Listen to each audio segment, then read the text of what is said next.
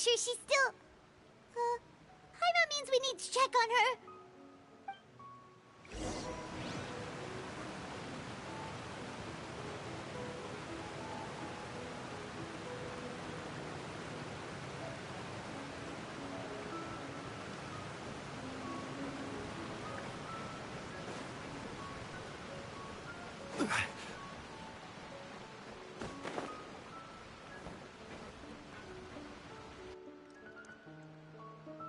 We haven't seen a single soul all the way here. What will I ever do now? Look, there's someone... Just stay put! We're coming up! Watch your balance! All right, just hurry!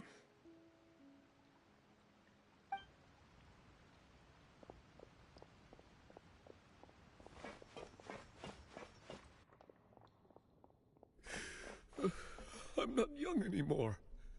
How will I survive? Oh, he looks pretty sad. My leg! How could this have happened? Just hang in there. Help is on the way. You can hold my hand.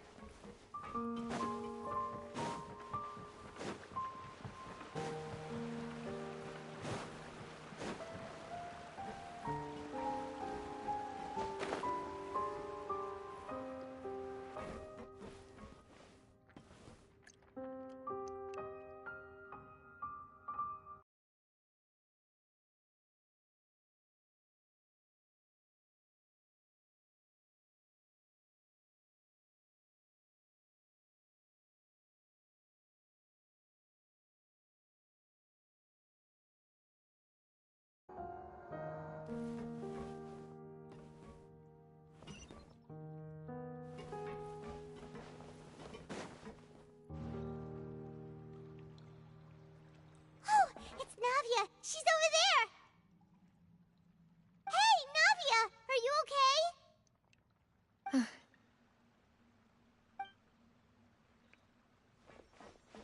You're here. We heard there was a situation in Poisson, so we came as quickly as... Yes. As you can see, the water level suddenly rose. It caused quite the disturbance, in fact.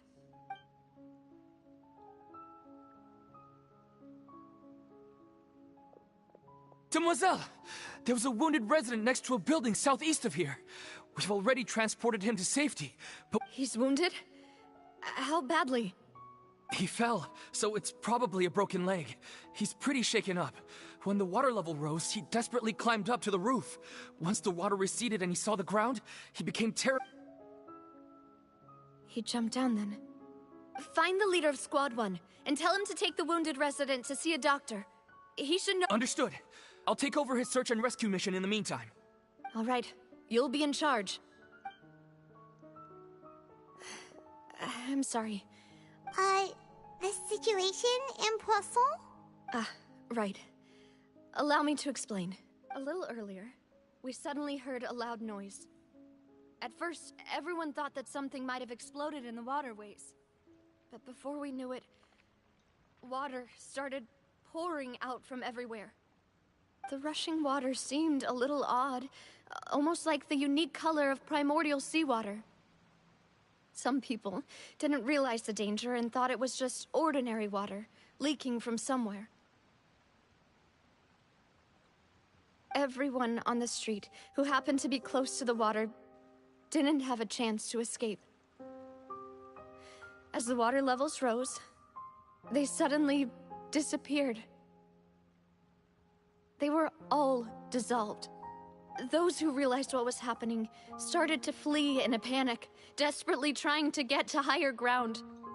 Many were injured in the stampede, and some people fell from significant heights. The Spina di Rosula initiated rescue operations as quickly as possible, but there have been a lot of casualties. Fortunately, the water began to recede after some time, and the chaos came to an end. The water that flooded the area contained primordial seawater, so the lower levels of Poisson are still hazardous. To ensure everyone's safety, I've asked the people there to leave as soon as possible. No one knows if this could happen again.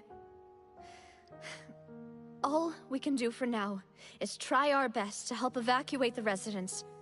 We still haven't completed the head count, but we'll have some numbers soon. How awful. And all of this just came out of nowhere. It was quite frightening indeed. I only... Is there any way we can help, Navia? Thank you for being so willing to help in a moment of crisis like this. You don't know how... Don't say that, Navia. That's what friends are for.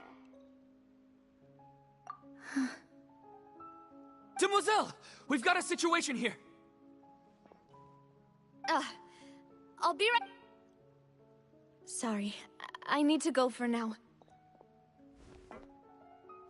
And off she goes. Seems it might be a while before...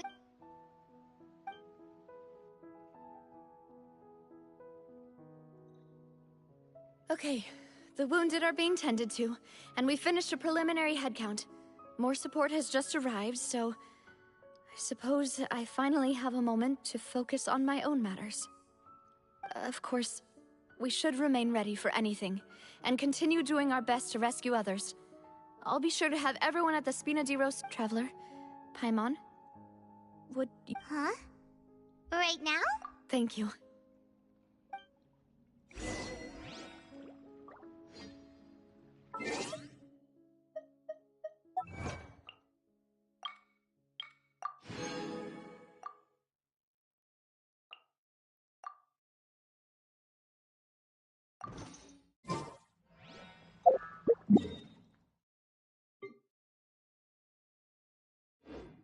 Every journey has its final day. Don't rush.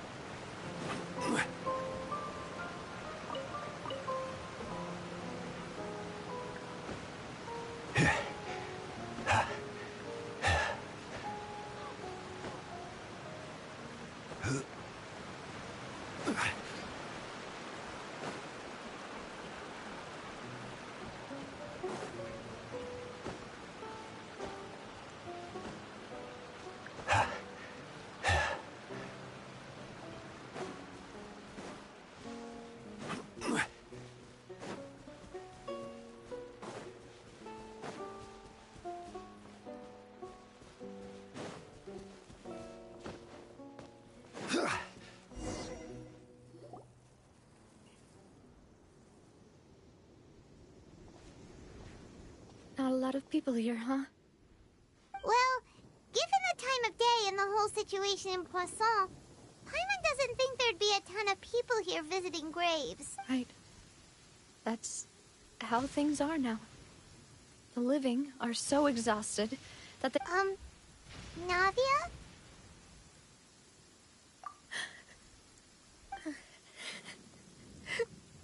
Navia, what's wrong? Sorry. I just... Malus and Silver... They won't ever come back here again. What should I do, Papa? Huh? What happened to them? Everyone agreed on the rescue plan, but still... I was the one who initiated it. They were helping evacuate the residents, but they couldn't leave in time. And and they were caught in the seawater. What ship? I've known them for so long. And I know they weren't afraid. But I could at least hold a funeral for my father. And I know where he rests. But as for Malus and Silver, they're just... Everything looks so clean after it rains. Even the gravestones. I didn't expect that you'd enjoy a glass of red wine in front of Master Callus's grave. I can understand. Besides, the scenery here isn't... See, it's not just me. I always want to bring something when I visit Papa. Perhaps we might even have a picnic. He wouldn't be... How could Master ever be upset with you, Demoiselle? Yet the cemetery is the home of those who have passed, is it not? Everyone ends up here sooner or later, no matter who you are.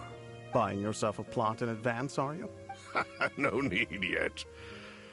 But when I do, I hope you'll let me be buried beside Master Callus, Demoiselle. Hey, stop joking around. I'm quite serious. That way, it will save us both the trip to see each other whenever you visit your father's grave. That makes sense. In that case, could I be buried on his other side? After all, besides you, Demoiselle, the two of us could certainly be considered Master's closest companions. Personally, I believe we fill those shoes just fine.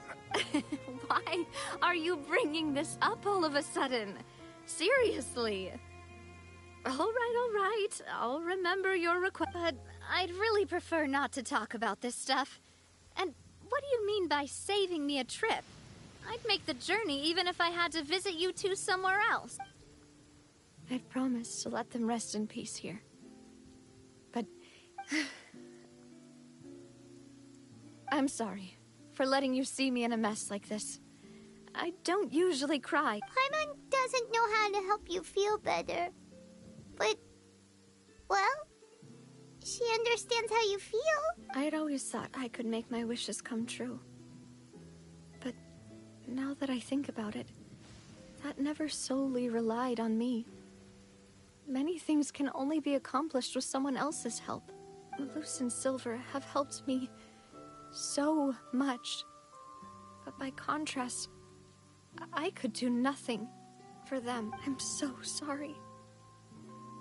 You can spend as much time as you need here, Navia. We'll stay with you. Thank you. Right now, you don't know how much that means. By the way, you can have a look at this. It's a list of victims from the incident that took place here. Obena, Khan, Burnett, Giverny. So, everyone else is sick? It's okay. I know what you're thinking. And you're right. The overall outcome indicates that the cost was... Right! Don't think that way, Navia. One person might be saved at the expense of another, sure, but that isn't something we should ever consider a trade. Malus and Silver were not the price for saving anyone. They're heroes. You're right. Thank you. What you said just now was pretty amazing, actually. I'll remember your work. Oh, really? Seems you've become more eloquent in the time since we last met. The knave? What are you doing here? Is everything going well on your side? Yes, my people are carrying out the mission according to your request. All the residents of Poisson have been evacuated, and we're preparing to relocate them to higher ground. As for these supplies, we have everything taken care of. There is no need to worry. Thank you very much. Wait, do you two know each other? We just met recently. Right, Miss Navia? Usually, I would call this a coincidental encounter. That doesn't quite fit this time. Besides, it never even crossed my mind that a Fatui Harbinger would come looking for me. Thanks to the Knave, Spina di Rosula received generous support from the Fatui, which allowed us to complete the rescue and evacuation work so quickly. Mutual aid is essential to fostering positive developments. We were already in the area, in any case, so it was nothing. That said, I must say that you're a lot sharper than you let on. I'm sure you understand what I mean. I apologize for all the ways in which I tested you previously. We've never worked with a Fatui before, and it's extremely important for us to know who we're working with. My subordinates have reported that Fatui soldiers have been observing water levels and taking head counts in various locations. I hear that they've also prepared a large amount of emergency supplies. I'm quite surprised. This is nothing to brag about, nor do I intend to. It is simply the way of powerful organizations to act forcefully, whether they are doing good or ill. You've witnessed that firsthand, in any case. As I've told this traveler before, I know of the prophecy, and I intend to prevent the impending disaster. Lending your organization a hand was a natural first step in accomplishing that. As such, do not be troubled by this token of our sincerity. Perhaps one day, you'll also be able to help me in the same way. Without your help, there would have been many more casualties. Furthermore, I sincerely regret what happened to Malus and Silver. I only wish that my people could have arrived a little earlier to prevent this from happening. Don't say that. You and your subordinates did everything you could. As Paimon said, Malus and Silver didn't choose to sacrifice themselves for any specific person. And they weren't the price paid for others' salvation. They chose to become heroes themselves. I've never liked hearing people put it that way. It's like trying to relieve pain by saying some noble-sounding words. But right now, there's nothing more suitable. They really did become heroes. You're right. I'm sorry for your loss, Miss Navia. Water is life to Fontaine's people, and it also spells disaster. It's no wonder that people always say that prophecies represent fate. Fortunately, I've never been one for such a pit. So, you're one who will try to change fate, then? Of course. That is why I'm going to Hotel Bouffe de Thé. I still have some things to take care of, and the children need my attention. By the way, Traveler, Paimon, one more thing. Alright, then we'll just... Huh? This isn't right. Paimon thought you would ask us to walk with you for a moment so you could tell us something in private. That is a clever and useful conversation technique, which I do like to use when necessary. But there's no need today. It would not hurt to have Miss Navia listening in. Traveler, I'm sure you remember that I said we could work together when we had the chance. You and I both know that there may be issues with the Primordial Sea. Previously, it was the fortress of Meripede's sluice gate, and this time it was the water levels in Poisson. These are both signals. Indeed. Allow me to share the latest intel I've received from the House of the Hearth's intelligence network with you. During some recent investigations, a child claimed to have discovered some ruins near Poisson.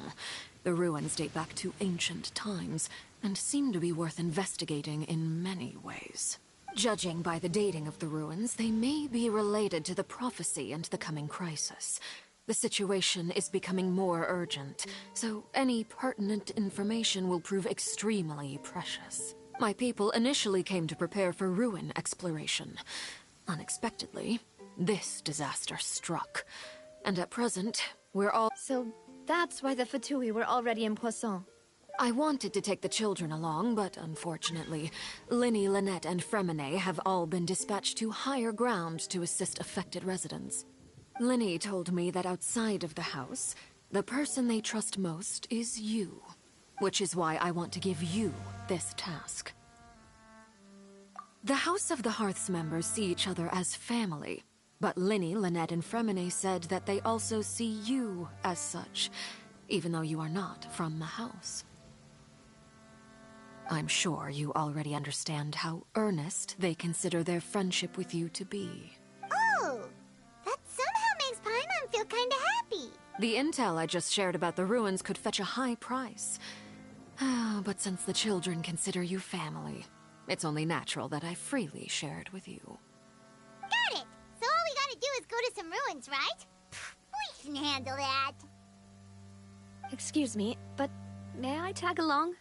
You wish to join, Miss No? But are you sure you're up to exploring some ruins? You need to rest. Well, I'm sad, yes. But I can't just go back and plop myself into a chair by the roadside and do nothing. There's no point in being depressed while we still have a disaster on our hands. As my father's successor, I must live up to the hopes he had in me. Besides, I'm also doing this for myself. I need something, a distraction, to keep my mind off Malus and Silver.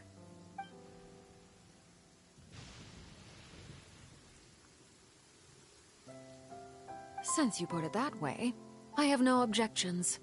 What do you say, traveler? All right. The ruins are to the south of Poisson. Here's the map. Okay, the three of us will handle it. Come on, let's pack up and get going.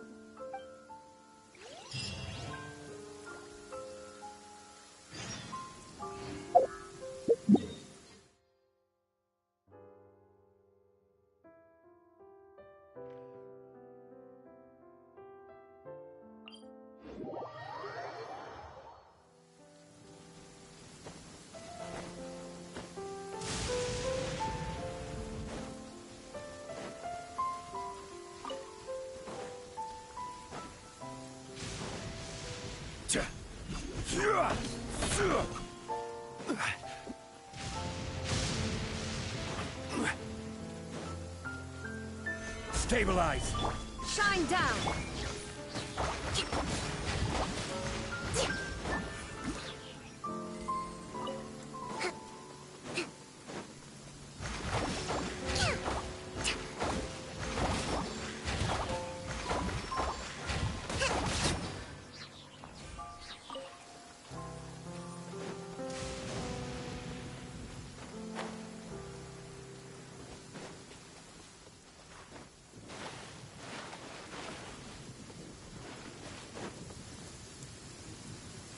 So, are these the ruins the knave was talking about? Whoa, talk about old.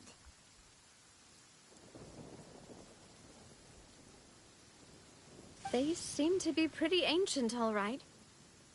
Let's go in and have a look. Just be careful.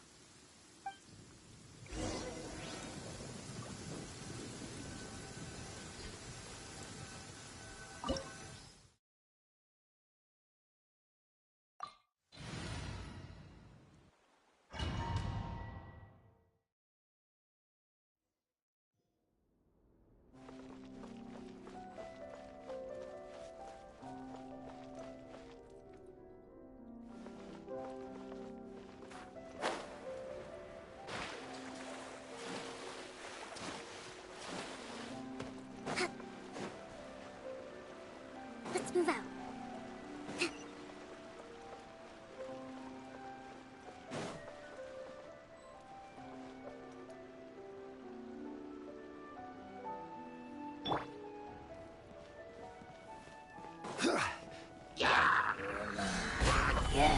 There is no escape! Hold the line.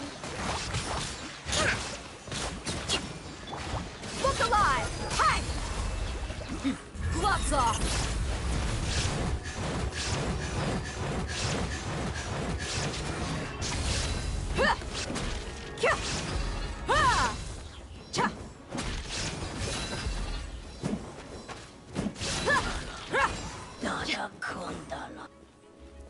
Buckle up!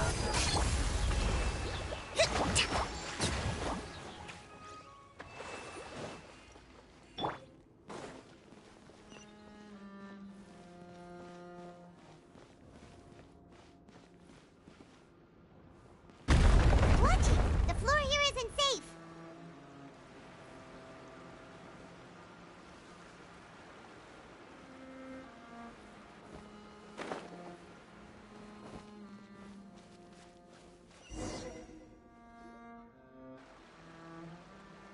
This place has also been contaminated by... Yeah. And a lot of it, too. A Fontanian would most likely dissolve the moment they fell in. Right! You can't go down if there's primordial seawater. It's too dangerous, and it won't be any help for you to just stay here. Don't get Paimon wrong. We're not saying you're useless. No, you're right. I can't do anything in this situation.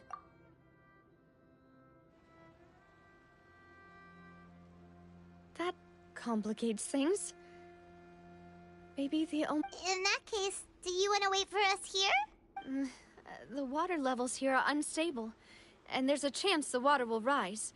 So, staying here wouldn't be safe either. I'll go together with you. Perhaps we'll find the exit just up ahead. All right. Come with us for now, then.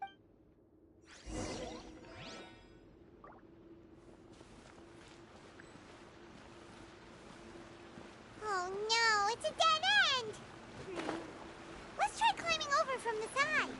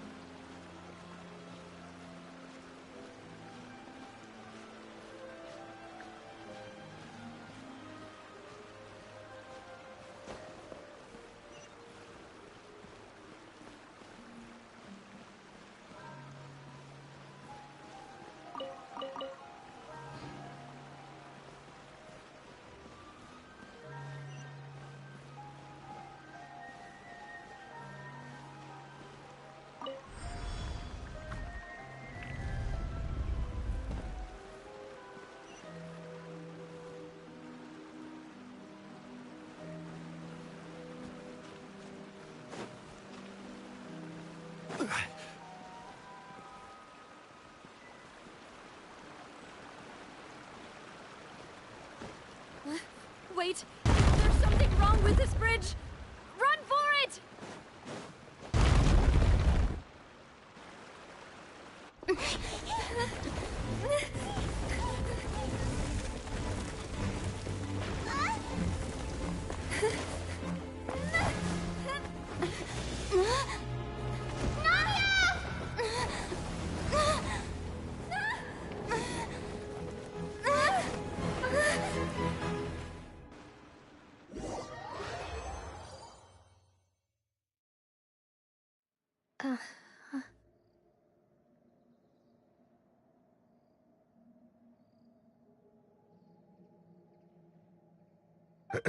Demoiselle? Huh? Demoiselle, what are you doing here by yourself? Would you be standing here till dark if I hadn't come to get you?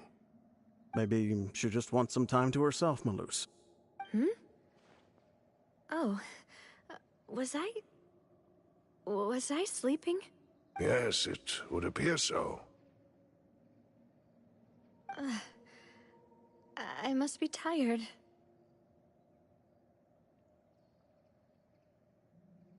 That's quite possible. However, you were the one that suggested we go out for a walk. Oh, right. I nearly forgot. It must have slipped my mind when I dozed off. I haven't had a nap today yet. Have I?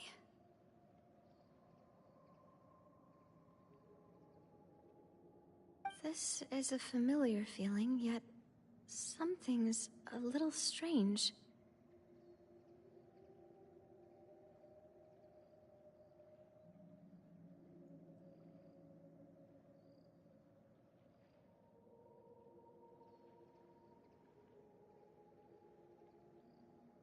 Is something the matter, Demoiselle?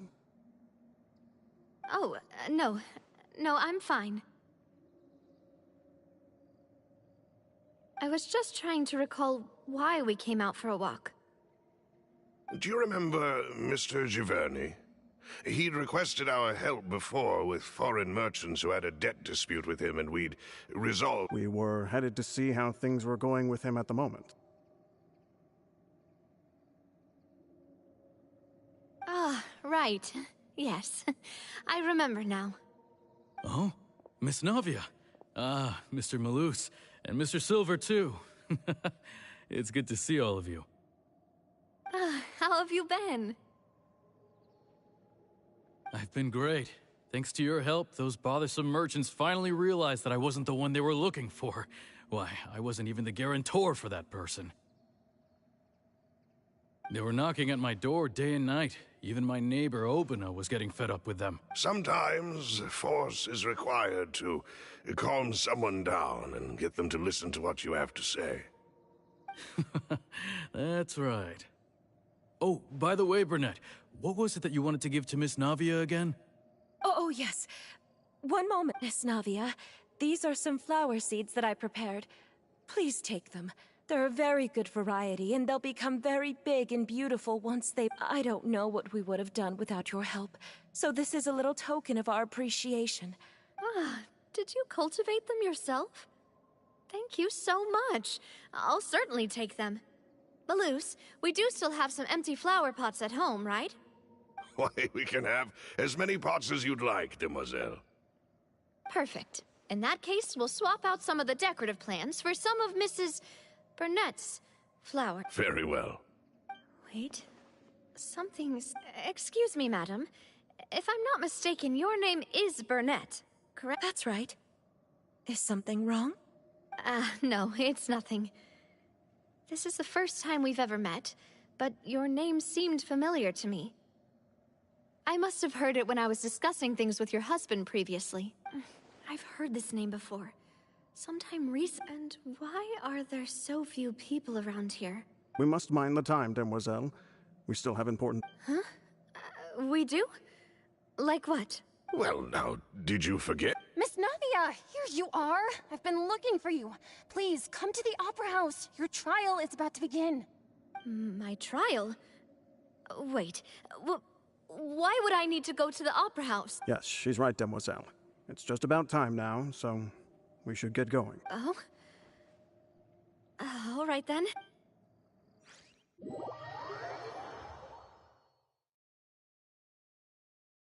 Look, it's Navia! She's here! And her two attendants are with her. Goodness, everyone's finally here.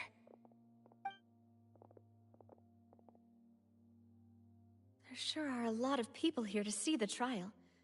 And they all seem to be oddly... excited about something. I even know some of these people. Karina, Desiree, Joyville, Jolien, Essen. Where? And as for the judge... huh?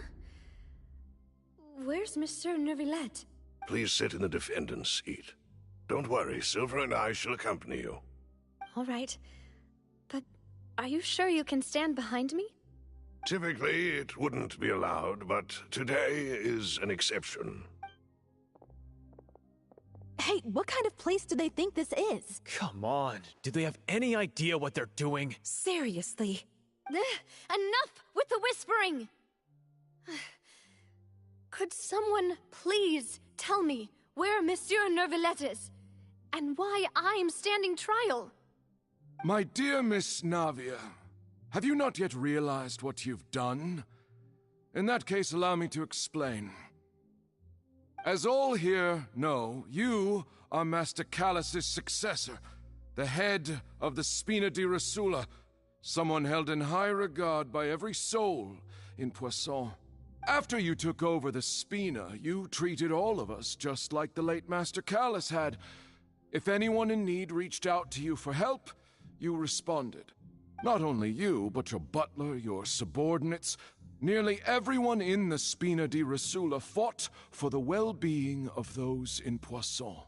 Wait a moment. Aren't you just proving that I'm a good person? Yes, correct. Absolutely right. And that is why you stand accused. You have helped so many people get through so many difficulties. You are one with us. We are inseparable. We are one big family, all of us who are from Poisson, inextricably linked. And with you being so important, we couldn't possibly do without you. Therefore, this fair and honorable court shall declare you guilty, and you shall stay here. You will be together with us forever. Huh? What are you saying? Everything you have said is correct. I have indeed done a lot for my hometown, and I would be willing to be with you all, but what is the purpose of having me stand here like this? What is there to discuss? Ah, well, if that's what you think, then I have no further comments. How wonderful, Miss Navia! I know all these people. Why are they laughing? I seem to remember now. Wait just a moment. This isn't right! Malus? What was that, Mr. Malus? Our conclusion is very clear and unanimous. Let the court judge her now. She's guilty! Stay here, Navia! You're one of us! Demoiselle, don't admit guilt. This trial means to keep you here forever. I wish to exercise my right to defend Our Lady. Mr. Joinville, you only know of Navia's goodness, but nothing of her utterly independent mind. She was born a free and independent spirit. She has never been tied down by anything. Indeed, even the death of Master Callus couldn't stop her. Her actions cannot serve as proof that she identifies herself as part of any group. She merely acted as an individual, extending her hand to help others. Please do not mistake her actions as being otherwise. Really? As an individual, you say? Don't forget, we are all Fontanians here. This is the nation of justice, the nation of Hydro! Even if Miss Navia only voluntarily rendered her assistance, that doesn't change the fact that her beautiful soul must return to everyone. Everything is measured here in the nation of Hydro, and in the end, everyone shall meld together. Thus, when a unanimous opinion emerges, that opinion represents justice. Now I speak for everyone. Our opinion is consistent. Navia should stay. We and Navia are one. And you would call this justice? Preposterous. You are merely jealous that Demoiselle still has a chance to exist as an individual. Have you forgotten how much you all once longed to become individuals, to become independent? Do you mean to defy our justice? If your justice is flawed, then why should we acknowledge it? As you said, we can also have our own justice. Silver and I shall defend Demoiselle. And that is how we will enforce justice. Ugh, my head... it hurts. Demoiselle. Silver, it hurts. My head is spinning. All I can see is... I remember now.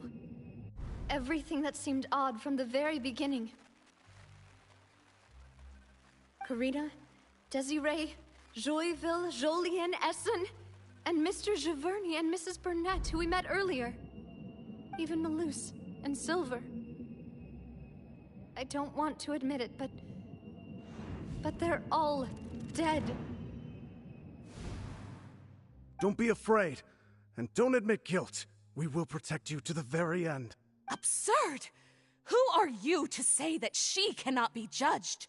We are the majority, and in the nation of trials, the majority is absolute justice. We are the will of all.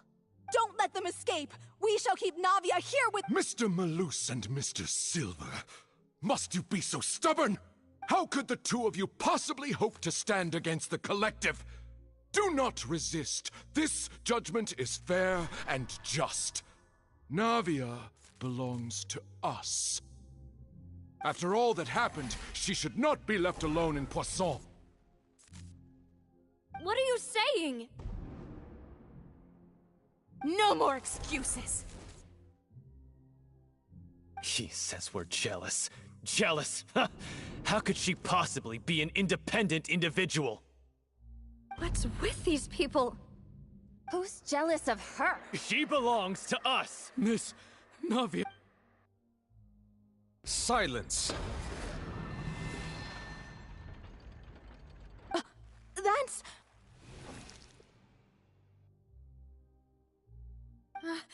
Monsieur Neuvillette! Such commotion is prohibited in the court.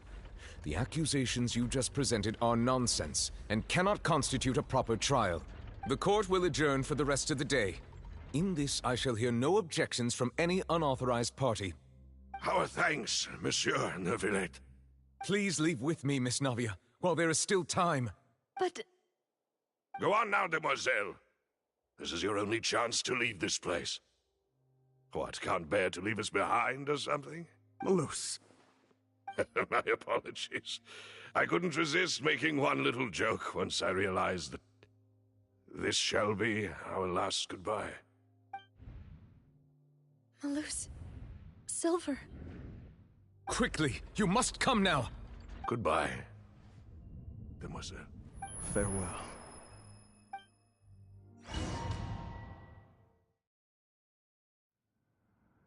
No, wait! Just a second!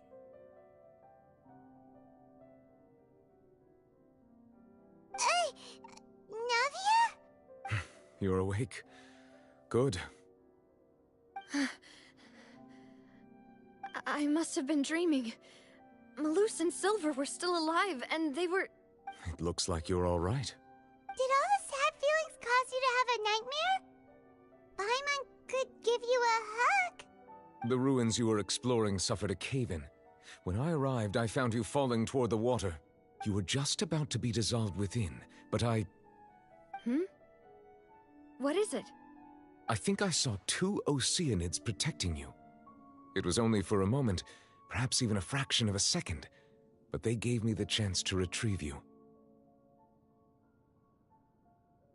Were it not for their intervention, I would not have been able to rescue you before your consciousness dissipated. Wait, did you say Oceanids? You mean like what happened with Vache? Perhaps those two Oceanids were the people you saw in your dream. I always told them that they didn't have to protect me. To think that they'd keep doing so even after death. Please come with me.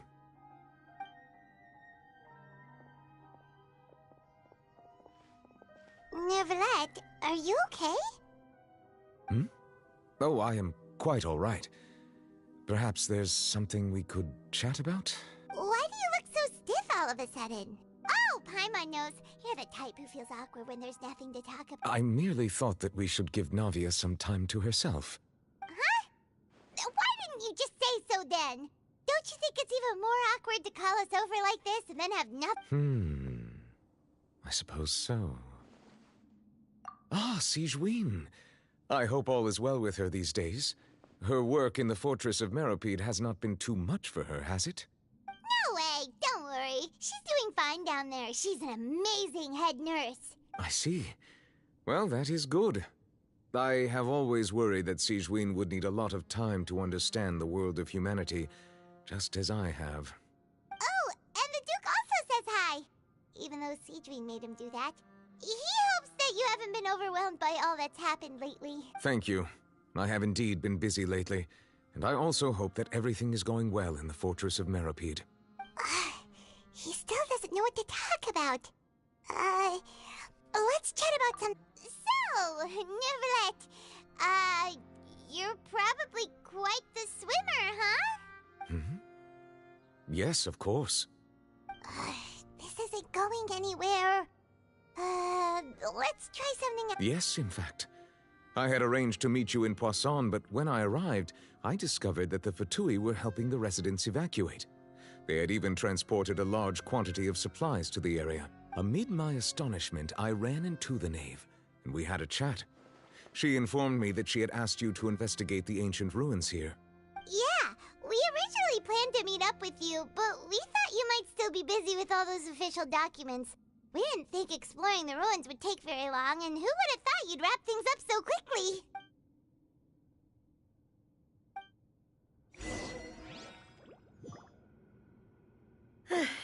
I'm sorry to have kept you all waiting like that.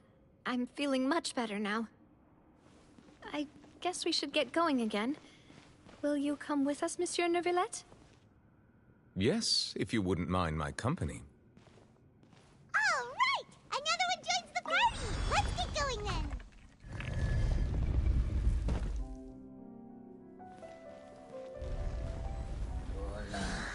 Yeah. Solidify! Allow me! Ha! You're dead meat!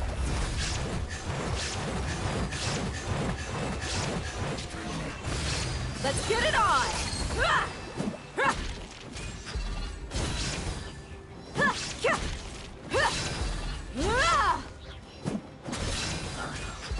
Nada kundala.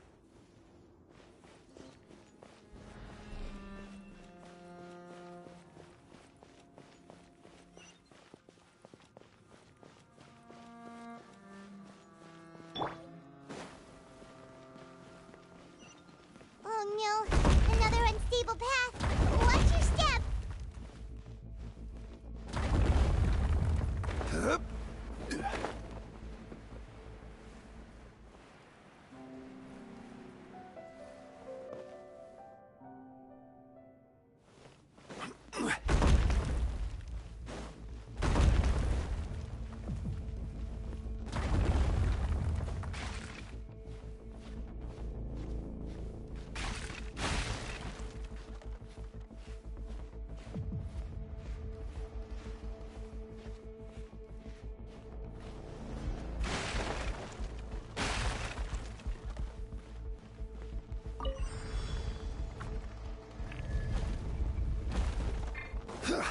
Watch out! There are rocks falling over here!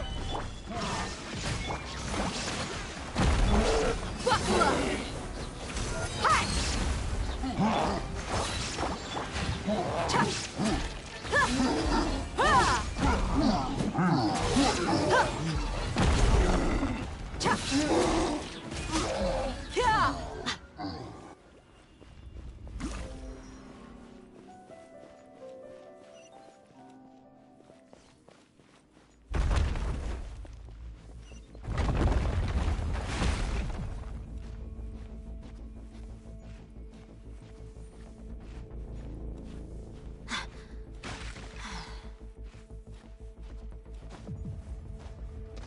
It seems we're almost at the top. Keep it up!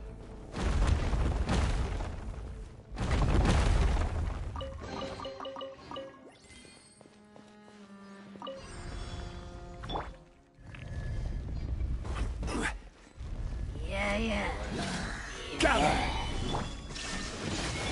Allow me! I will have order. Gloves off!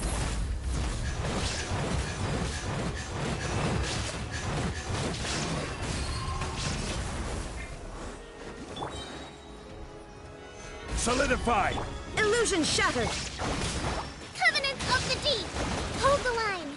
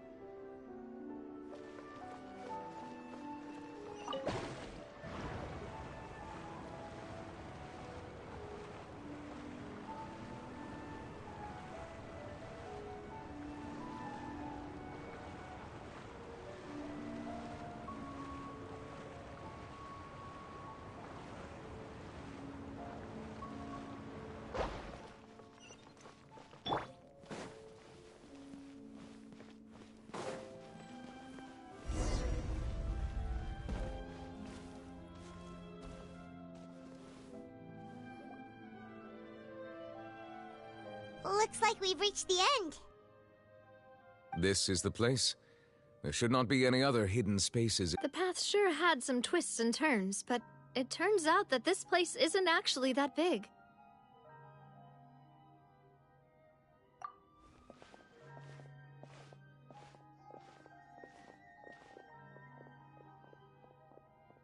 Stone slates.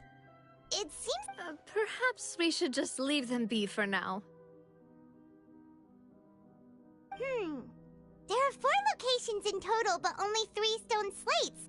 The slate that should be in the first... The surrounding wall. There's something written below. Let Paimon see. It feels like someone left the... That would fit the circumstances. There's a person... And is that Lady Farina in the 3rd image? Did the Hydro Archon fall into the water? And is that a ring of people around her? Paimon doesn't quite get it. Are they all in the water? The 4th image. I know this one. This exactly matches the content of the prophecy. The people will all be dissolved into the waters, and only the Hydro Archon will remain, weeping on her throne.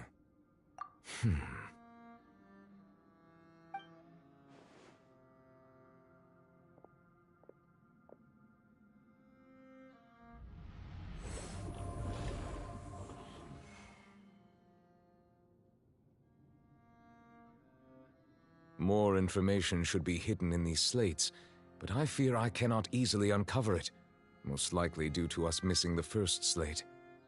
I am very sorry. Don't blame yourself, Monsieur Neuvillette. Deciphering ancient stone slates isn't one of your duties. Ooh, Paimon's getting the chills just looking at these slates. This says that it's the history of the future, right? That means the prophecy's sure to come true. I really hope it doesn't mean that. Still, Paimon feels like these images are kind of weird when you look at them together.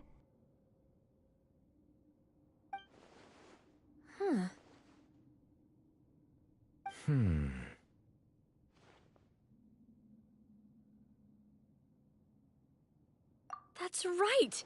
If the images are in chronological order, shouldn't the 4th, the waters drowning Fontaine, come before the 3rd? And yet the order is reversed here.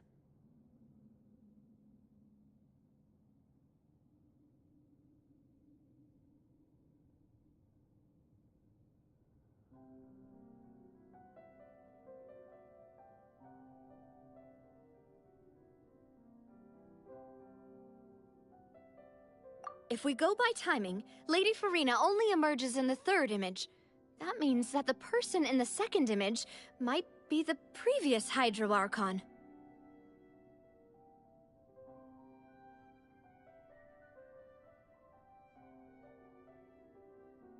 Egeria, then. I had never met her, but her appearance here does match the records. The previous Archon kneeling before the floating island in the skies, as if confessing a sin. Did she herself commit that sin? And if not, why would she be in such a posture? Also, I'm still wondering why these ancient stone slates are here at all. Judging from their contents, could this place be the origin of the prophecy?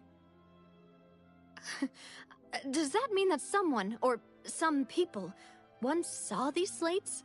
But who would have created these slates and left these words here?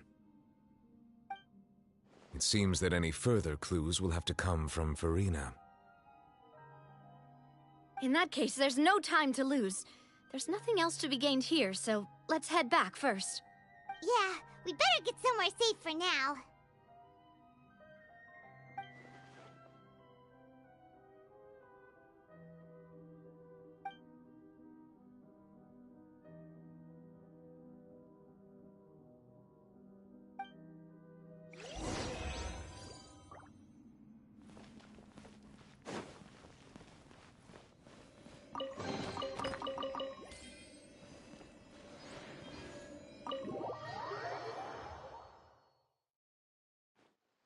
let's split up here. I'm going to check on what's happening with the Spina. You know how it is.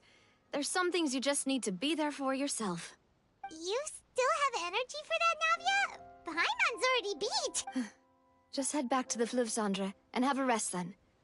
Thanks for keeping me company all this time. I'll depart as well. Thanks for your hard work today. Rest well, everyone. Traveler, I will go talk to Farina tomorrow morning to ask about the stone slates. I'm sure that you're concerned about this matter as well. If you have time, drop by my office. I will share the results of our discussion with you. Are you really gonna talk to her about this directly? Will that be a problem? Paimon's getting a little scared now that it's come to this. She has long been harboring secrets and will not give them up easily, which makes it all the more my duty to ensure that she understands the present situation. Alright, we'll leave it in your hands then. You're probably the best person to talk to her anyway. I will be carefully considering my words tonight. Traveler, Paimon, our safe house at the Fleuve Cendre is always open to you, as ever. So please don't think you're an imposition. All right. I'll be on my way then.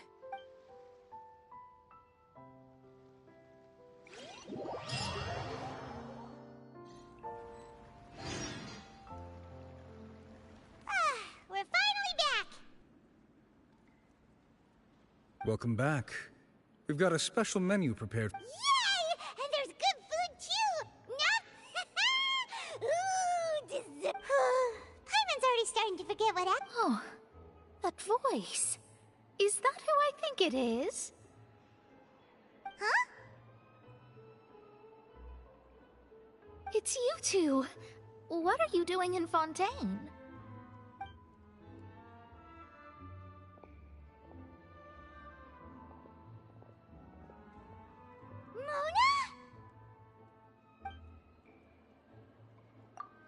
Seriously, nobody just uses a scry glass whenever they've got time to just see who they'll meet on the road. Still, we didn't expect to see you here. Wait, you're not a Fontanian, are you, Mona? Well, I have some business to attend to here, so I booked a hotel in the city.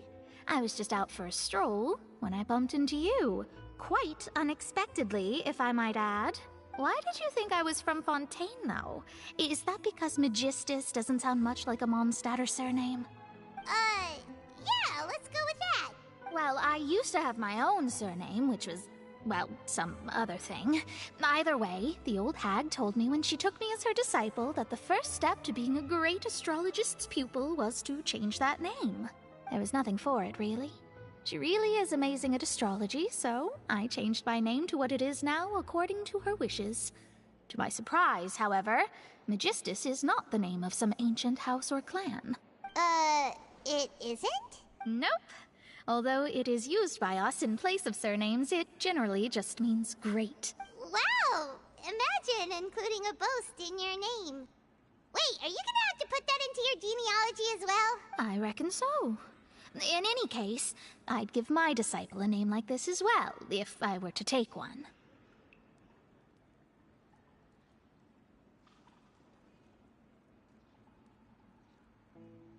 Astromancer Barbeloth Trismegistus.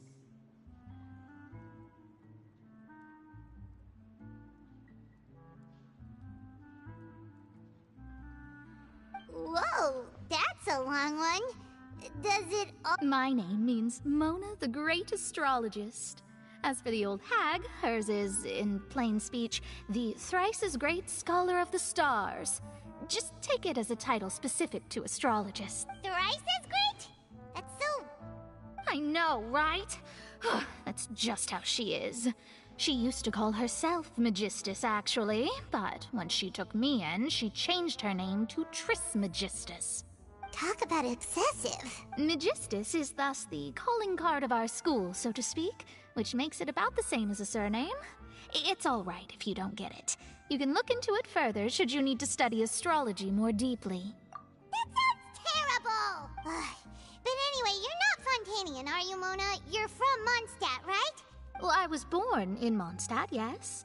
My parents migrated to Dornman Port, and I traveled with the old hag for a while after. Oh, that's a good thing then.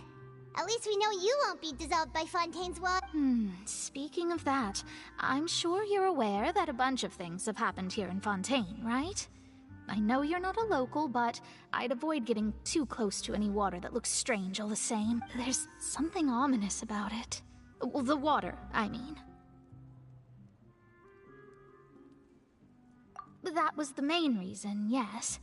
Just a while back, the Steambird invited me to take part in a panel and speak about the circulation of the prophecy as an astrologist. The invitation was sent quite early on. I don't think anyone expected Fontaine to be in this much trouble. What do you make of that prophecy, Mona? Just tell us what you think as an astrologist. Your word would go a long way to make things more certain and less... What I can tell you is that I'm an astrologist, and that this prophecy concerns the fate of Fontaine, even that of all Tevat.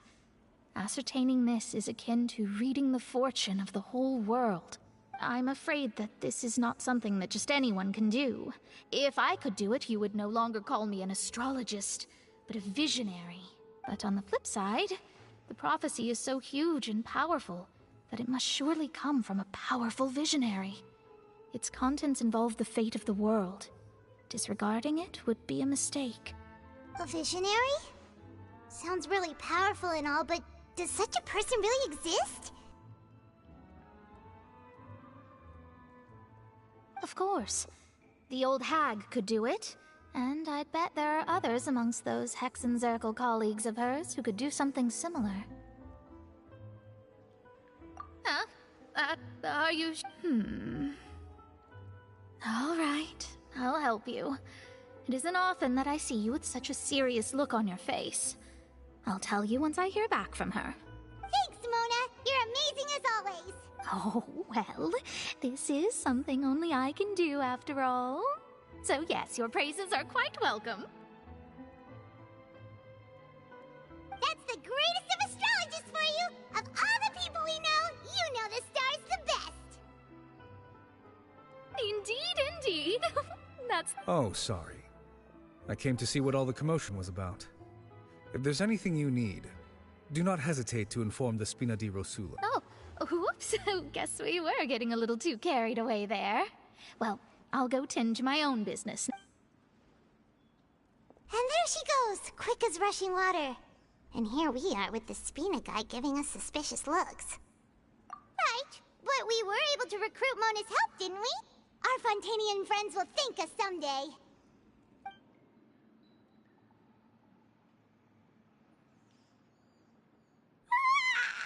Good morning.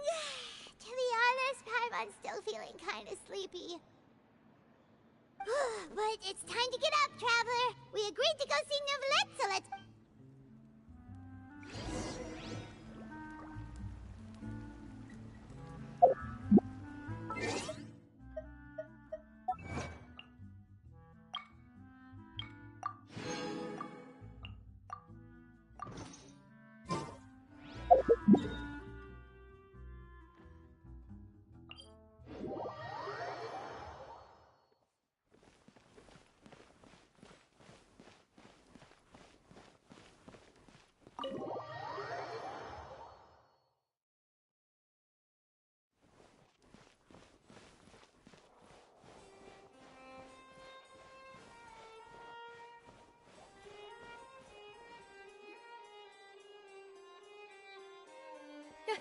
You're here!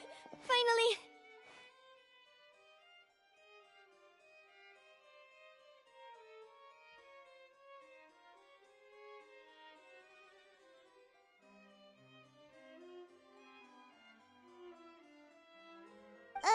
Is something wrong? Monsieur Neuvillette and Lady Farina, they seem to have gotten into a dispute. Please go see for yourself.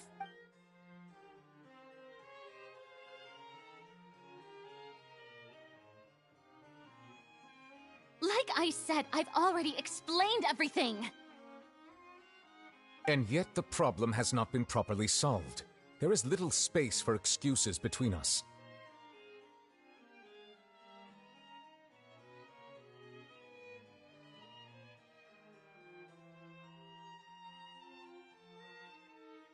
It is not my intention to offend you, but please, tell me where you stand. You are the Hydro Archon Focalor, are you not? Look at this. This is a list of the victims from the recent Poisson incident.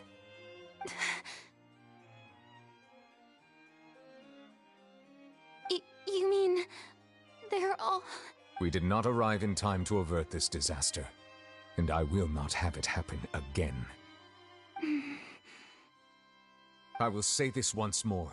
You must tell me everything you know. Yesterday, I found 3 stone slates in some ancient ruins near Poisson. Do you know anything about those? Seriously? You're questioning me like this is a court case now. I don't know anything about that. But you found them in some ancient ruins, you say? That's correct, which is why I came to ask you some questions. There should have been 4 slates, but one of them was missing. The other 3 feature different images that seem to correlate to the prophecy.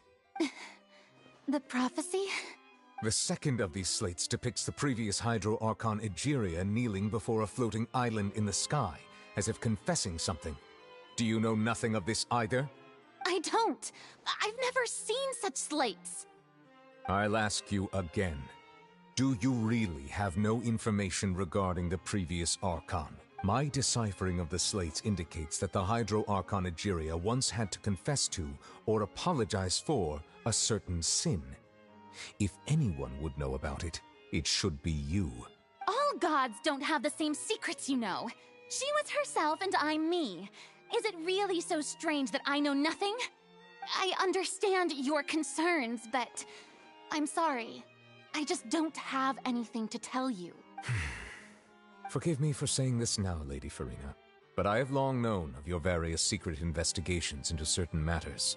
There are several indications that you have been investigating the prophecy on the sly. This is not strange in itself, considering that you are the Hydro Archon. But it is strange that you should also claim to not know any of Egeria's secrets, as well as do nothing following your inquiries. You have never been as superficial as you have presented yourself to be, nor are you a fool. And yet, your behavior is very inconsistent.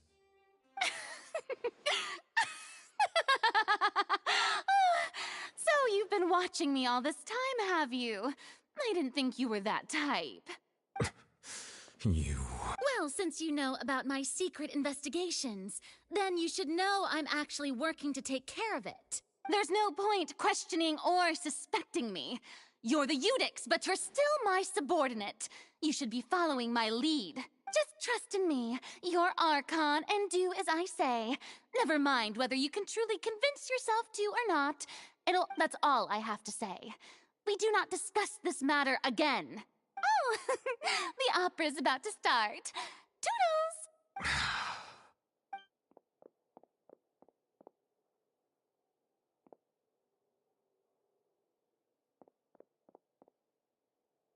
Did Farina not notice us standing by the door? Wonder what's up with her. I assume you've been outside for a while now? Oh! You noticed! Seems Farina didn't even realize we were here. She was in a great panic, though I cannot discern the reason. Our discussion reached impasses time and again, a state of affairs that we cannot allow to continue. Still, I do not understand. Dialogue is the basis for understanding, so why did she keep refusing to engage? Everyone in her inner circle has noticed that she is hiding some secret. The issue is her attitude. I fear that she will not reveal anything unless absolutely forced to. We may have to create a situation in which she will have no choice but to speak. Oh? Normally, people will only reveal the truth when standing trial. Perhaps we must have the Hydro Archon experience just such a scenario. But Farina's seen so many trials, and she's really good at dodging questions. How do we make sure that she won't just slip away at the first chance she gets? We will need to consider this thoroughly, join forces with various parties, and... If at all possible, I would prefer to recuse myself from this affair, but we must prevent the prophecy from coming to pass. This may be cruel to her, but all Fontaine is in crisis. The information a god possesses is too precious, and so we must take a chance on this. But who will lend us their aid to...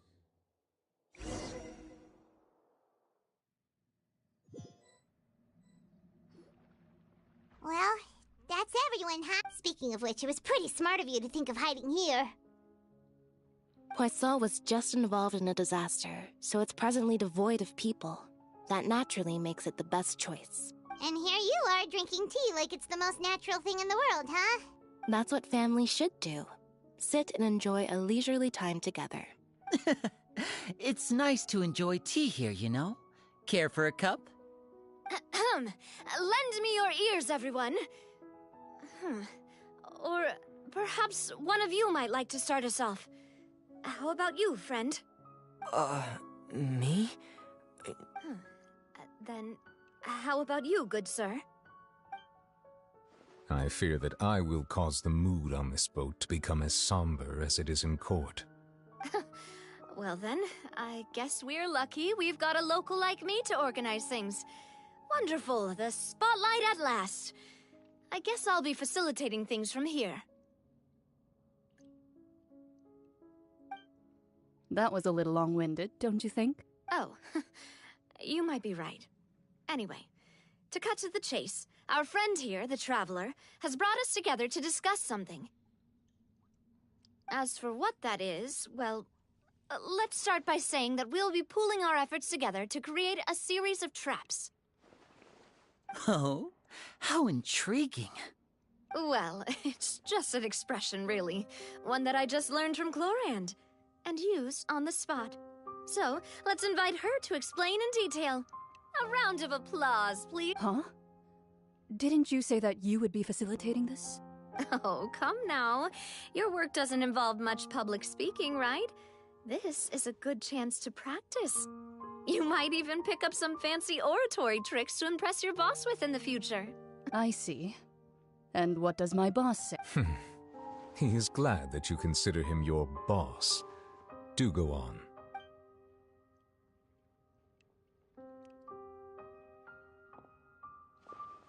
In that case, do any of you have experience hunting? Not that I recall. Fremine and I once used a wooden stick in a basket to catch wild rabbits when we were younger. As for Lynette, oh, right. I've also gone diving to catch some fish before. Does that count?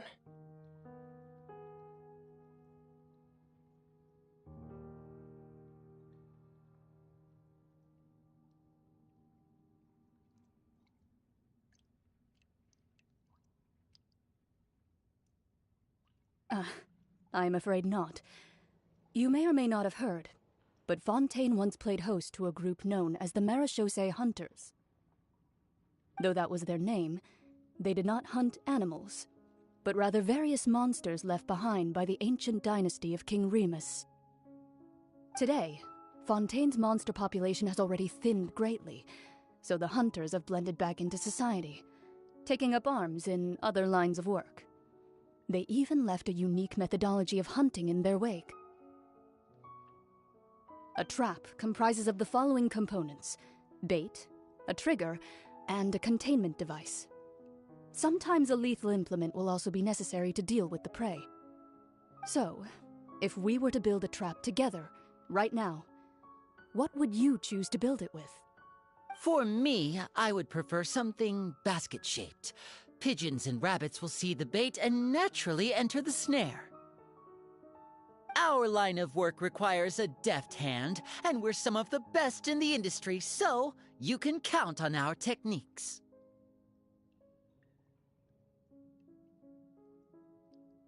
You used some of those techniques while moving the people of Poisson, didn't you?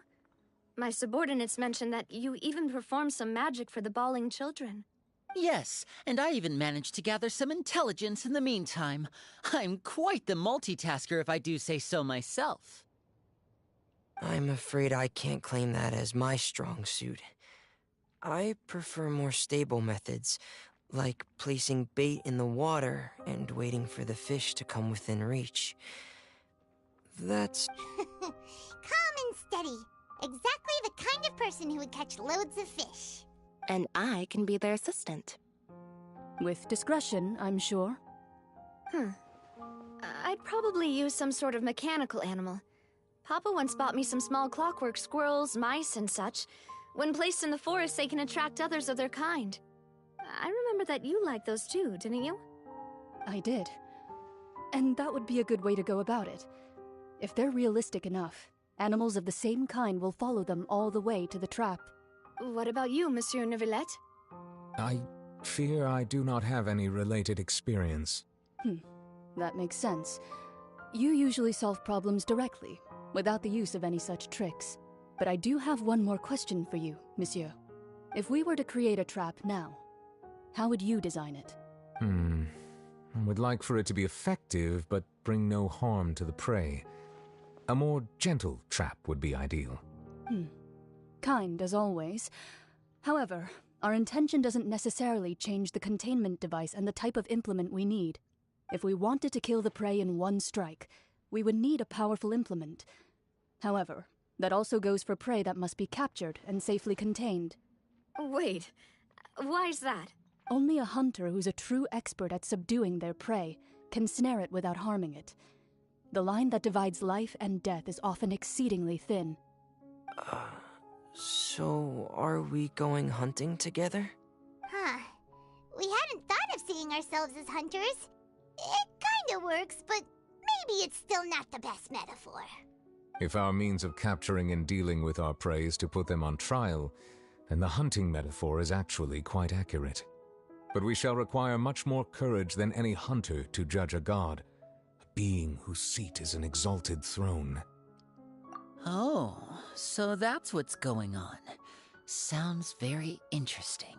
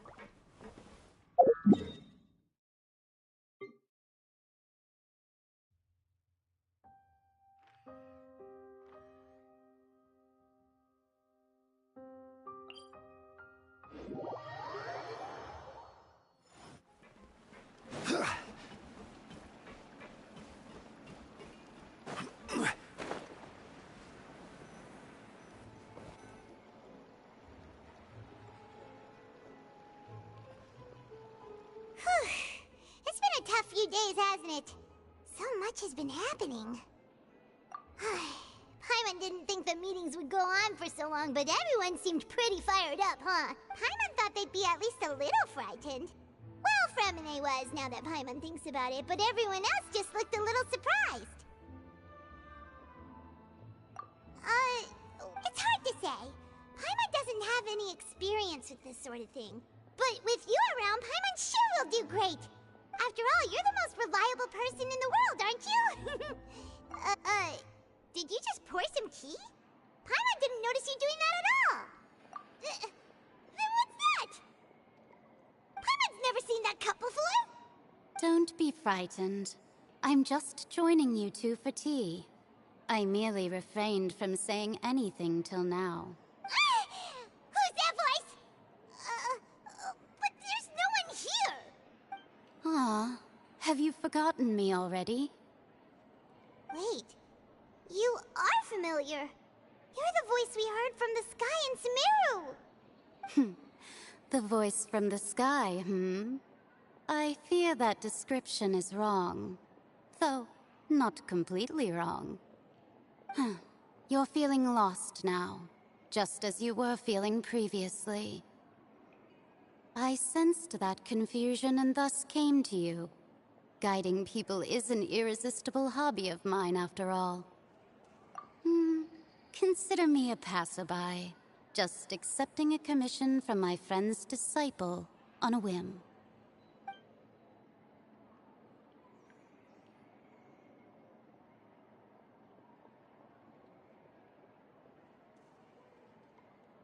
The prophecy.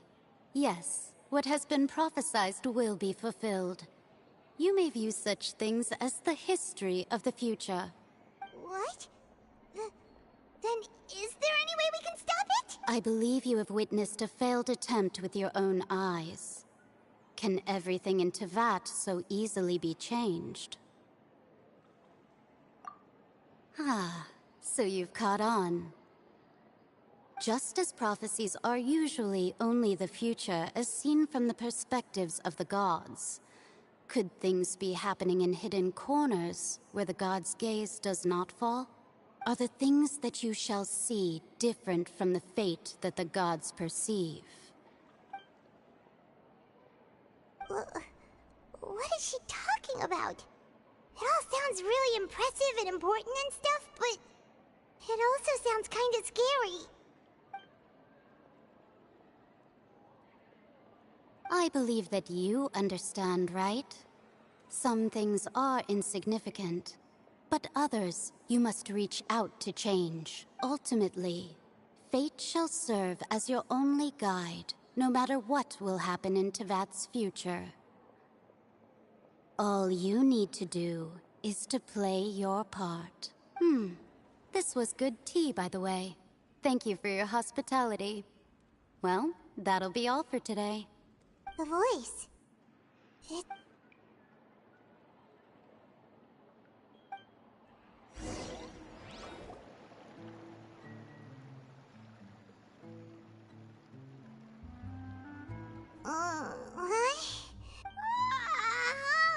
All right, coming! Hey, it's you who's getting lazy, okay? Well, I see I've walked in on some lively band. Luna! Fine, just fine. I went to take part in that Steambird panel. It turned out to be more interesting than I expected. Not all Fontanians are pessimistic about this. One journalist mentioned that sitting around and waiting for the end to come would be wrong, and that they should make their own rescue preparations. I agreed, so we had a brief chat with her. Did she have pink hair by any chance? Why, yes! It was Charlotte. You remember her, right? That daredevil journalist. I'm in full support of her view. Prophecies are very important, but how can people allow their lives to be commandeered by just a few words? That's right! Paimon's glad to hear something sensible for once. Ah, yes. About what we had discussed before. I did try, but I'm afraid I couldn't reach the old hag. I'll try again tonight, but I wouldn't get your hopes up. Huh?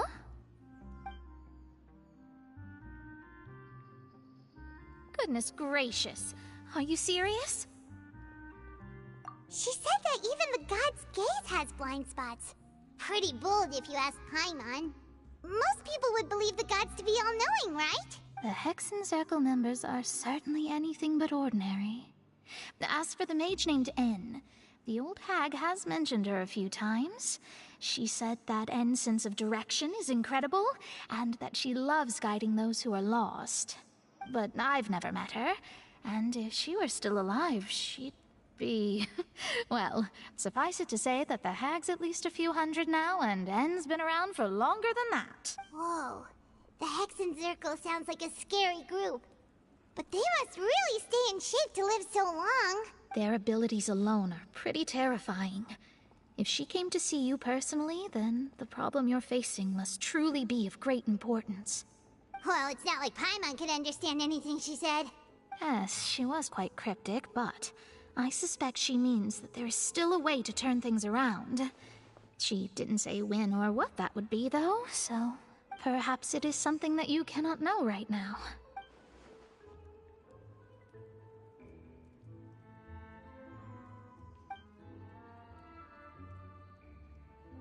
Traveler, Paimon, are you two all right? Oh, we're fine. We're just a little down right now. It kind of feels like the end is coming, you know? I see. I feel that same sense of desperation, too. I guess you could consider me someone who has often witnessed fate. So far as I have seen, it cannot be swayed. But even so, I still hope for, and believe in, miracles. Astrology is eternal and rational, but fate may not be. It is cruel, but it can also be beautiful. Perhaps that's what En was trying to tell you. Not to lose heart, and to believe that what you are seeing playing out before you is not yet set in stone. I did originally think of steering clear of all this, but I couldn't. Even if this is all futile, I still wish to help everyone. If we don't struggle to the last, then how can we face the end when it comes? Huh. You do have a point. There I go, talking about astrological principles again. Sorry about that. The moment I start talking about work-related stuff.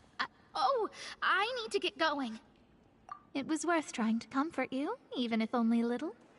I believe that you'll help those who are struggling in the same way I did. I suppose that might be why we always seem to meet by coincidence. Paimon feels kinda moved by what Mona said. But also kinda sad, too. Hey, Traveler. Paimon suddenly feels like going outside for a walk. Let's walk around the city, shall we? There's a few spots we always like to walk by.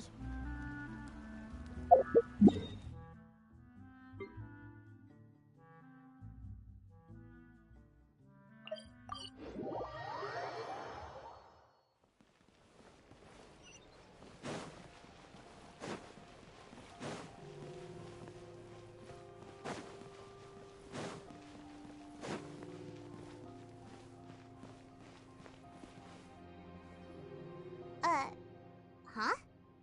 Our names are written in this newspaper. What's going on? Let Paimon see! The underwater stronghold, the Fortress of Meripede, has continued in its noble autonomy, but that does not mean that others cannot interact with it.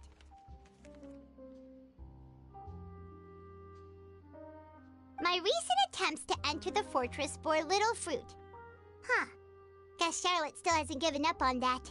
Thus, did an Outlander friend become the focus of this report, a blonde adventurer with their white fairy legends trailing in their wake.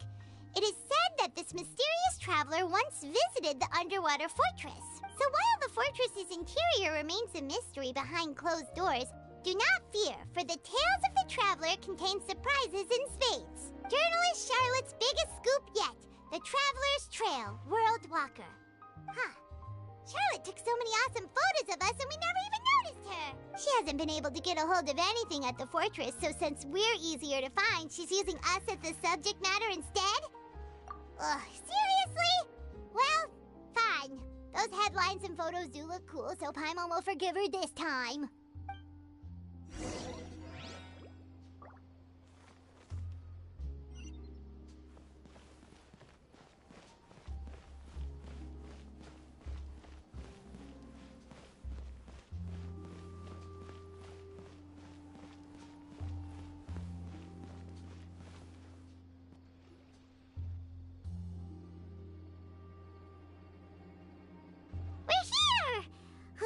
Paimon's hungry. Should we go in and get something to eat?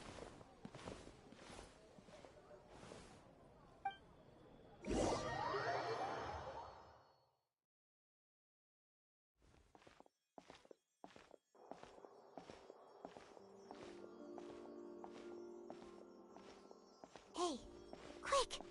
Look! That's the limited edition only 16 slices a day cake! It was so delicious the last time we tried it! Despite the tense situation we were in, let's give it another go, Paimon! One slice of cake, please.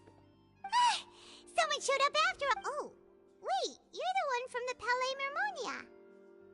Oh, are you here to buy cake too? It seems Monsieur Nervalette was right. You really can eat. Wait, did he really say something like that? That's right. Even he has his own preferences when it comes to food. As for me, I love the cake and coffee here. Do you come here often? Usually every day. Every day? It's part of my daily schedule, apart from work. I shall have my cake and coffee. Then what if someone told you one day that this place would be closing soon, and you wouldn't get to eat cake here anymore? What would you think? But why would it close? Well, Paimon doesn't know either, but maybe the waters will rise tomorrow. Oh, the prophecy. To be honest, I haven't paid much attention to that. No, still, even if there'd be no more cake tomorrow, that wouldn't keep me from having some today. No, it's the same for eating in general. You might not be able to eat tomorrow, but if you can do so today, then you should carry on. That's what people call living, you know. Huh. Don't be sad. Excuse me, could I have 2 more slices of cake to go? These 2 slices are for you. Sijuin said that this kind of expression you're making is what humans call being sad. Oh, you know Sijuin? I sure do. She was born before me, and she sometimes comes to the surface to teach us things about humans. She said that humans are creatures that are saddened easily, yes, and you can only lift their spirits by feeding them delicious food. So please try the cakes here. I've got something else to do, so I'll be going now. You two try to stay in a good mood after eating, all right? Bye.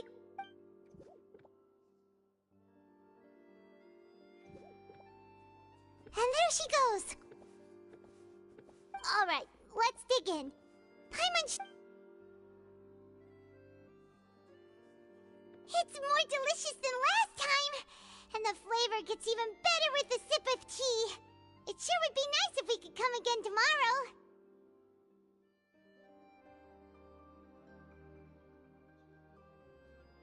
Sure would be nice if we could always eat delicious food here.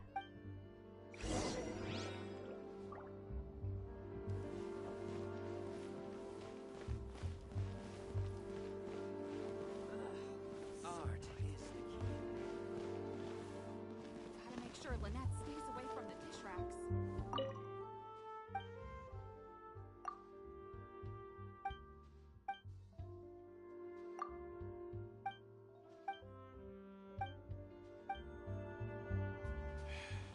If you want tea or water, just help yourselves.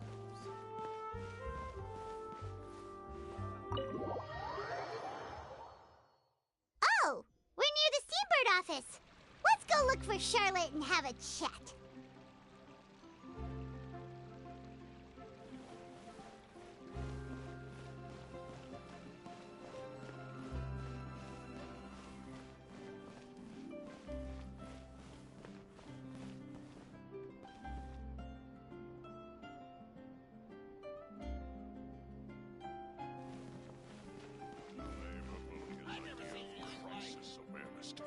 Wow!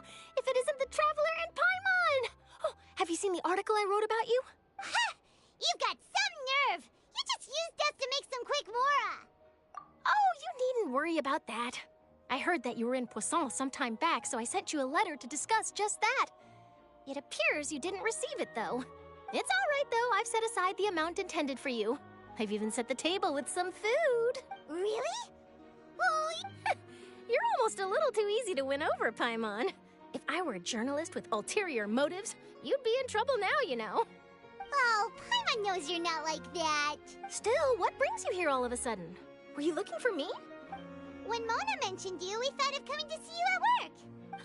I see. It seems you've already bumped into Mona here in Fontaine. So she mentioned me? What did she say? She said that you're a real daredevil of a journalist. Nice. In which case, can this daredevil journalist dare to request an exclusive interview with the legendary Traveler and Paimon? Huh? So your article in the paper today doesn't count? Oh, of course it doesn't. That was more like live photography. What I'd like to do is dive deeper and ask you to talk about the things you've seen and experienced. Yeah, are we even qualified enough? Why not? If I say you're worth an interview, then you're worth it. But not right now, of course. I'll need a few days to prepare. Oh, in that case, we'll just chat when you have the time then? Oh, so that's a yes? Ooh, splendid! I'll tell the editor-in-chief immediately. I'll have to apply for lighting, a venue, some props, and... Whew, so much to get done now. Talk to you later. Wait, Charlotte, Paimon's still got a question for you. And what's that?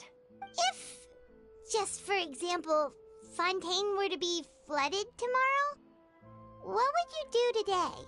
Huh, that's the prophecy you're talking about, isn't it? I mean, I do hear about it often, but I've never once thought that the day could be tomorrow. If you're seriously asking, then I might try and think of a way to leave Fontaine. Oh, but I'm still a journalist first and foremost. That means I have a duty to be reporting from the scene. And secondly, I wouldn't forsake my homeland that easily. From what I've seen, most people don't know what they'd do should the worst come to pass.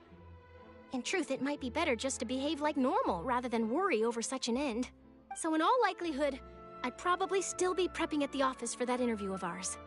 I know what you're thinking. That sounds a bit sad, but I've always believed that it's best to do what you enjoy.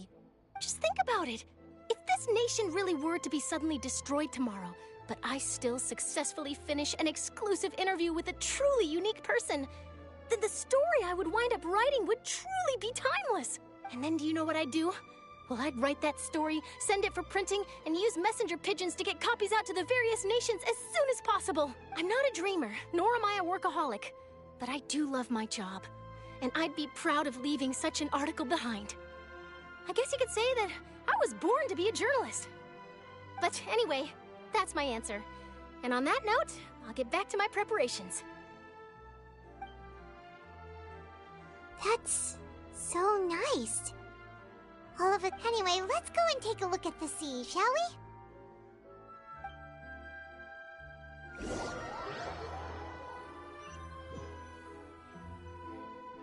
The sea breeze and scenery can be a pretty soothing combo, huh?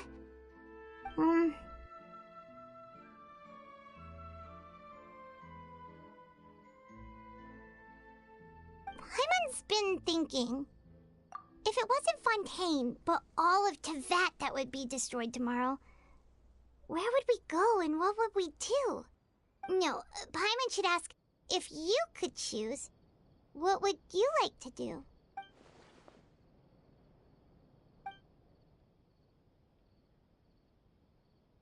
We've always been moving to the next destination, so we haven't spent much time thinking about these kinds of things.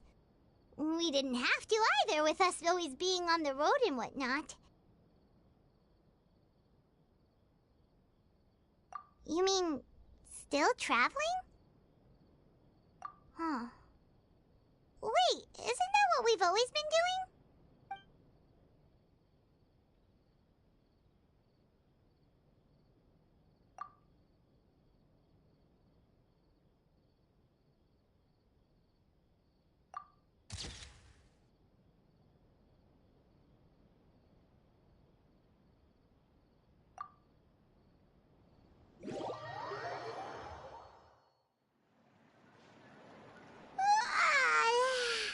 Feels like you'll grow mold if you stay here long enough.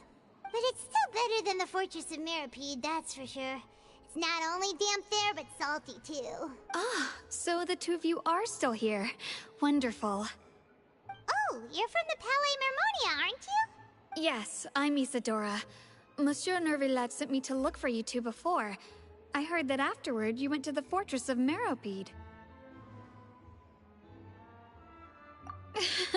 Not at all. I'm well aware that you're friends of his. Actually, I'm here to pass along a message from him. Yes, inside the Opera House. The Maréchaussée Phantom has declared the incident a small-scale riot. A riot? Well, that said, I don't personally think it was that serious. Lady Farina was watching a performance at the Opera House, and while she was resting during an intermission, some other audience members suddenly started harassing her, loudly accusing her of doing nothing about the prophecy crisis. And before she could respond, others started to join in. The crowd continued to grow, and protests against the Hydro Archon started to break out. So people have started to put the blame on Farina. Guess they finally found an outlet for the pressure they've been under due to the prophecy. I agree. People will naturally rely on gods, as is customary. But the moment people feel threatened, gods are also the first to be blamed. So what happened after that? Is Farina okay? Seeing that the situation was spiraling out of control and that further argument was pointless, she claimed that she'd gotten tired of this and left in a hurry. The Maréchaussée Phantom had their hands full maintaining order and did not catch where Lady Farina had gone. Only when things had stabilized did we realize that she had gone missing. So, you mean she's still missing? That's right.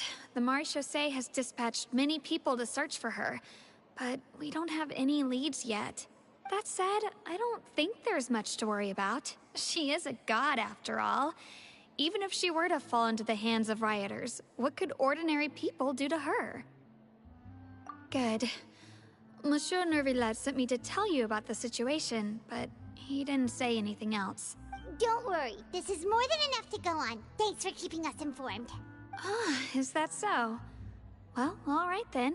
In that case, you two take care. I'll be heading back to the Palais now. Well, sounds like we should hurry over to Poisson then. If we know Farina, she won't try to fix things in this situation. Instead, she'll... And, as we also know, she may be loud and dramatic, but she doesn't have a heart of stone. When Neuvillette was talking to her in the Palais Mermonia, and she heard about Poisson, she couldn't hide her sadness and remorse. It would be hard for her to ignore being accused by the public today. Paimon thinks Farina's probably taken the opportunity to slip away to Poisson and try to relieve the sense of guilt that she's feeling. Huh. Well, what do you think?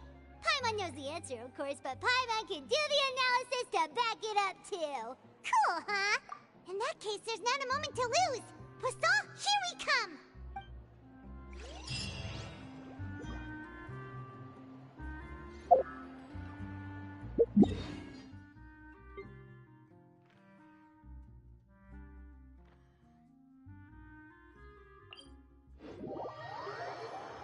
This place looks deserted. Guess all the survivors must have evacuated already. All that's left here are signs of death at station. Could Farina really be here? Let's try to find her as soon as possible.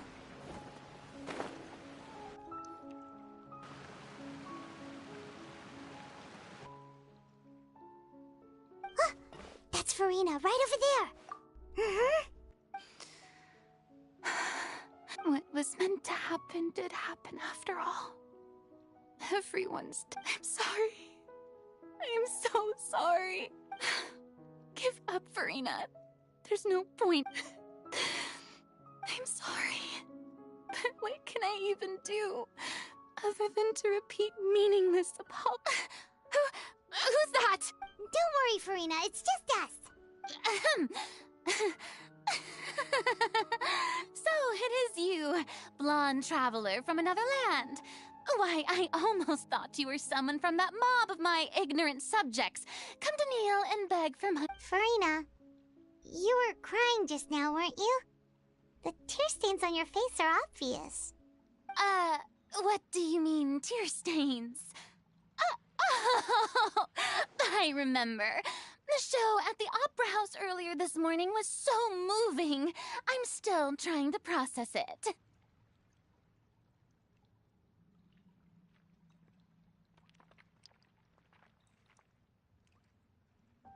Who did that uncivilized rabble think they were? Disturbing my enjoyment of the arts. They even dare to tout their Archon. I must teach them a lesson. I can just imagine their twisted and frustrated faces once they realize that I'm nowhere to be found. Oh, and I'm sure Neuvillette and those people from the Marechaussee Phantom are freaking out right next to them, too. Hey, there she is! The Hydro Archon's over there! Quick, after her! Farina, those people seem to be after you. They are? They're just some rabid fans who want to cut the line because they haven't been able to meet me in person. That's against the rules. I can't let them get their way.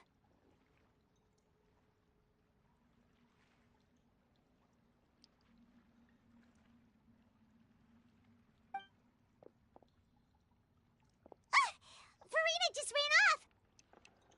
Quick, we have to catch up with her!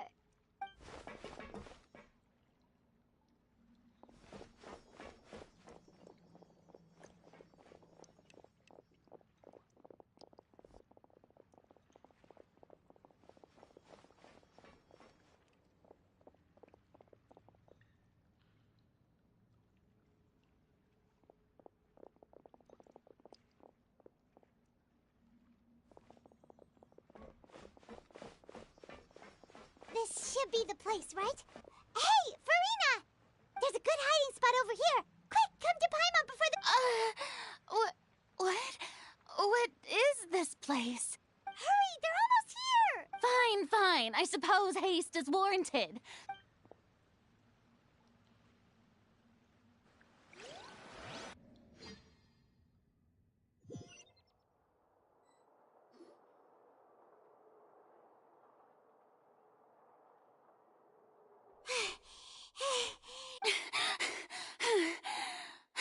No, I mean, I merely gave in to the sheer enthusiasm they... You're right. Yep, that's a good girl.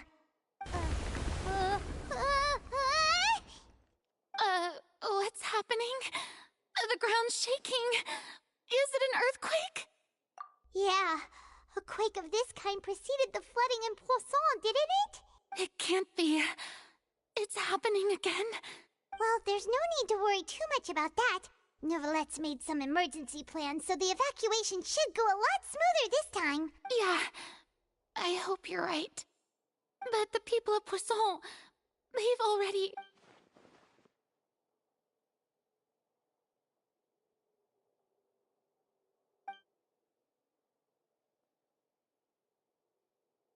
It's true. I've been investigating the prophecy for hundreds of years. I once had informants all over Tevat, searching for clues and feeding information back to me. I've tried all kinds of ways, too, to hold back the sea. Anything to keep the coastline from advancing.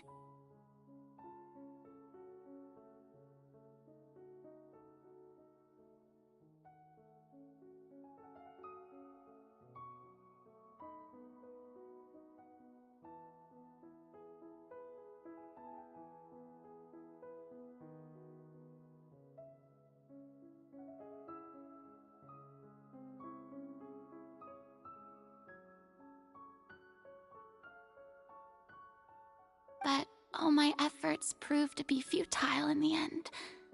Really, the truth has been clear to me for a very long time. We cannot make an enemy of the divine. No matter what we do, the will of the heavenly principles will have its way, and the prophecy shall be fulfilled. Give up. I do love the sound of that phrase. It would mean finally coming to terms with fate, but also for me to finally be free. Indeed, I've thought about giving up so many times, especially after we almost lost Poisson. Fate is really unreasonable, isn't it? It has no heart and obeys no rules. The prophecy has only just started to come true, and so many people have already lost their lives. But just now, it all became clear to me. I still don't have the right to come to terms with fate on behalf of everyone else. As long as the final moment hasn't come, it's still not too late. Don't worry. I will keep hope alive for everyone until the very end. Well, that's enough for now. I got the impulse to play the stricken maiden, but honestly, considering my rank and station, that wasn't a good fit at all.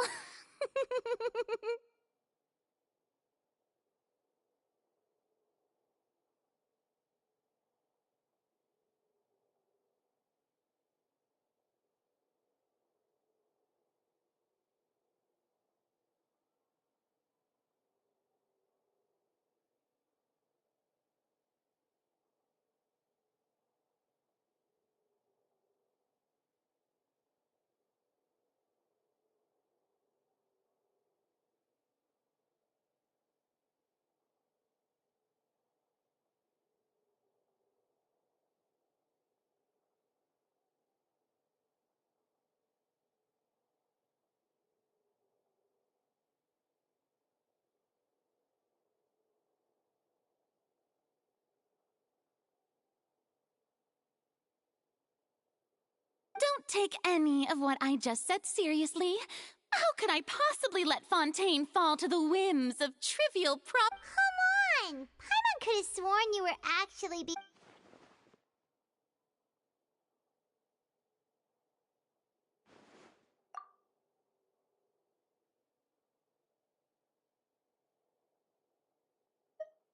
Cher, that's impossible.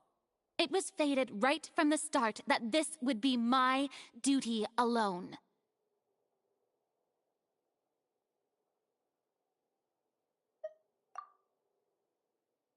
A witness. Yes, I've heard that you came to Tevat from beyond the stars, yes. In other words, you never belonged here. And if Tevat is, in its entirety, a show on a stage, then you're just a spectator, aren't you? If that's the case...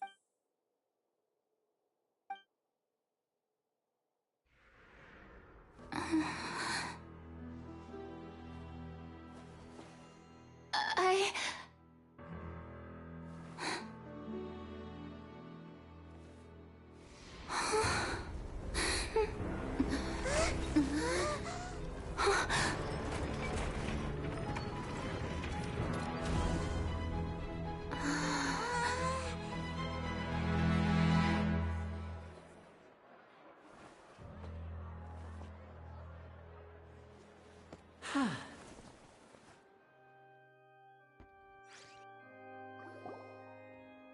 Ladies and gentlemen, this concludes my opening performance. Now, without further ado, we may proceed to the trial of our god. So, this is what it is.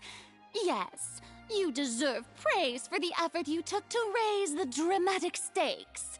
Do not forget, however, that I am Focalor, the god of justice, the embodiment of justice itself. Does it not strike you as even the least bit absurd to bring the very concept of justice to trial? May I interpret these words as your refusal to stand trial? In that case, you will have the opportunity to defend your honor through a duel. You would draw your blade against a god?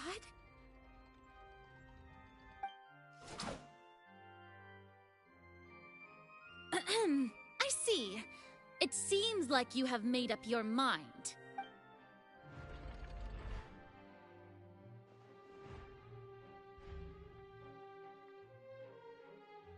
Paimon can't believe it. She... What the heck is going on? Did I just see an Archon surrender to a human? Wow, how utterly humiliating. Lady Farina, what is the meaning of this? Shh! It would seem that there has been a misunderstanding. To be clear, the raising of both hands is not always an indication of surrender. Looking for excuses again, huh? I raised my hands just now to indicate my acceptance of the trial. No duel shall be necessary. I will admit that I've been running away for a long time. I'm sorry, everyone. I was unable to protect the people of Poisson. It is my duty to stand trial for my crimes. You are not the only ones to be disappointed in me. I, too, am exceedingly disappointed in myself. But now, it is time for the Hydro Archon to show you her courage and resolve. I, Farina, will use this trial to show the world the true meaning of justice! This time, I will protect you. Applaud and rejoice! One of the most outrageous and fantastical arcs known to the opera epiclese is now unfolding before your eyes. Mark my words, this shall be one of the most exhilarating and brilliant shows ever to grace the stage of Fontaine! The trial of the Hydro Archon, Focalor, will now begin! Oh, now we're making history! Why does it feel like Farina just took over the whole thing? Like, come on! Didn't she just get forced to stand trial for her crimes? Also, even though she's still acting super dramatic, she is taking this seriously this time, right? All right, then. Who will be my opponent in this trial? The court asks the prosecutor to please take the stand. Is that so? Very well. Then please speak, witness of Tivat, my accuser and fated opponent.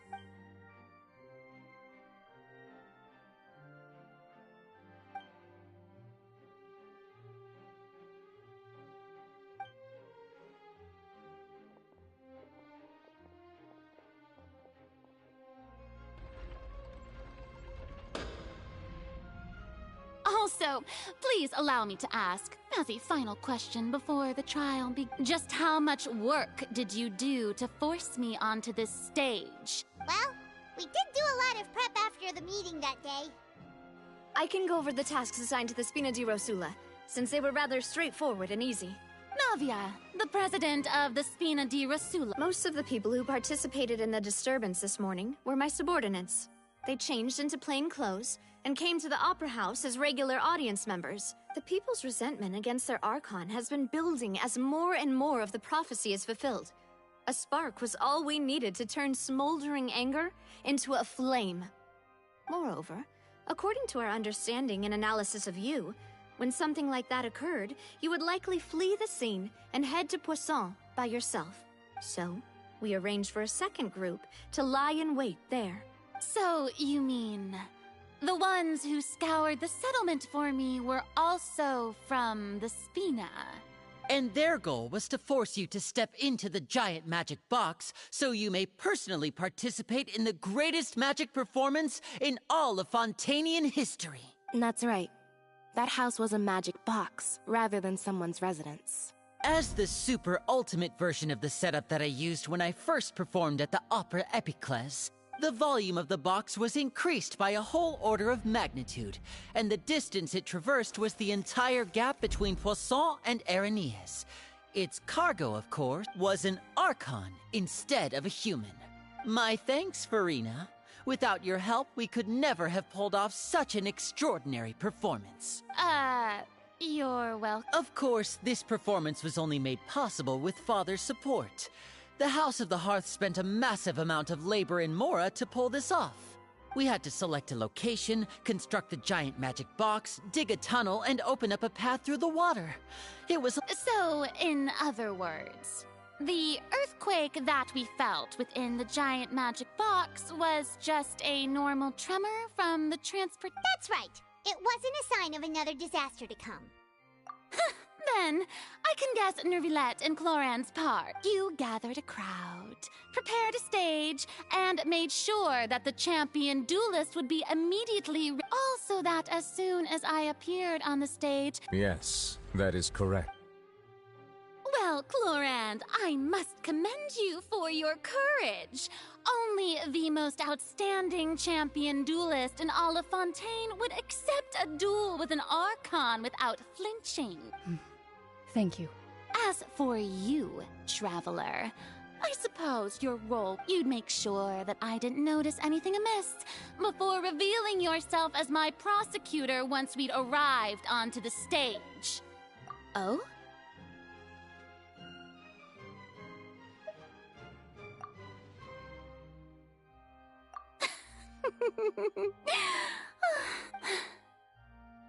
It's fine. It matters not. What's done, the stage is already set, so there's no reason to disappoint the audience. Let's see this trial through to the very end.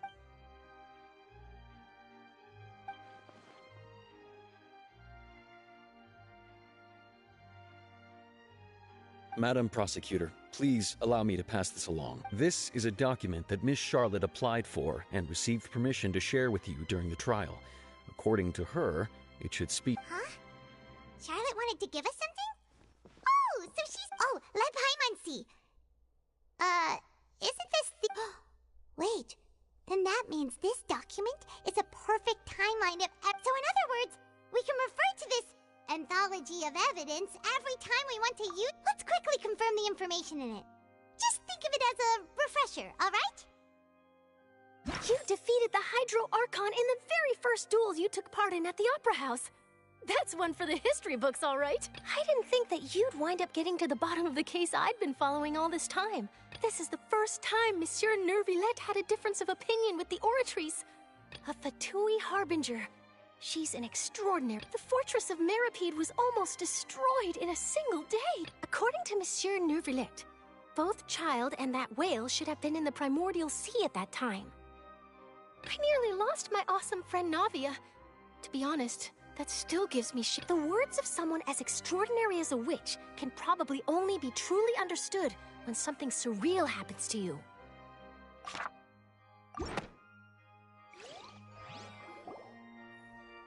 The prosecution and the defense are both in position.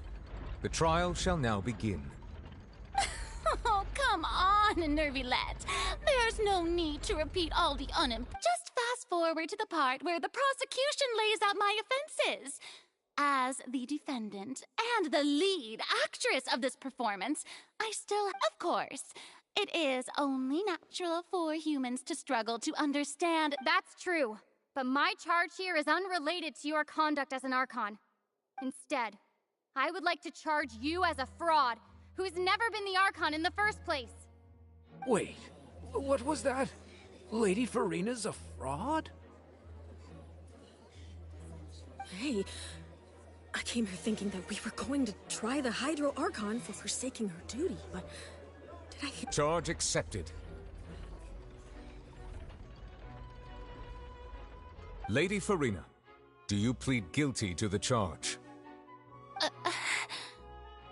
Lady Farina. I plead not guilty.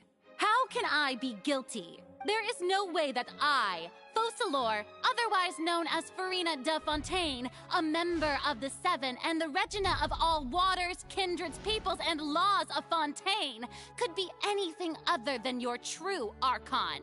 Yeah, even though Lady Farina can be rather eccentric, isn't it going too far to doubt her very identity? Yeah, I've never questioned her identity either. Sure, Lady Farina can be super irresponsible, but what grounds does that prosecutor have to make such a huge claim? I have cause to believe that common sense will prevail in this case. Many of the members of the audience have known me as the Hydro Archon ever since they were born. There would be no fooling their memory. See? Even the Oratrice has decided to show me its favor. Are you sure you want to commit to a charge that will never be upheld? If you wish to drop the case, I can promise you as the God of Justice that you will not have to face trial for making a false accusation. We will treat everything that's happened as a dramatic spectacle and move on with our lives. What? An argument with near impossible odds, huh? We have to not only refute Farina's claims, but also overturn the long-held beliefs of the people. Well, I tried to give you the chance to surrender. If you must persist, then let me ask. If you believe I'm not the Archon, then what? And if I was not the Archon, then how did I manage to live for over 500 years?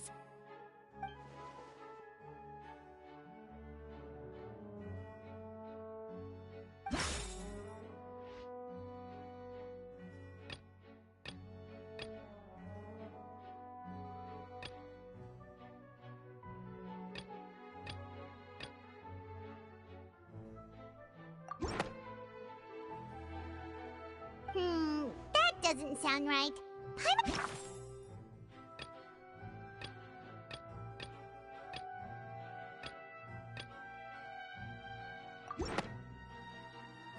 First of all, you may be a member of another long-lived race, which would allow you to naturally possess an extended lifespan. And second of all, even if that wasn't the case, there could be other ways to extend your life. Who gave you that idea? Was it the knave? You'd sink so low as to use a harbinger's words against me. A curse? I once thought it possible that the aura of an Archon might naturally resemble a type of curse. But in light of this claim, perhaps what I sensed was not your divinity, but a curse after all. You sensed it too, huh, Nervalet? Lady Farina is actually a human? Well, it is true that it's extremely difficult to tell humans and gods apart just by looking at them.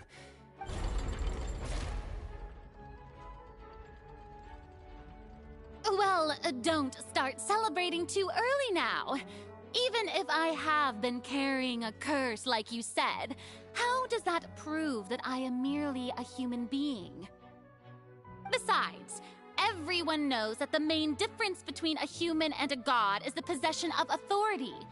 Gods can do what humans cannot. That's why they're worshipped as gods. For centuries, manifestations of my authority have served the nation of Fontaine. One need only to turn their eyes towards the Oratrice Mécanique d'Analyse Cardinal in this very opera house, or consider the indemnitium that is used in every aspect of life.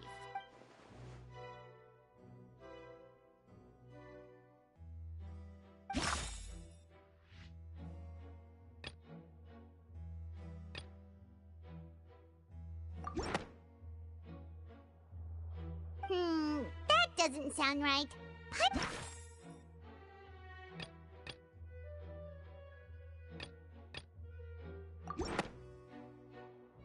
You tried to reference the Oratrice, but weren't you as confused as all the rest of us when the Oratrice declared Child to be guilty without any proof? Otherwise, you should have come up with a good explanation for that by now. Didn't I make myself clear at the time? The decisions of the gods are naturally difficult for humans to comprehend. There is no need to provide an explanation. Lady Farina, I believe a reminder of your current circumstances is in order. While the court is in session, the principles of justice and the law must come before all else. While you are an Archon, you are also first and foremost the defendant in this trial.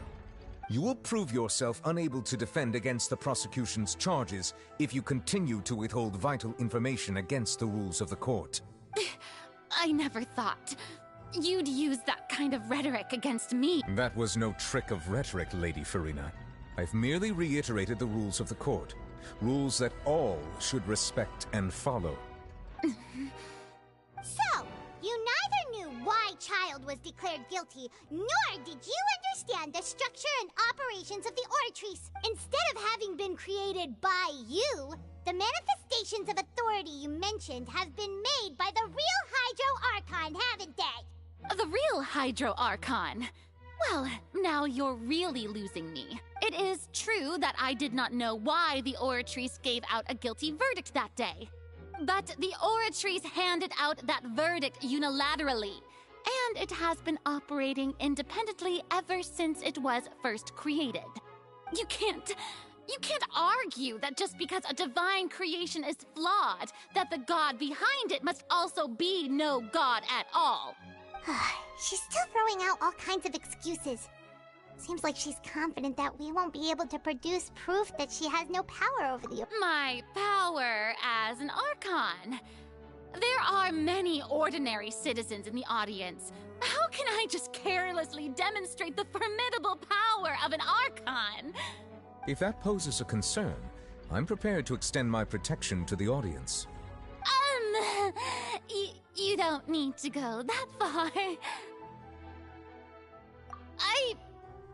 Aren't you the Hydro Archon? Or is it that you can't even wield the power of Hydro, much less the authority... Indemnitium! Yes! It's all because of Indemnitium! All Archons derive their power from the faith of the people, and I've converted the people's faith in justice into Indemnitium. Thus did I give up all of my divine power to provide everyone with energy for their daily lives. Have you ever seen a more magnanimous god? Isn't that a huge stress? Yeah, no matter how generous an Archon can be, how could they give up all their power? Can a god with no power even still be called a god? It seems like nobody's buying Farina's Hey, come now, everyone. Please don't. I'm still the same Farina you knew, right? The one that you loved. Should it please? You... If what the prosecutor said is true, she really has committed a grave offense. Did she deceive all of us? And all of our parents and grandparents too? And all of our ancestors? Enough. That's enough.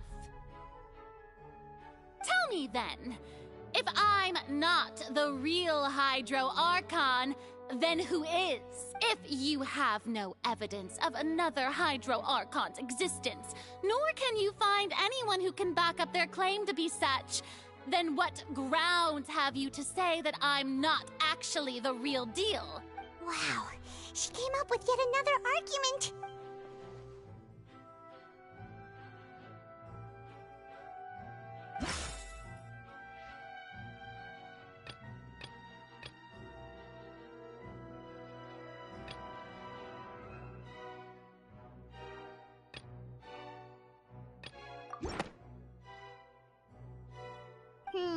That doesn't sound right. Paimon doesn't think this...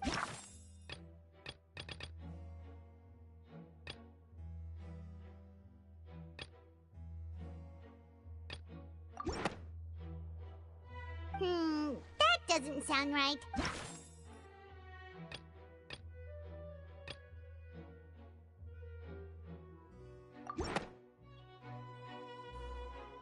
It has been established that all Fontanians can dissolve in water from the primordial sea. And that means... Since you insist on claiming to be a god and not a human, then there's a method that you can use right here and now to eliminate all suspicions of you being the latter. Miss Navia, please apply to serve as a temporary attorney for the prosecution before addressing the court. Though you act in partnership with the prosecutor, you must still adhere to proper procedure. Super sorry, Monsieur Chief Justice. I swear this really will be the last time that I'll speak out of turn. Now, I've brought some seawater from Poisson. As everyone knows, a massive flood struck the area not long ago, taking many lives, including those of some of my closest friends. So, Miss Farina, would you dare to touch some of this seawater? If we are to believe that you are indeed the real Hydro Archon, touching this seawater would have no effect on you. All it should do is strengthen your case. But if you don't dare to touch it, then we would have basically proved the reverse. Oh, and I must remind you that after the disaster at Poisson, nobody wants to see any more people dissolve. I do hope you'll act prudently and choose the simpler path of admitting guilt. Navia from the Spina di Rasula. The Spina has governed Poisson for many years. I guess her suggestion... If Lady Farina is indeed just a human, she's probably Fontanian like all the rest of us. Would she really...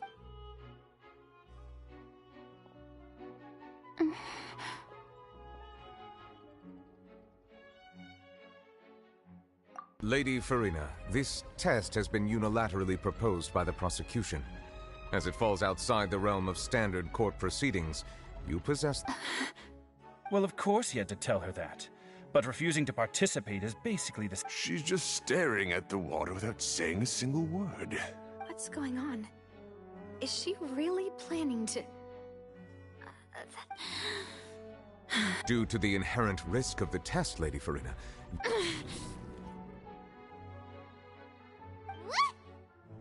Hey!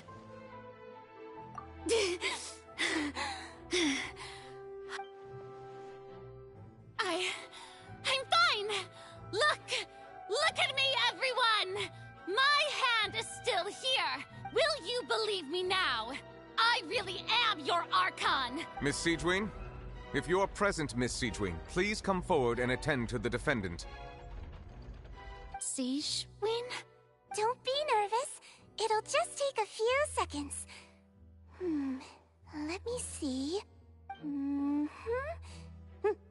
That should be enough. Please announce the results of your evaluation to the... Has everyone dealt previously saw, Miss Farina was displaying symptoms of hyperventilation and flushed skin. She was experiencing the adverse effects of exposure to primordial seawater. The extent to which she was affected is the same as other humans when exposed to primordial seawater of a similar concentration. Thank you, Miss Siegeween. Lady Farina, you may... Oh, wait. What did she just say? I didn't get dissolved. Shouldn't... Well, considering your tendency to run from your problems, we did originally prepare a direct sample of the seawater around Poisson. However, after extensive discussion, we exchanged it for a sample that is not concentrated enough to dissolve an actual human. After all, on the off chance that something entirely unexpected might occur, we don't want anyone else to lose their life to the sea. Yeah, so out of regard for Farina's life, you secured a low-concentration sample and asked the head nurse to serve as an expert witness. It's a great thing that the direct sample wasn't actually used. Farina could have... I can't believe... You...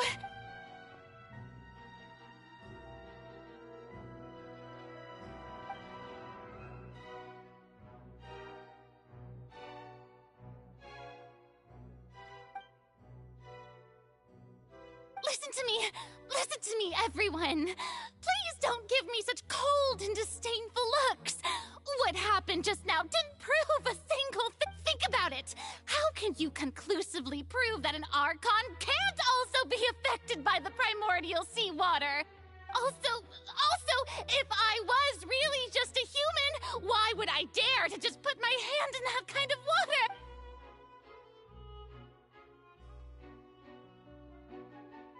Please, everyone, anyone, just listen to me! I swear, I really am your Archon!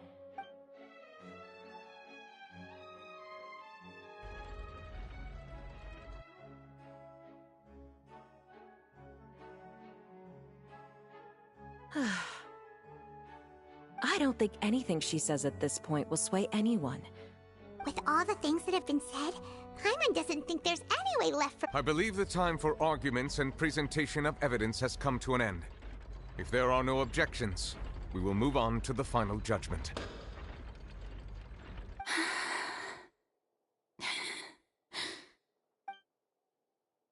I don't think anything she says at this point will sway anyone who's too stacked against her now.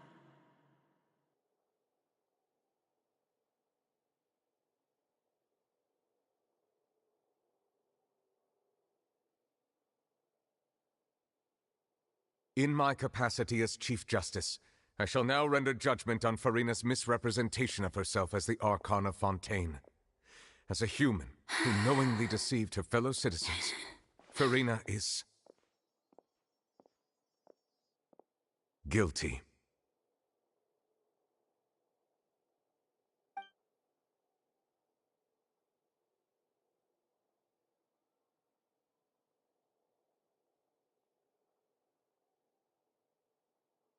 We shall now turn to the Oratrice Mécanique d'Analyse Cardinale to...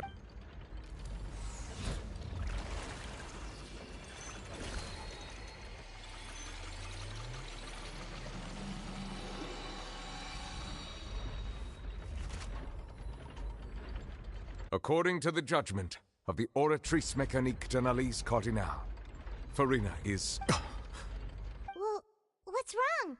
What's the Oratrice's verdict? No, the Oratrice also displays a guilty verdict. Isn't that correct, then? However, the exact wording of the verdict is thus: the Hydro Archon, to be punished via the death sentence. That's actually one of the available sentences? I've always thought that it was just a myth. The one and only time the death sentence has been handed out at the court, and it's been given to the very person we've worshipped as the god of justice? Farina's been sentenced to death by the Oratrice? We just wanted to use the trial to show her the seriousness of things so she'd tell us the truth. This outcome is indeed quite strange. According to Fontaine's current definitions of justice, as well as its is this sentence really appropriate for the crimes that have been Yeah! Even Fache wasn't sentenced to death by the Oratrice. You know, the real evil mastermind behind the serial... Indeed. Not only is Farina's sentence overly excessive, very point of our trial today was also to prove that Farina has never been the Hydro Archon in the first place. But now, the Oratrice seems to have deliberately invoked the title of the Hydro Archon. What?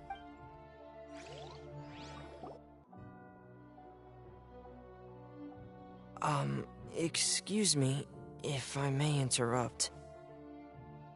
Is the trial still going? Fremine! You finally made it. Mm-hmm. Any mission Father assigns to me will always be top priority. Is that the first prophecy slate? Huh. So the knave privately arranged for Fremine to try and find the missing slate. I looked everywhere and finally found it at the bottom of the sea. It took me a long time to get around some dangerous stretches of water.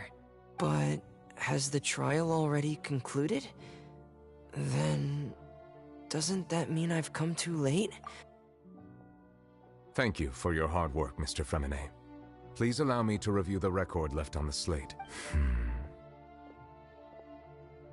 Traveler, I believe that you have already seen the other existing slates, and would like you to...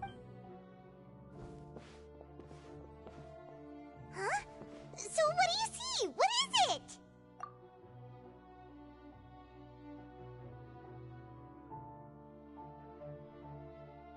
I believe I have now made sense of the Hydro Archon's crime. It has to do with Fontaine's lost history. Huh? Isn't the Hydro Archon just guilty of deceiving her people? Oh, wait, no, that's Farina, and we've already proven that she's not the Hydro Archon. So when you say Hydro Archon, do you mean the real Hydro Archon we've been kinda talking about? In truth, everything that you've encountered in Fontaine up until this point can be traced back to the contents of these stone slates. However, I'm uncertain as to how much sense they currently make to you. Okay, let's try to recall the contents of the other 3 stone slates. Paimon will do her best.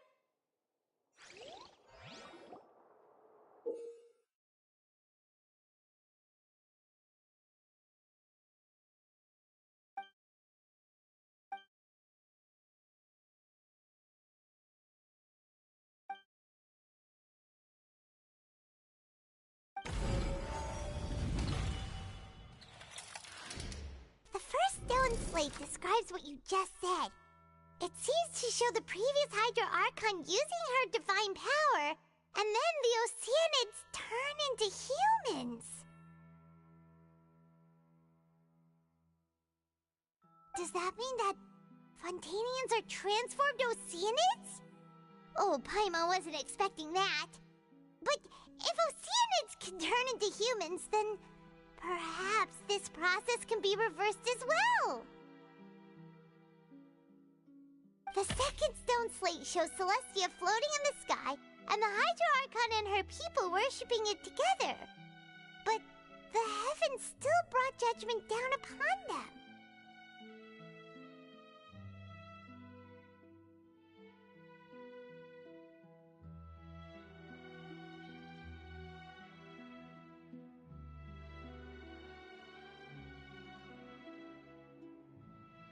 This must be the point when the Hydro Archon and the Fontainians were branded with their original sin. Does this mean that the original sin and the Hydro Archon sin are the same thing? The third slate shows the Hydro Archon sinking into the sea surrounded by many people. That reminds Paimon, didn't we also watch that happen to someone else? Well, the fourth slate is the prophecy the Fontainians have been talking about. People dissolving into the sea, the Hydro Archon crying on her throne, and so on.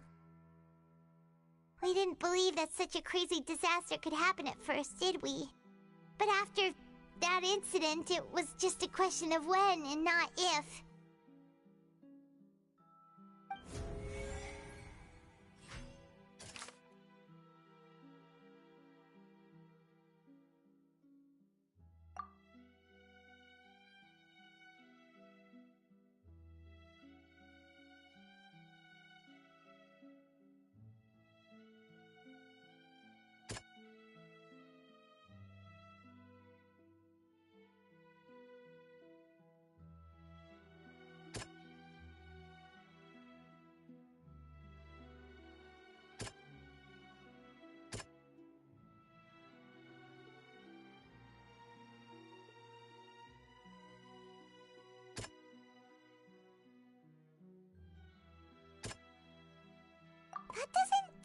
quite right.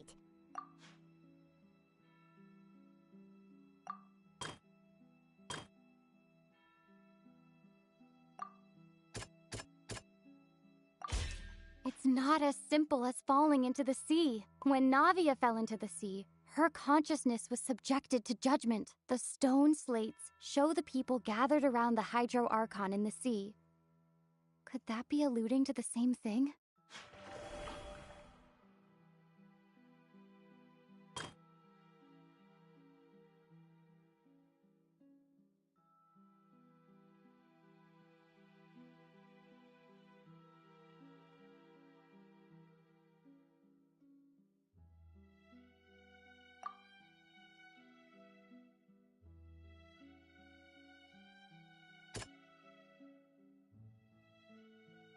That doesn't sound quite right.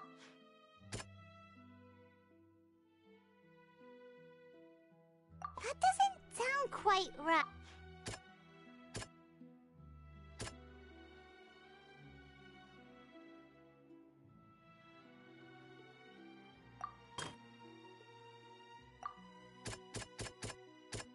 That doesn't sound quite right. That doesn't sound... That doesn't sound... The prophecy from the stone slates found its way into society, but not many people believed it. The fortress of Meropide was nearly flooded with primordial seawater, which we know can cause Fontanians to dissolve. It seems increasingly likely that the prophecy may come true. If we hadn't dealt with it in time, things could have gone very badly.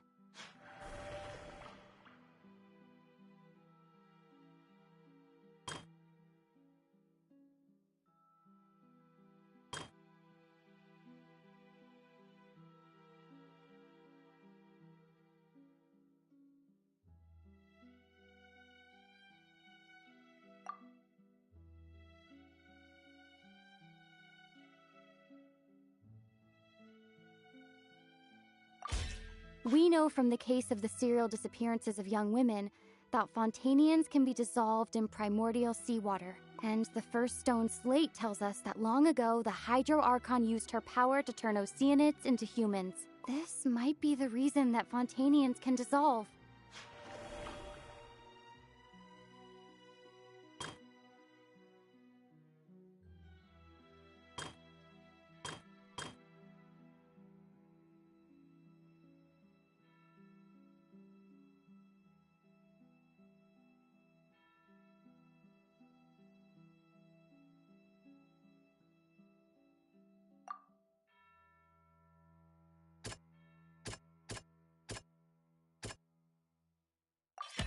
Perhaps what is about to take place has all happened before. The true sin of the Hydro Archon that Nervilette mentioned, and the original sin cast down on the people of Fontaine by Celestia, as recorded on the stone slates. They'll dissolve into the primordial sea but won't cease to exist. Their essence will flow in the seawater, converge, and take the form of an Oceanid. The Hydro Archon was sentenced to death in court, shocking everyone present. Perhaps this means that her sin was actually Fontaine's original sin. Navia fell into the water inside those ruins, and she nearly dissolved. She was surrounded by the people of Poisson in a court within her consciousness, and was forced to take part in a trial meant to make her stay. The eruption of the primordial sea at the fortress of Meropide was the surest sign that the prophecy was about to come to pass no matter what. The prophecy's contents can all be verified by recent events. If we combine what we know together, loads of truths should come to light.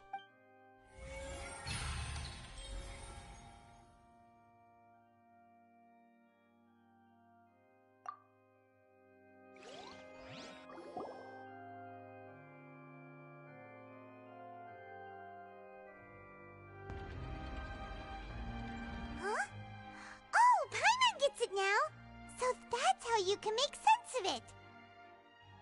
But then it feels like we're going to have to share some truly shocking revelations. Let's hear them. Incredible. Linny, did you hear that? We're not real humans. All Fontanians were originally created by the late previous Hydro Archon, with Oceanids as their basis. The evidence for that can be found in how only Fontanians could dissolve in primordial seawater, and how all the girls Vacher dissolved were also turned into Oceanids. Oh, and according to Navia, when she was about to get dissolved, she also saw everyone gathered around for a trial, all of them in the shape of Oceanids. Indeed. Yeah, and it follows from the content of the first slate that she probably angered Celestia by creating humans without prior permission. That could also explain why the Oratrice judged the Hydro Archon to be guilty. It's to account for that ancient sin. The Hydro Archon's true sin was creating us? And yet, after many hundreds of years, the Hydro Archon's creations have turned around to try to judge the Archon within the Opera Epiclese. The twists of history are often the most unexpected of all. Yeah, isn't the image here just like when Navia fell into the sea? So wouldn't it be trying to show the image of the Hydro Archon also falling into the sea once the prophecy has been fulfilled in the fourth slate? In the end, the people will all be dissolved into the waters, and only the Hydro Archon will remain weeping on her throne. Only then will the sins of the people of Fontaine be washed away. Did Paimon get all that right? You've made some keen deductions. I must say, given how much you still don't know, it is impressive that you've already managed to connect so many pieces of the truth. However, while you were able to decode all the information on the slates, they've also been etched with an additional layer of hidden information using a different power source. When we were at the ruins, I tried to decipher the hidden information recorded in the slates. But since we only had 3 slates at the time, I was unable to come to a full conclusion. Now that the slate collection is complete, I shall make another attempt to decipher the narrative recorded within. If everything goes well, we should finally be informed of the unadulterated truth.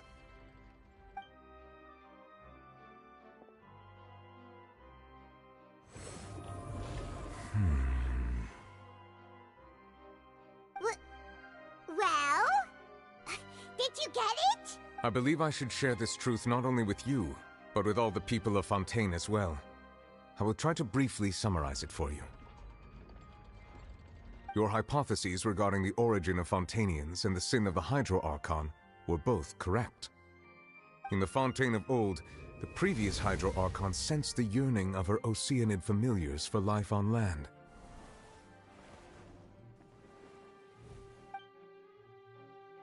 The Oceanids were enamored with the beauty and romanticism of human beings, and wishing to have those experiences for themselves, expressed to the Hydro Archon their desire to become of a similar kind.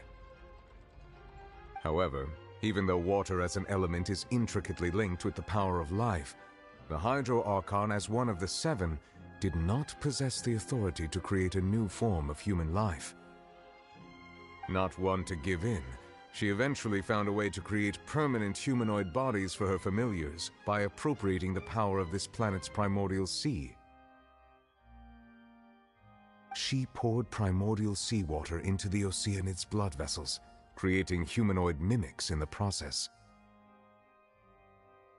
But if Fontanians were to ever come into direct contact with water from the primordial sea, the power within their bodies would escape these artificial restraints and return to the sea.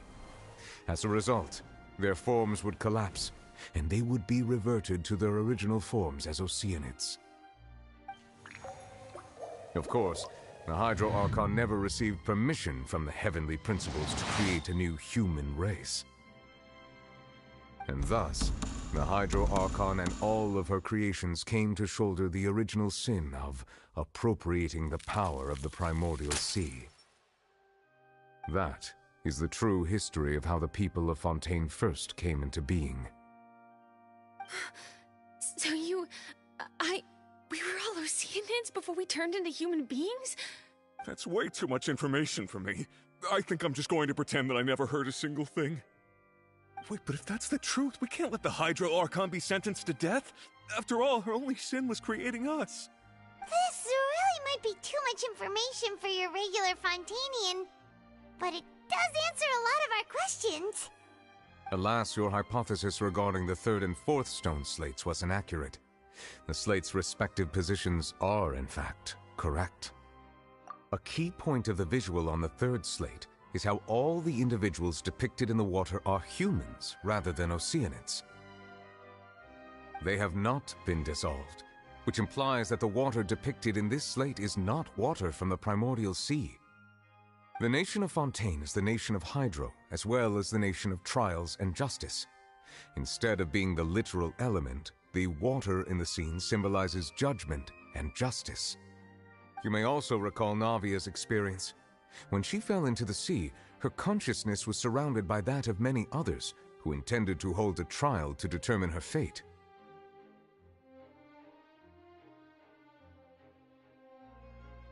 Therefore, the meaning of the third slate is that the people of Fontaine shall try the Hydro Archon at the court of justice. Yes, it refers to our present situation. I think I'm following now. So, what you're saying is, even though we decided to put on this trial to avoid fulfilling the prophecy, in truth, everything we've done has happened exactly as the prophecy foretold. So now, it seems, we're the ones making sure it comes true. What should we do? Huh.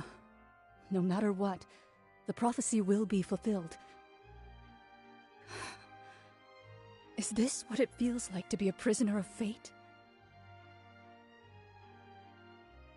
If that's the case, does that mean the scene in the fourth slate will also be fulfilled soon? Traveler, I would like to point out another small fallacy in your deductions. About the fourth slate, you probably thought that the eruption of primordial seawater beneath the fortress of Meripede served as the surest sign that the prophecy was about to come to pass, yes? However, I believe that rather than being a sure sign, that eruption could in fact only be a small warning of something far worse to come. As for the root cause of the catastrophe, I believe you've already encountered it once before.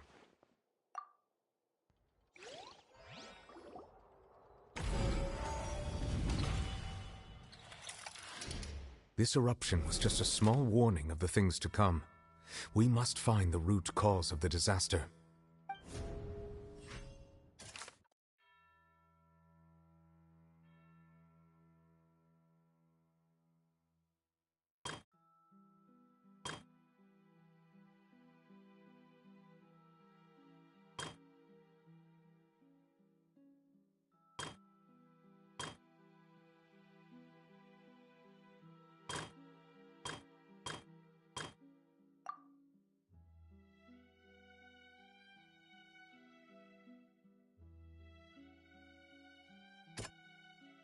That doesn't sound quite right. It was both dream and reality.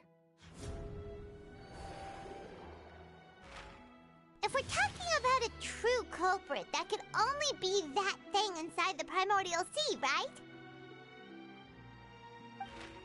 The truth, the original sin, the trial, and the root cause of the disaster.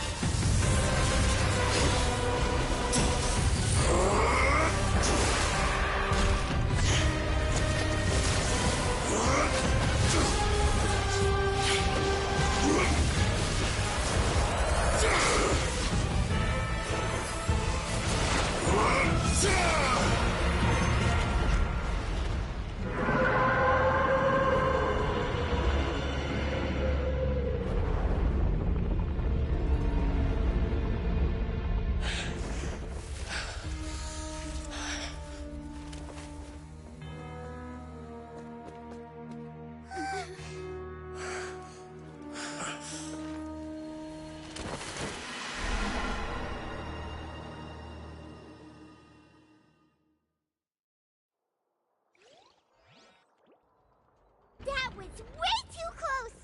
How did that thing just burst into the Opera House? Wait, was that the huge whale you saw in your dream? So we've met it at last. I understand very well why it has chosen to make an appearance here. That whale does not belong to Tevat. It is a monster that has traversed the stars, weeping all the while. It has been greedily consuming the energy from the planet's primordial sea, using it to grow. That is the main cause for the rising sea levels.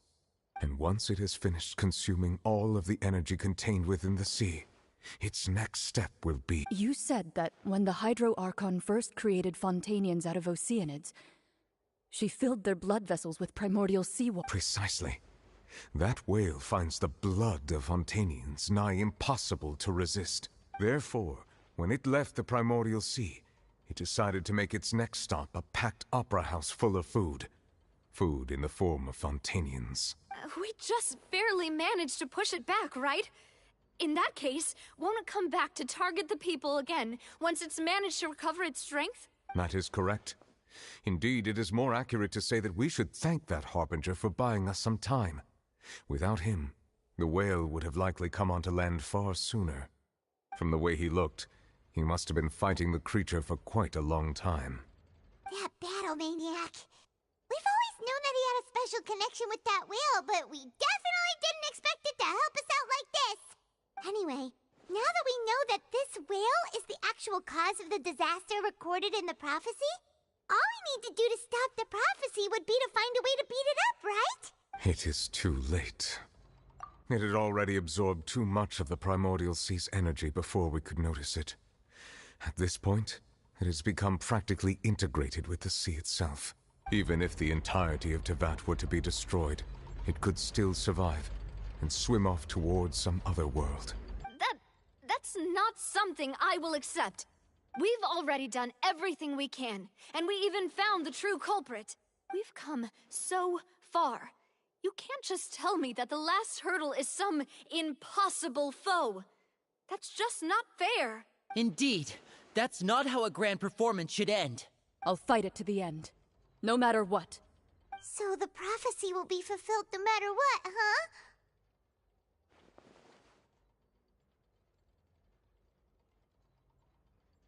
The prophecy. Yes, what has been prophesied will be fulfilled. You may view such things as the history of the future.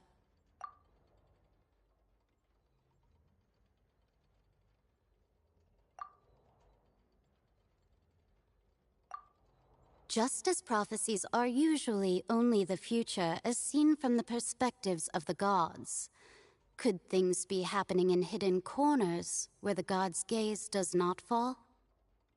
Ultimately, fate shall serve as your only guide, no matter what will happen in Tevat's future. All you need to do is to play your part.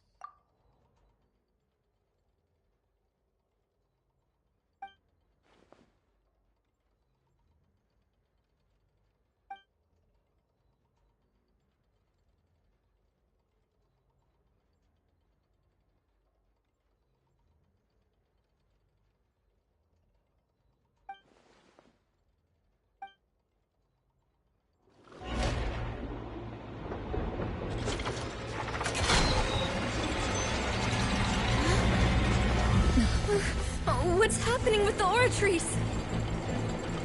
I believe it is preparing to carry out the death sentence.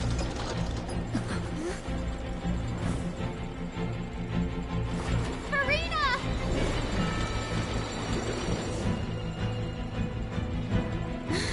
No, I still need answers.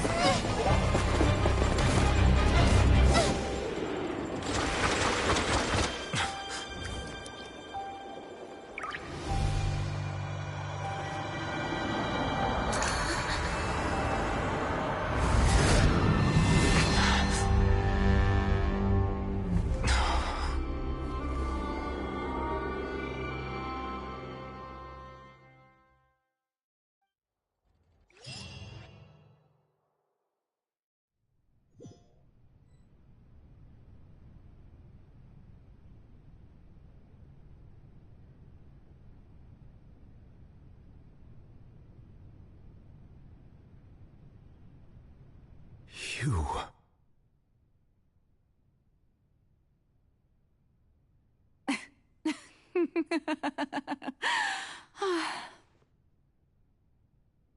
Sorry.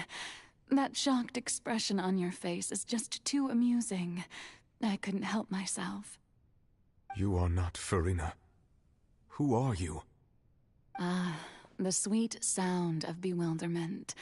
Marvelous. A sure sign that my attempt to deceive everyone was a resounding success.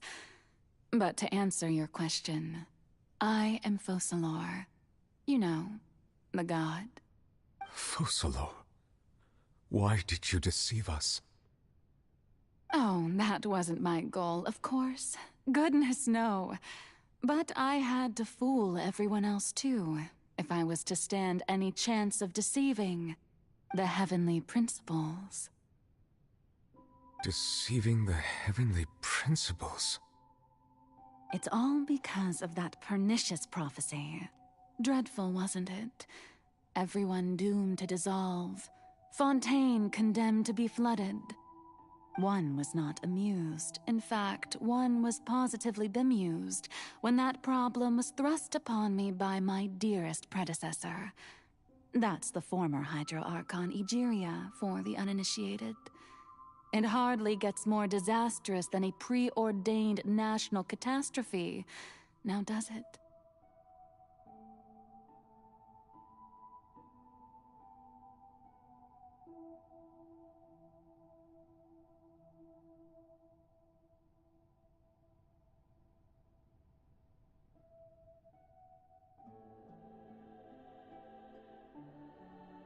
She knew full well that the prophecy would surely come to pass.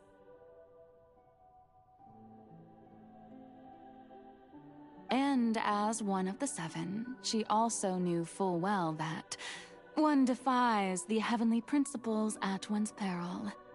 So yes, as you have no doubt surmised, it was a rather impossible situation that I found myself in.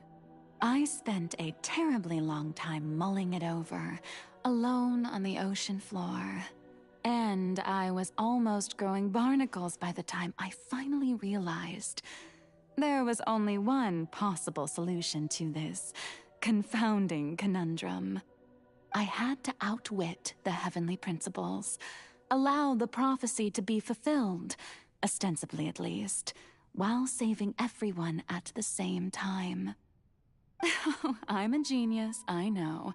I can only assume that's why Egeria chose me as her successor.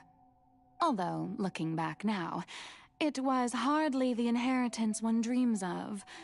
Between the task of saving the nation, the quotidian duties of the Hydro Archon, and not to mention the original sin of creating a new race of humans, I dare say she left me quite a colossal mess to clean up.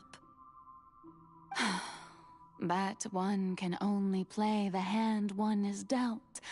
I did not choose this, any more than I chose to be one of her Oceanid familiars. So you were also once one of the Oceanids, transformed into a human by Egeria's hand. Yes, I was. I always dreamed of becoming human. And I still do, even now. In my eyes, to be human is to be part of the greatest opera ever known.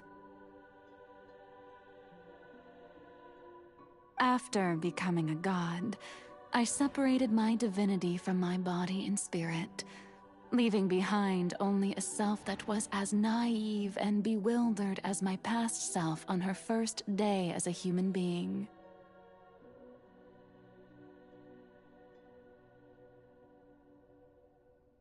The me you see before you now is that divinity, and the human counterpart I left behind, I named Farina.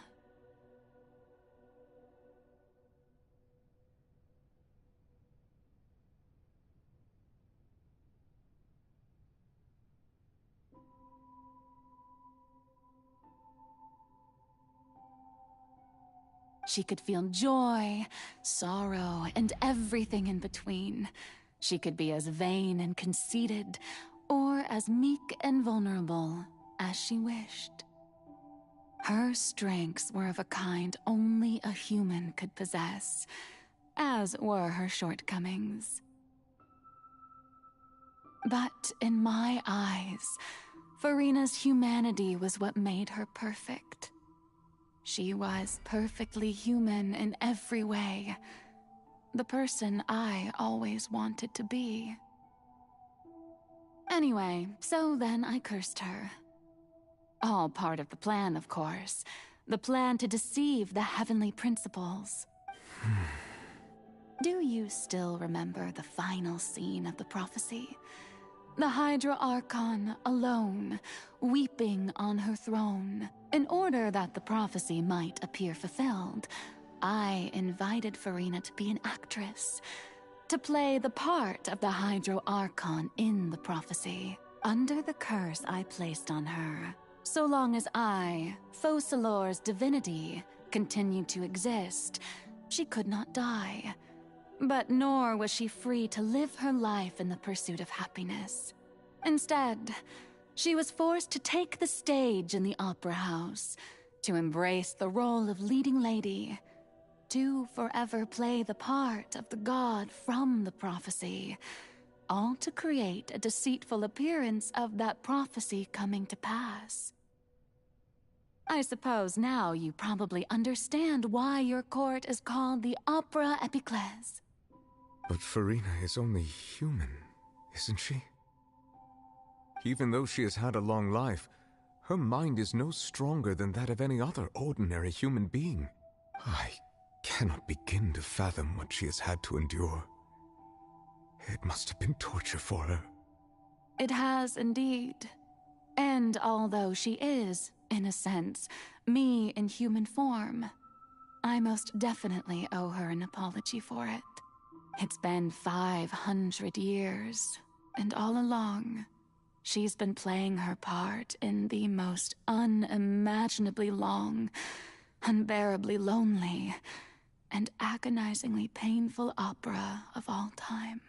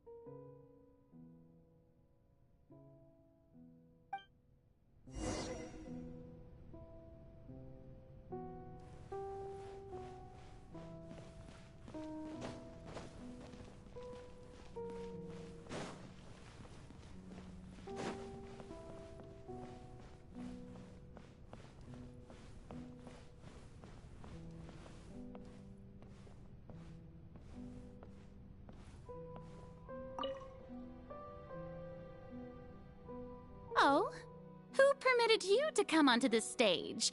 Now, I understand your admiration for my august self, but I must ask you to keep to the rules. All right. It is not my intent to reprimand you. There is no need to state your name. Just be off with you. Do not distract me from my performance. Oh, do not jest. Can you not feel it? I am Focalor. The eyes of countless Fontanians are upon me. I must, at all times, display the utmost elegance and nobility.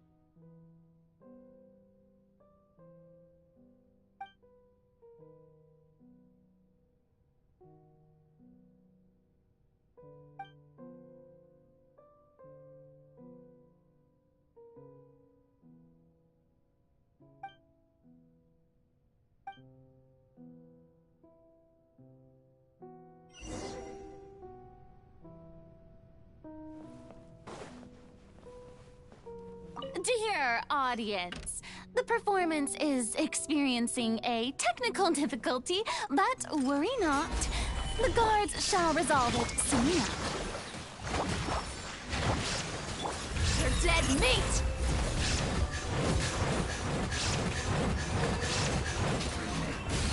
Look alive!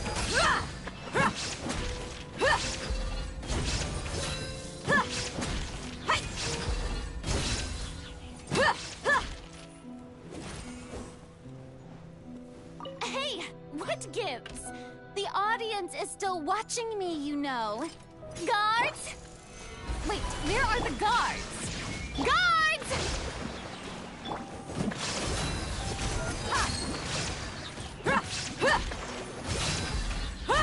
Gloves off!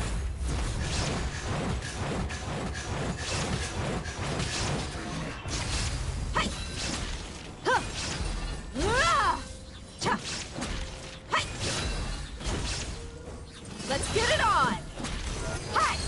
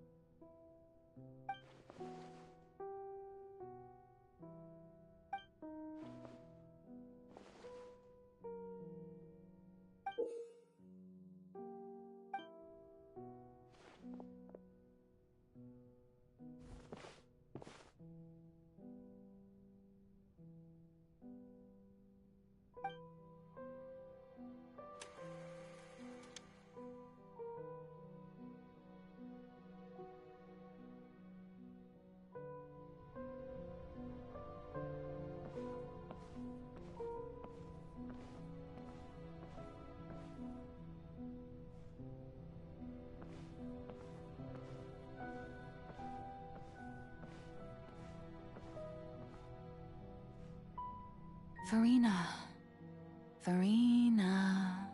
Huh? Who's that? Who's calling me? Where are you? Be not nervous. Be not afraid. I am before you. Wait a moment. You're mirror me? How can this be? Mirror you, huh? You know what? That's not bad. Let's go with that. Mirror me. What do you wish to say? The prophecy. Have you heard of it? What prophecy? Wait. I know. I think. I don't know why, but it's in my head somehow. The people will all be dissolved into the waters, and only the Hydro Archon will remain, weeping on her throne. Only then will the sins of the people of Fontaine be washed away. Oh, very good. You know it well. What's going on? I can't seem to remember anything clearly. The only thing I know for sure is this prophecy. Will it really come to pass? Yes, it will. And that is why I've come to you. Disaster will come to Fontaine sooner or later. Things will develop just as the prophecy declared. There is no escaping it. But doesn't that mean everyone will die? I'm a Fontainian just like them. Will I dissolve too? Oh, don't worry. Magical meetings exist in this world precisely to give people a chance to turn things around. It is the reason why you met me today. I will tell you how to save everyone, but you may have to suffer somewhat. Oh, so there's still hope after all. Goodness, you frightened me. You spoke so much and with so much certainty. As for the suffering, well, I will admit that the first thing that came to mind was Why do I have to be the one to suffer?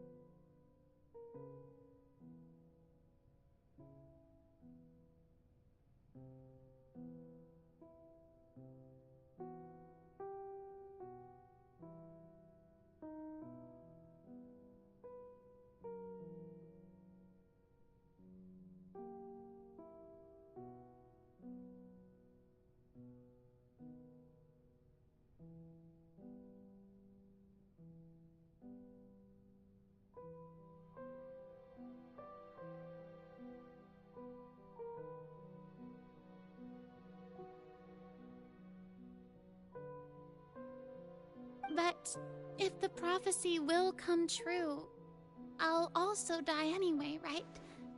So if I've already met you as my magical meeting in this world, if there were scales, with all the people of Fontaine on one side and my pain on the other, is it not obvious where the scales should tilt?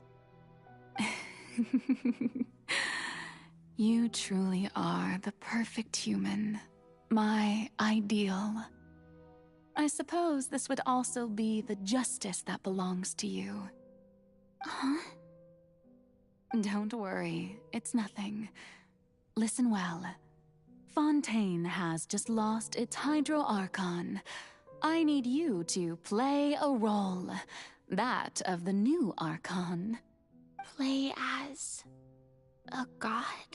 That's right.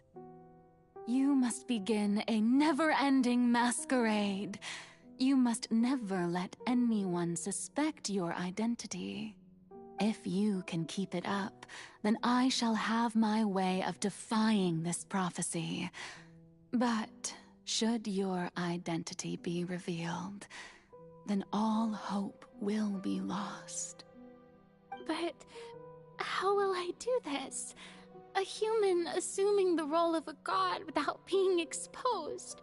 Don't worry. What you must do is not to turn yourself into a real god.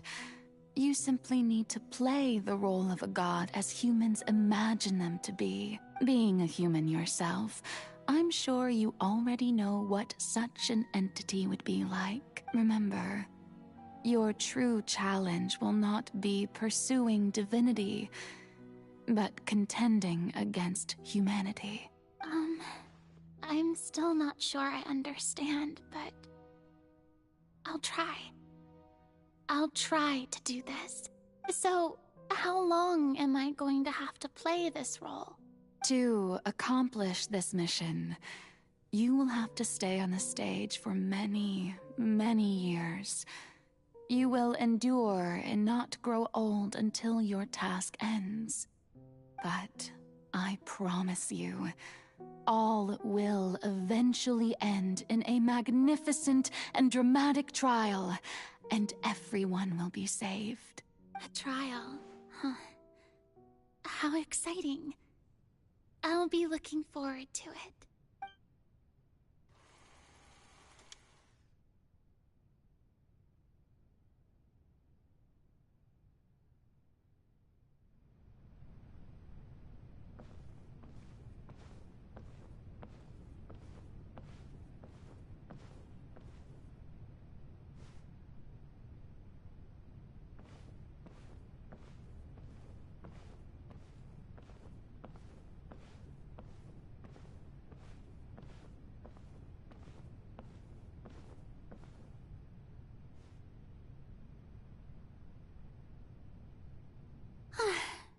The Maison Cardinalise has announced my accession, but this is my first time facing the people.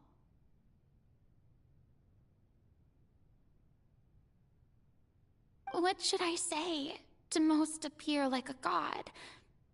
To be honest, I still don't know. Perhaps I should first try to act natural.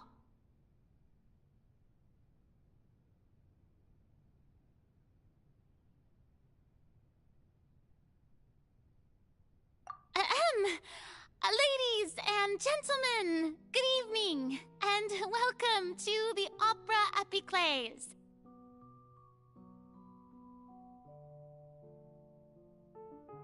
I'm sure you've all heard about how I have taken on the role of Hydro Archon. Indeed, I am Verena de Fontaine, your new Archon.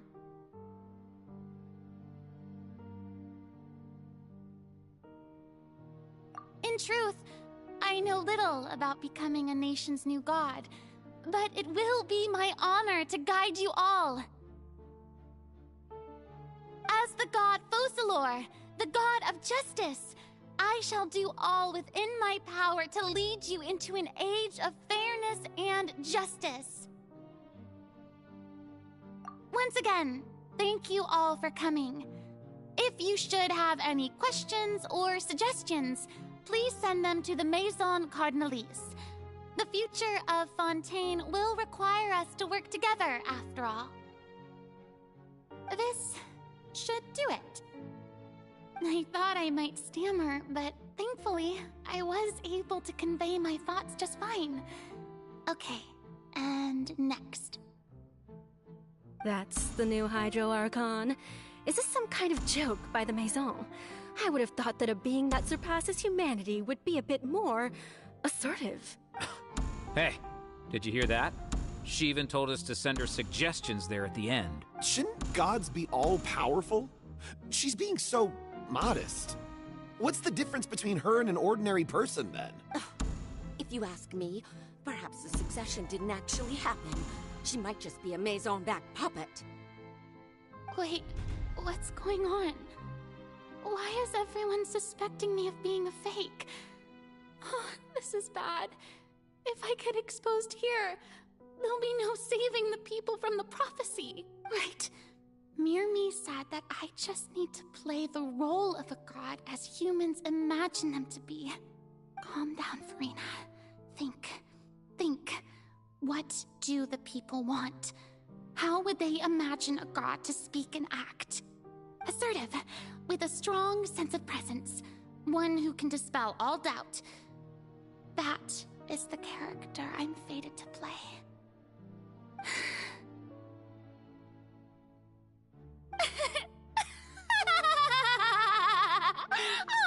Oh, very good, my people. Only ones such as you are deserving of my rule. Now, I was wondering if some weak puppet were to one day come onto the stage and claim ownership of this opera house, would the children of Fontaine follow them? Well, it seems that you would all see right through them. Having passed my test, you are qualified to witness wondrous trials alongside my august self, here in this opera house. You may consider my previous act a door gift of sorts. I thought it was a debut that suited the atmosphere. Now then, let us be reintroduced. Ah, so that was just a performance. How could I have forgotten that we were inside an opera house? Her personality? It's quite shocking, to be honest, but I suppose it's a better look than before. Such a fascinating and bold deity. How wonderful! Our future may yet be bright after all. It seems I've turned them around.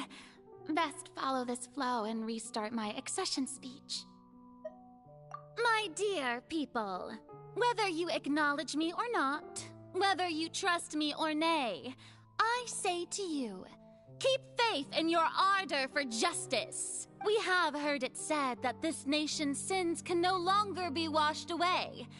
Well, I say that justice is most fragrant when it blooms amid sin. The scales of justice should not weigh heavy in the hands of its God.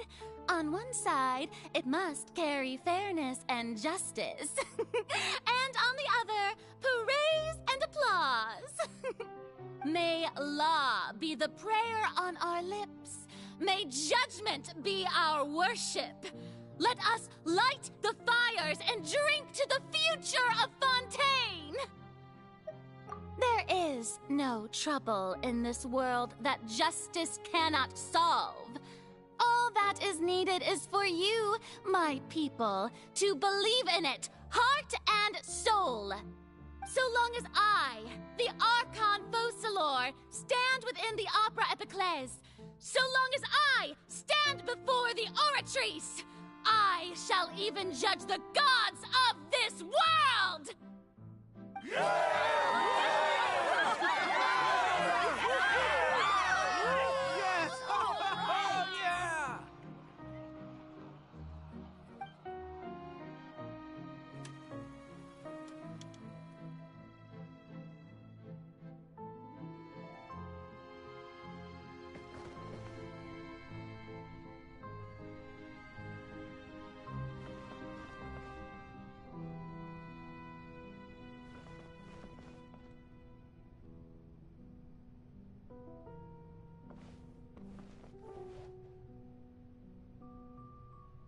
Lady Farina, here are today's case reports, as well as a summary of the follow-up for your perusal. Come now. Was I not just at the Opera House in person? Leave these kinds of things to Neuvillette. Besides, none of these trials were the one that I'm looking forward to the most. If I may be so impertinent, what kind of trial are you truly looking forward to? A magnificent, dramatic, and wondrous trial. A trial to end all things. How could you hope to understand? That's true. I fear I lack the ability to grasp your divine thought, Lady Archon. No need for fright, and do not take what I said before too seriously. Go now, do your duties. The trial I await. It will come one day.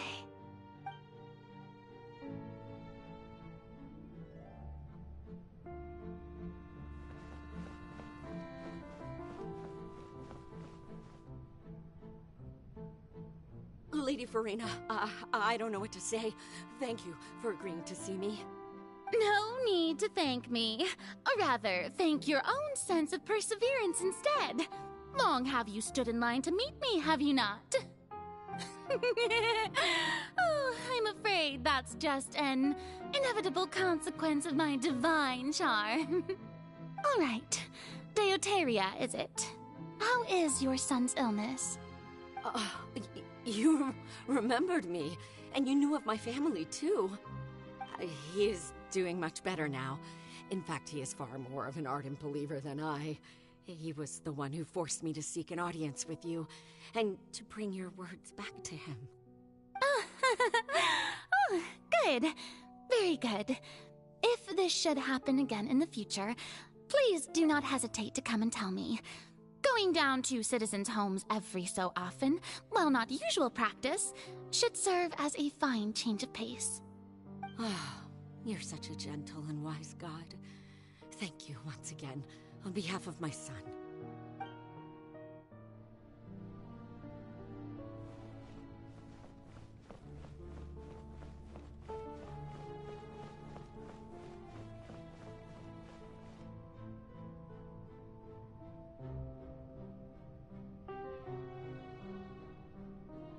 Lady Farina, here are the latest hydrological reports. As for the specific parameters you asked to take note of, I'm afraid things still don't look good. I see. It's as I thought, then. As your god, I did already expect this, but I wanted to see how far your human wisdom would allow you to analyze it. All manner of signs indicate that the prophecy will still come to pass. Forget it. That's not something you need to worry about right now. Well, as I understand it, the Fontaine Research Institute is also trying to find a way to counter the rising water levels. Really? Have they found anything? I'm afraid that they haven't found any effective solution thus far. Oh, is that so? Well, no wonder. This issue has reached the realm of the gods, after all. Still, their spirit is praiseworthy.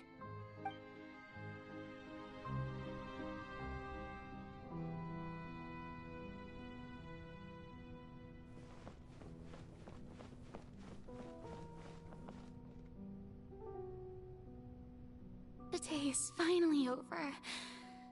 I haven't had a moment to breathe this whole time. But it's good to see that everything's getting on track. There are no longer any voices of suspicion. Maybe this is fine. I just need to keep going, and everyone will be saved. Alright, Farina, don't think too hard about this. You need rest. Tomorrow's a new day.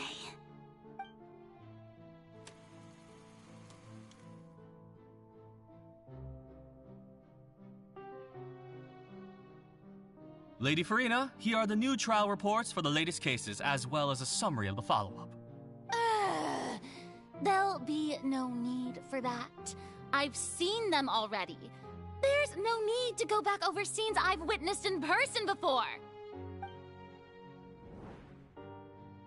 Lady Farina, I've waited so long for this chance to see you in this manner. Indeed, my dear, loyal citizen. This joyous moment is an honor for us both. Lady Farina, we're detecting significant hydrological anomalies near Poisson. Understood. Keep monitoring. Keep me informed should anything come up at the Institute.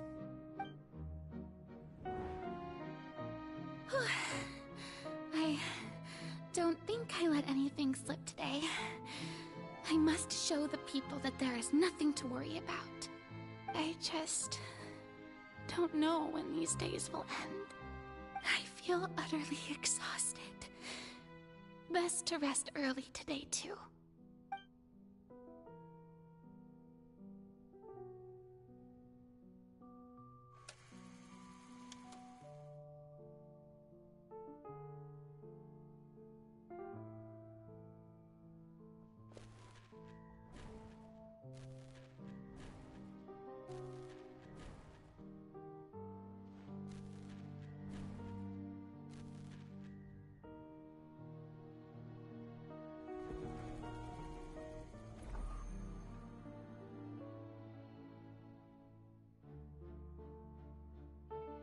Lady Farina, it's like a dream being able to speak with you up close like this.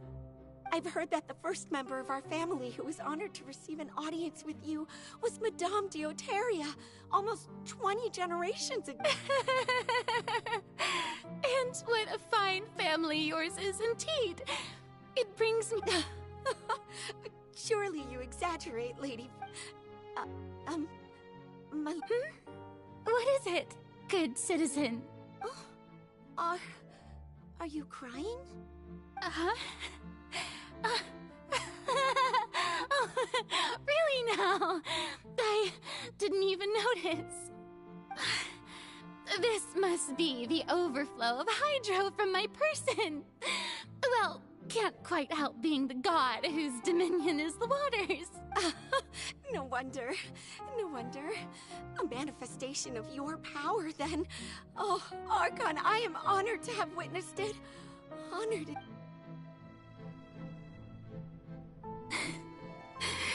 So interminable. Hundreds of years must have passed by now. Perhaps the show must go on for hundreds more. I never imagined that it would hurt so much. Have I reached my limit. No, I want to tell someone, anyone, about this. But would that not destroy all I've done so far? I've conducted so many investigations across the centuries. But there's not even a sliver of hope that we might break the prophecy. All I can do is keep heart.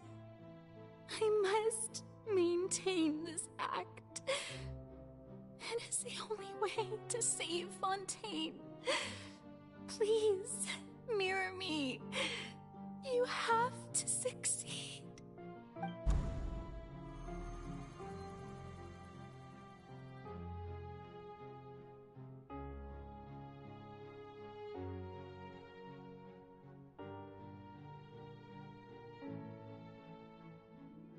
Farina, you don't have to shoulder this burden alone.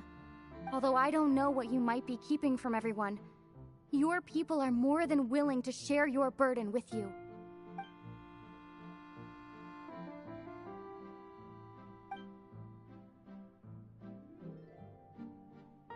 Share my burden. That's impossible. It was fated right from the start that this would be my duty alone. But even if your burden doesn't need to be shared, you can still choose to confide in someone. Just share it with me. I'm what you'd call a witness. A witness? Yes. I've heard that you came to Tevat from beyond the stars, yes. In other words, you never belonged here.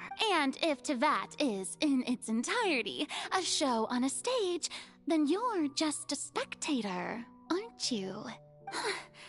If that's the case... She's right. I could confide in her, but if things don't play out as expected, the people of Fontaine will... No, Farina. You shouldn't be selfish. But what if... Farina, you've worked so hard for so long. Is it such an outrageous thing to do anyway? To find someone in whom you can confide your frustrations and sorrows? Surely it could not hurt. If you let this opportunity slip through your fingers, it might never come by again. Think about it. Long and hard.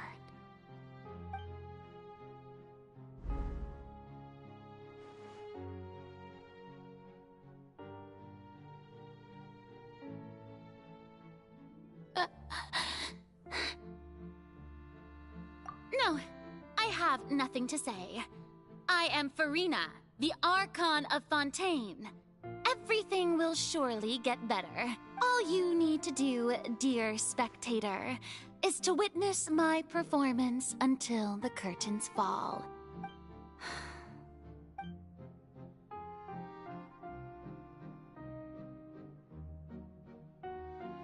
Fine.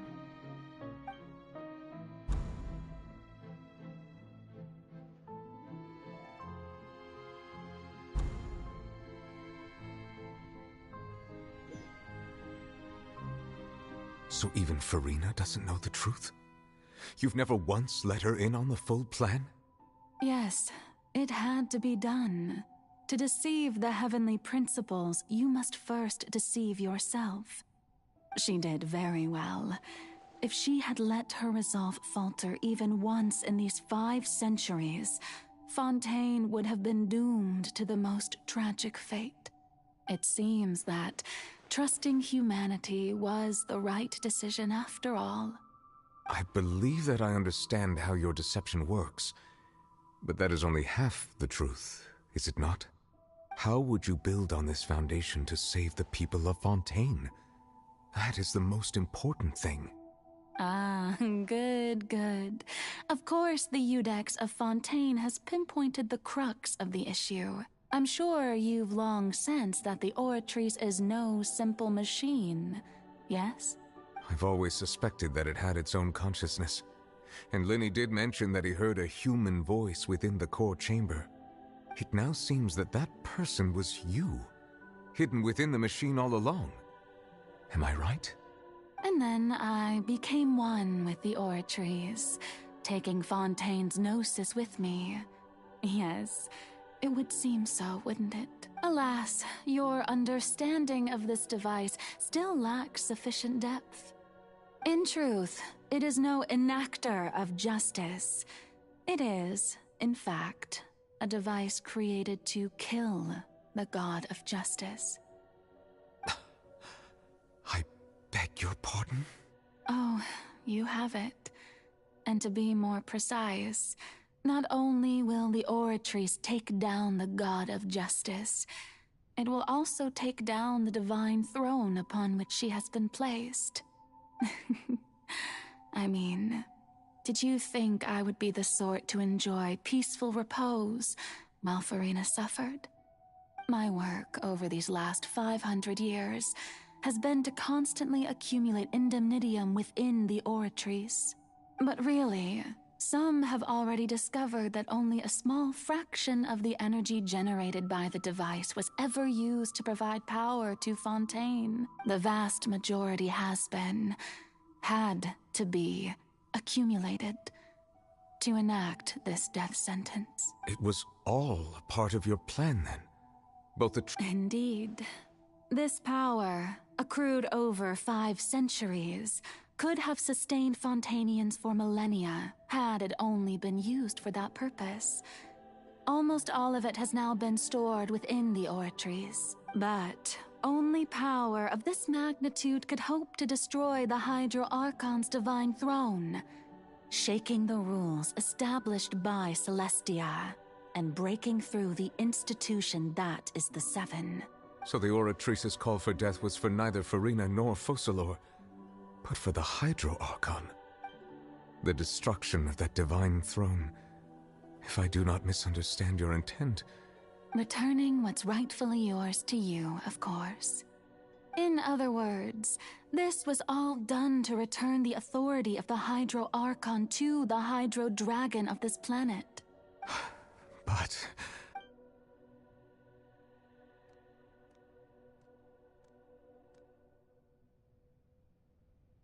Oh, what? Getting sad again, are we? The authority of the ancient dragons shall soon be yours once more, O Hydro Dragon Sovereign. And this is the face you make. all you've done throughout the years is just so you can sacrifice yourself at the very end.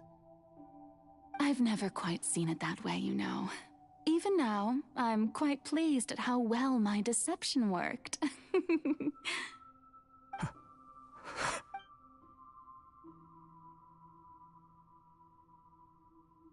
Hydro Dragon, don't cry. I must say, had it been within my rights, I would have loved to judge the heavenly principles themselves. Were they not guilty of essentially the same crime? Egeria stole the power of the primordial sea, and the heavenly principles stole the power you ancient dragons possessed. I, for my part, am the god of justice. And is it not just that your original powers should be returned to you?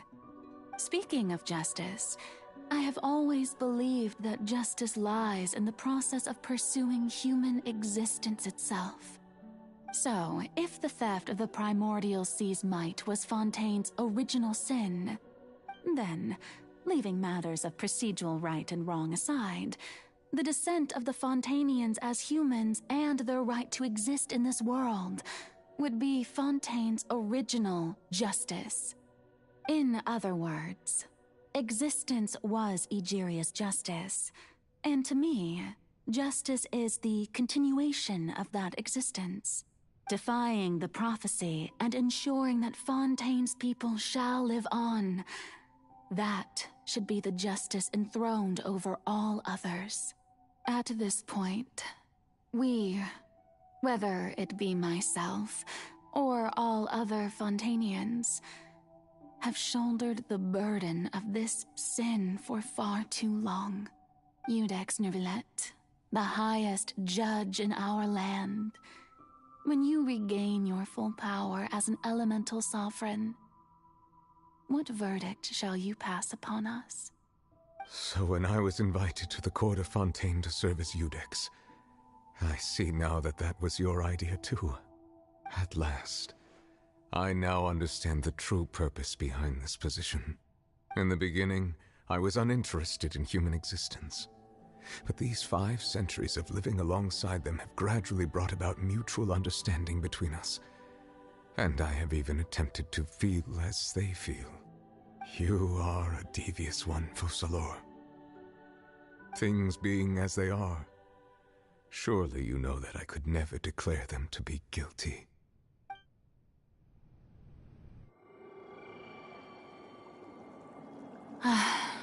The hour of my execution is almost here. For the sinner, the curtain call has come. I know I may not sound it, but faced with death, I find myself a little afraid. Perhaps this is one thing both gods and humans have in common.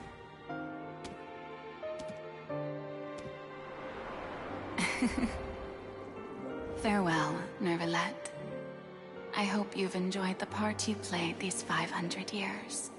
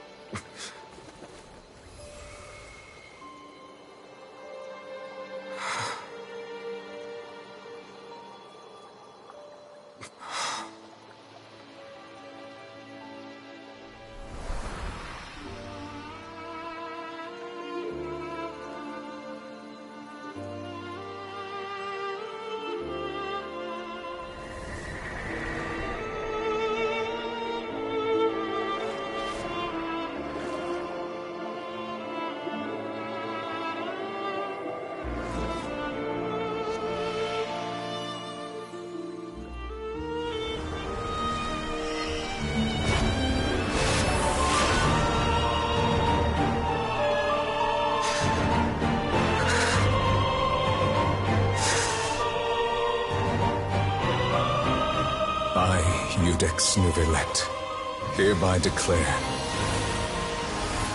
people of Fontaine, your sins are forgiven.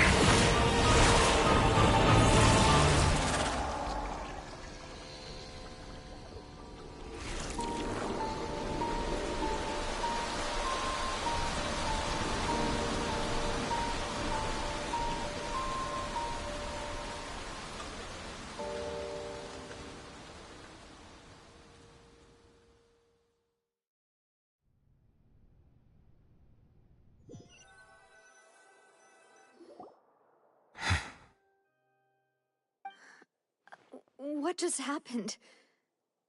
Has the death sentence been carried out? Was that bright light some sort of misdirection?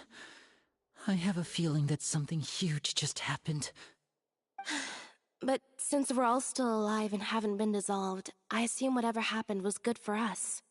It's time to end this. We must mete out punishment to that beast. Didn't you say just a moment ago that it can't be defeated? I have gained the strength sufficient to deal with it. Through certain means, I now have the ability to separate the power of the Primordial Sea from that creature. We should seize the opportunity to pursue our quarry.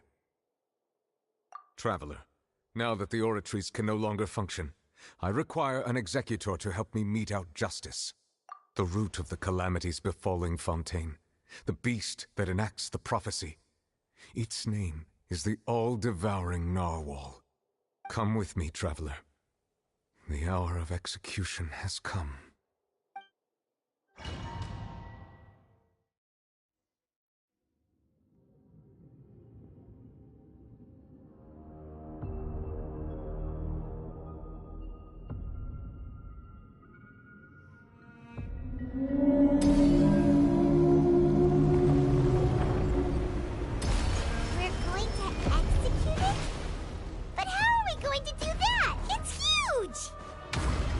I've already done my best to separate the power of the primordial sea from the wave. But considering the size of the beast, I cannot reach the power source. Unless we can find a way to attack it from within. I shall share a part of the ancient dragon's power with you. We shall look for an opening together.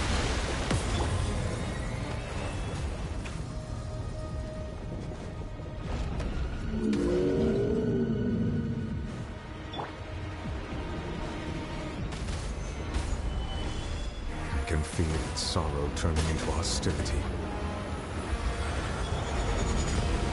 There is no escape!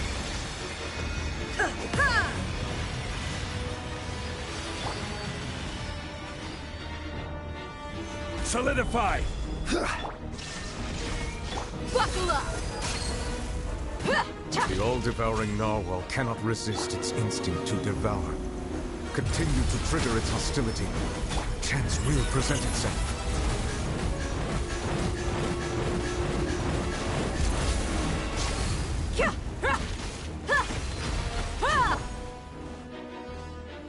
Gather!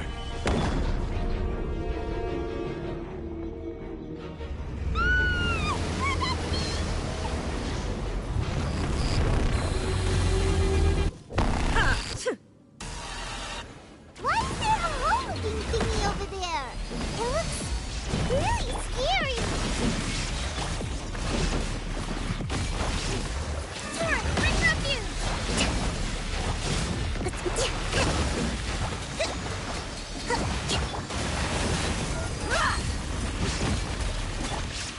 Gather! Illusion shadow!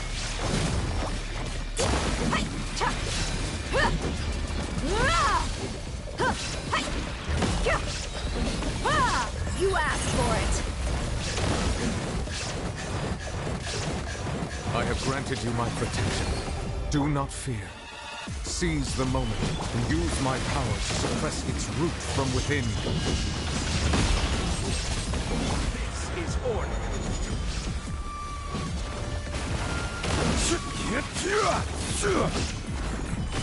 Shine down! Allow me! Billowing surge!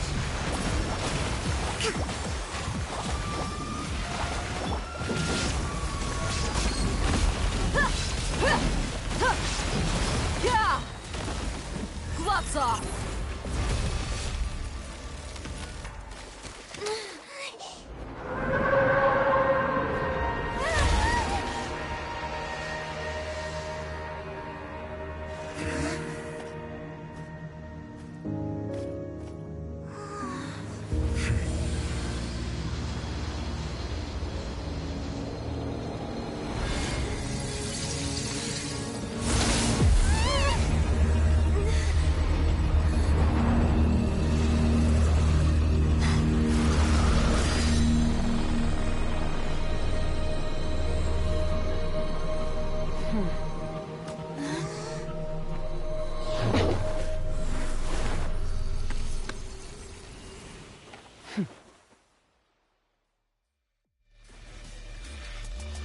Thanks for helping with the cleanup. It should have been my job, but... oh well. It was just supposed to be a short private training session for me. I didn't think that my disciple and my master's pet would start brawling in the meantime. Well, actually, I had a feeling that it would happen at some point, but they bumped into one another earlier than I thought. What a blunder. I suppose I'll have to swing my sword 3 million times as penance. That power. Who are you exactly? Paimon has an idea. From what she said earlier, she must be Child's master. Skirk, right? It's just that he gave us the impression that she was the less talkative person. I simply did not have anything to say to the weak. But you, on the other hand, managed to defeat the all-devouring narwhal without using power from beyond this world. So you may speak to me as equals. I have to agree. It's a strange use of a planet's primordial waters just to raise an all-devouring narwhal. That kind of power is wasted on it. It's not cooperative, it eats too much, and I have more important things to do with my time than pet sitting. The only thing that creature has going for it is its looks. All in all, it fails as a pet. Miss Skirk? I think you might have missed the point. The point being? Well, being that this pet almost destroyed an entire nation. So what sort of person is your master? Well, child's master's master. Wait, is that right? Oh, right. So you don't know him. Sorry, I assumed you did. His name is Sertologi. Huh? I am unfamiliar with that name. Huh. So Master is insufficiently famous. How should I describe him then? Have you heard of the name The Fowl? The Fowl? Still nothing? Well, how about the Visionary? Vetterfulnir, then? Or Gold Rhindaughter? Ooh, that one we've heard! Rhindaughter's part of the Hexen Circle. She's Albedo's mom, right? Oh, so you do know that name. To be honest, I also heard all of those names and titles from my master. I don't actually know them either. But I suppose you understand now, yes? My master is likely a similar sort to Rhindaughter. They are both pursuing some form of perfection. Wait! Didn't you also mention a visionary person? Paimon didn't quite catch their name. Actually, never mind that. I believe it expedient to inform you that the all-devouring narwhal used up nearly all its strength fighting you. Such roiling hydro energies will prove difficult for the planet's deep seas to digest. As such, the Fontaine back on the surface has most likely been thrown into chaos. In other words, the prophecy that you've been fretting over should now be in full swing. What?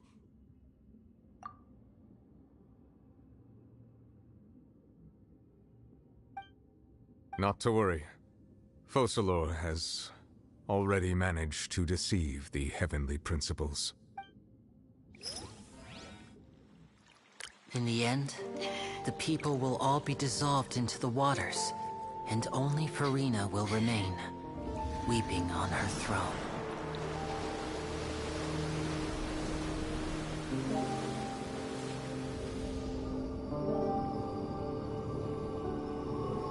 Only then will the sins of the people of Fontaine be washed away.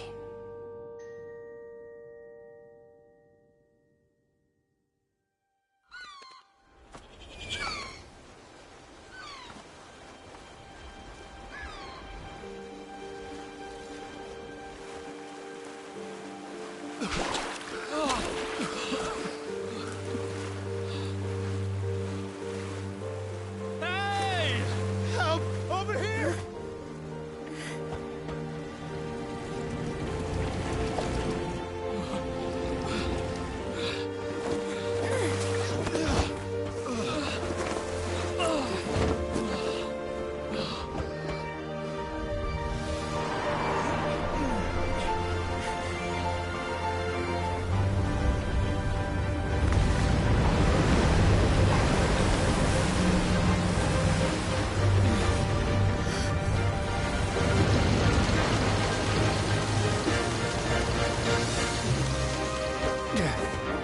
All hands, initiate emergency rescue!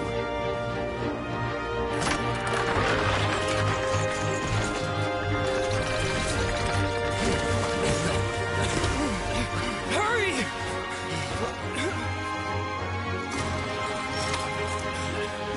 Hey, lend a hand!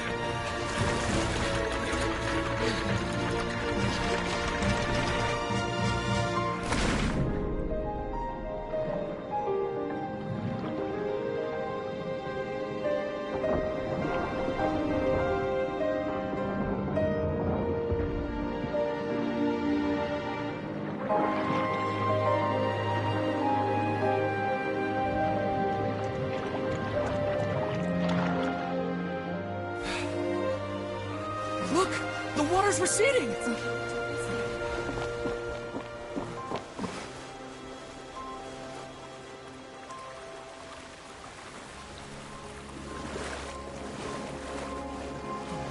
It's a miracle! Water's receding. We didn't dissolve. The prophecy was wrong. The prophecy was wrong.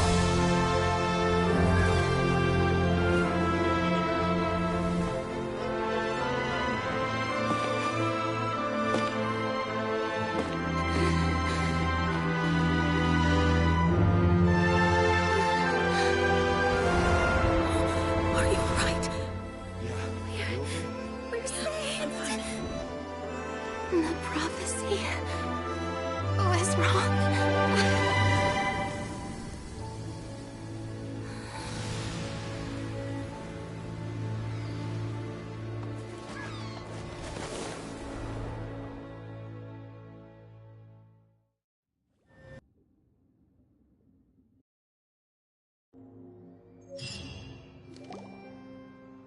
The soil renewed. The Spina Rasula talks post-disaster rebuilding. I recently visited Poisson to meet with Miss Navia, spokesperson of the Spina Rasula, and we spoke about Poisson's present and future. Old soil can still give birth to new bloom, Miss Navia stated. Hope is like seeing a small cookie when you're starving late at night. You just need a little of it. Skyship Winglet, lunar brain of the Fontaine Research Institute. The various disputes that have arisen on account of Mr. Edwin have suddenly become a shield over the Institute, with Jurier turning out to be a once-overlooked hidden gem. People always call the first researcher mad, but few know what to call the second. And should that latter person achieve a miracle, they would find it all the harder to find a word with which to classify him and his team. Wow! Paimon barely recognizes the people in the reports. Are those really Jurier and Navia? They sound like real big shots. What do you think? Pretty enthralling, huh? The Steambird's idea was pretty simple.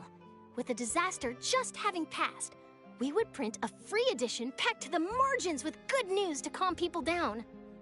The value for these big scoops lies in their inevitable follow-ups. We'll publish further reports and go into the stories behind those people. Edwin's assistant, Jurier, created a true flying ship, while Navia is leading people in the reconstruction of their home. I'm sure that these stories could draw even your well-traveled eye. Paimon's curious too! Wait a minute. Didn't we watch everything happen from start to finish? What's there to be curious about? And that's exactly why I'd like you to come conduct interviews with me. You're the best incubators of news, if you haven't noticed. And also, with you around, I'm sure I'll get to see that Duke. Are you sure? Hasn't he turned you down several times already?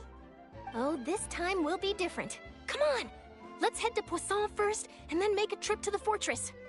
There are some things you'll only know when you get there.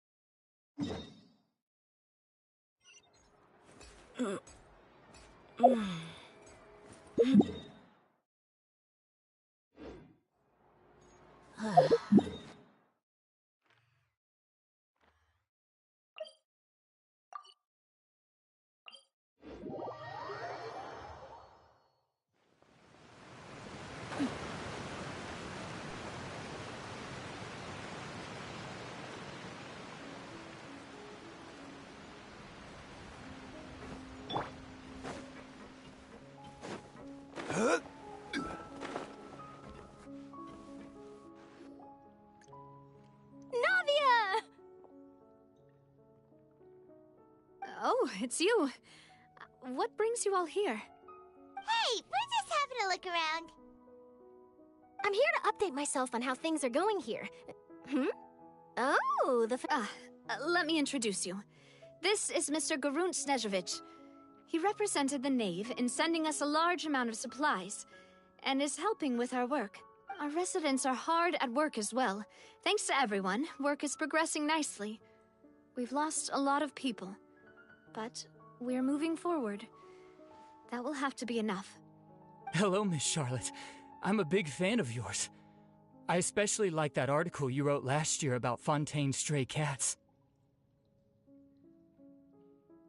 But if you don't mind, could you not emphasize our role too much in your report? It's not charity we're doing here. We just happen to share the same interests as the Spina. I get where you're coming from. I'll keep it as simple as possible. Or would you be willing to feature as friendly neighbors? That would be fine. Thanks. Oh, you're back too. How are things? We finished laying down the construction materials. It'll be another hour before the workers are able to go over there. Huh? You're here too, Clorinde? Well, her reputation's greatly risen after that whole duel business with Miss Farina, so she's here in Poisson to wait out the heat. All right. She really came here to help me out. There's too much to consider in the reconstruction of Poisson. The Spina has need of more decision-makers. And, well, I do already happen to be connected to Mr. Callis. Oh, wait just a moment. Do you mind me asking a few questions? You know, about how you felt before the duel, about what it was like facing down a god. There's lots of exciting material there, I bet. Forget it. I'm sure you can find a better theme than that, Miss Charlotte. I see you're the same as always. Couldn't you do me a favor, for Navia's sake? Well, if we're talking about doing things for my sake, you might as well just take a few more photos of me. Or of the Traveler. It's better than wasting time persuading Clorinde, at any rate. Of course I will. I'm not gonna let her off that easy. All right, then everyone who wants to be in the photo, gather up. And smile!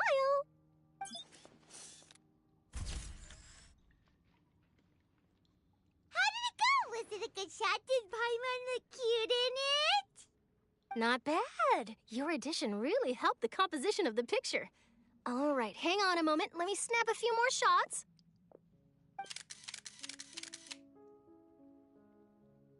All right, that should do it. I'll be back here later anyway, so let's call it a day. You're very quick. Speed is of the essence when it comes to the news, and freshness is the key. Also, not to brag, but I'm pretty good at building connections. Who knows? I might eventually get that interview with you after all, Miss Clorinde. Wow, you really do have that never say die spirit. I'm impressed. I'll hazard a guess that this is how you got that interview at the Fortress of Maripede. Whoa, you're well informed. Let me make a guess too. I asked Sijuin, who told Monsieur Nervillette, and he told you, right? That's a very complete information chain. In truth, all Monsieur Neuvillette asked me was, when did the fortress become so friendly towards the media? I told him that it was best not to speak too soon. There's no guarantee that Wriothesley will make a personal appearance. You're right. I've got to treasure every moment I have with them. In which case, I'll be making a move first. Stay safe now. And tell me if you hear anything interesting. I'll treat you to afternoon tea in exchange.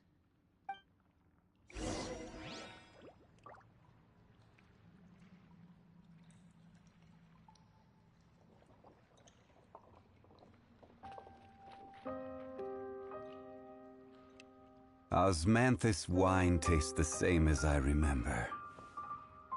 But where are those who share the memory?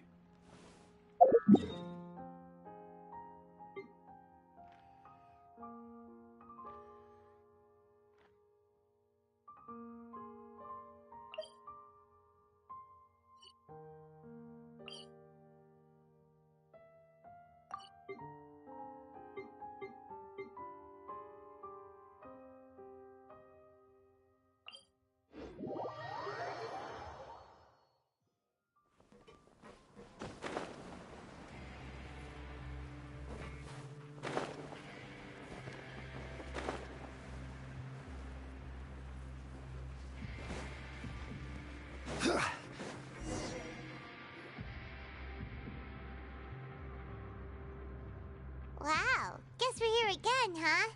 There's a real nostalgic feeling to this place. Looks like you've been missing us. Duke! Did you come all the way to the entrance to greet us? Of course. I'm here to welcome you and our dear Miss Charlotte, whom our good head nurse recommended to me. It's an honor to finally meet the much-rumored Duke. Thank you for consenting to my visit to the fortress, sir. No need to thank me. But that said, I shouldn't be the focus of your interview. I trust you recall our agreement? Of course, of course. All right then, this way.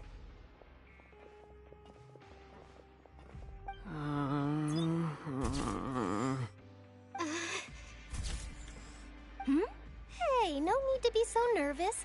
I've already taken all the, Miss Charlotte. It would seem that Miss Lorvine doesn't want her face to appear beside the— Sir, please don't say things like that. But it looks like dear Mr. Jurier denies it. Might this interview be very No, I just... This is my first time Now, I might not look it, but I actually did meet Mr. Edwin once. And I'll be honest, I enjoyed chatting with you more.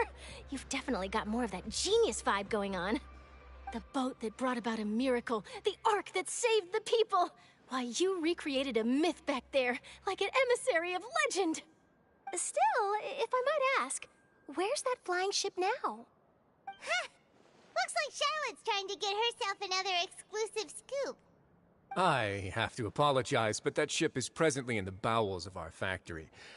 I'm afraid it won't be easy for you to get a shot of it. Really?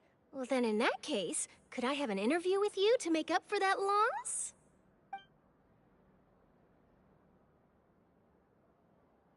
You already know my answer, I'm afraid. Best you interview our head nurse instead. Or perhaps you'd like to take another photo of this couple of researchers? Did you really have to use the word couple? Well, then, 2 solo photos will do. Is my hair messed up? Please, someone help me have a look. Things sure are getting pretty lively here. We've seen this kind of thing before. Oh, seems like everyone's here. Would any of you like to try this new drink I came up with? Ah, Siegeween. Hey, Miss Charlotte. Why don't you, take some pretty photos of our head nurse? Sure. Come on, Miss Siegeween. Over this way. Let's find a brighter spot. Huh? Sure. Do I have to smile? So, how have things been at the fortress?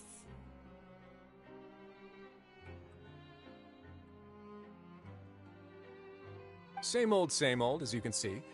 Fontaine's undergone some changes, but this place is still more or less the same. Other than that flying ship, it got a tad too much attention, I think. That's why I decided to let the interview go through. We should direct more public opinions toward the behind-the-scenes heroes. Am I right, Mr. Jurier? Miss Lorvine? You're too kind, sir. I believe that you too should have your day in the sun. Not that you would want that, which is a pity. I'll just leave the spotlight to you two.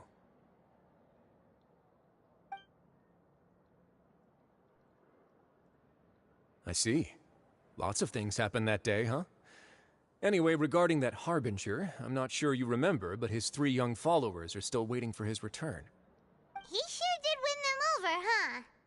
I'll tell them that there's good news and bad news. The good being that their boss seems fine, and the bad being that they must face extended sentences for abetting his escape. Oh, actually, what about you? Are things gonna change for you too? What change can there be? The fortress will keep chugging along, and so will my duties. As to what Miss Farina's departure will mean for the nation, and if our laws and governance will be transformed, we'll leave those to the folks in the overworld. Hey everyone, the photo shoot's done. Good. In that case, let's call it a day here. Thanks for your cooperation. Come on, Traveler, let's go. Till next time, everyone. There'll be a next time? Maybe. Who knows? I might write a story about the underwater factory next time. Until then. All right, last stop, the docks.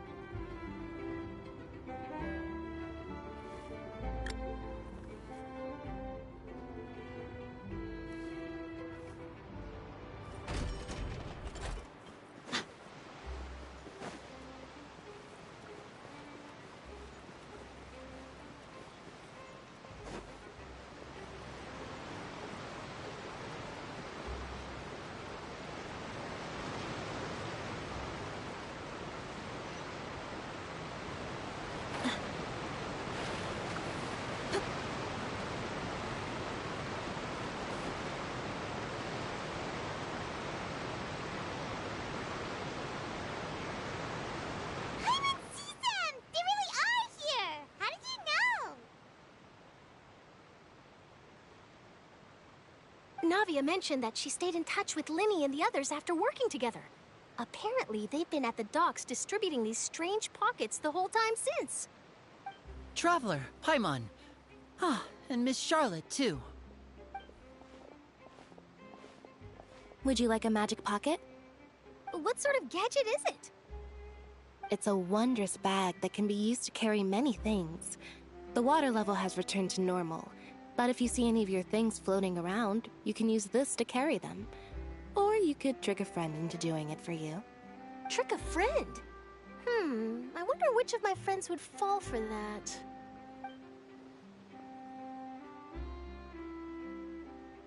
You could just make a friend like Fremine here. Isn't that right, Fremine?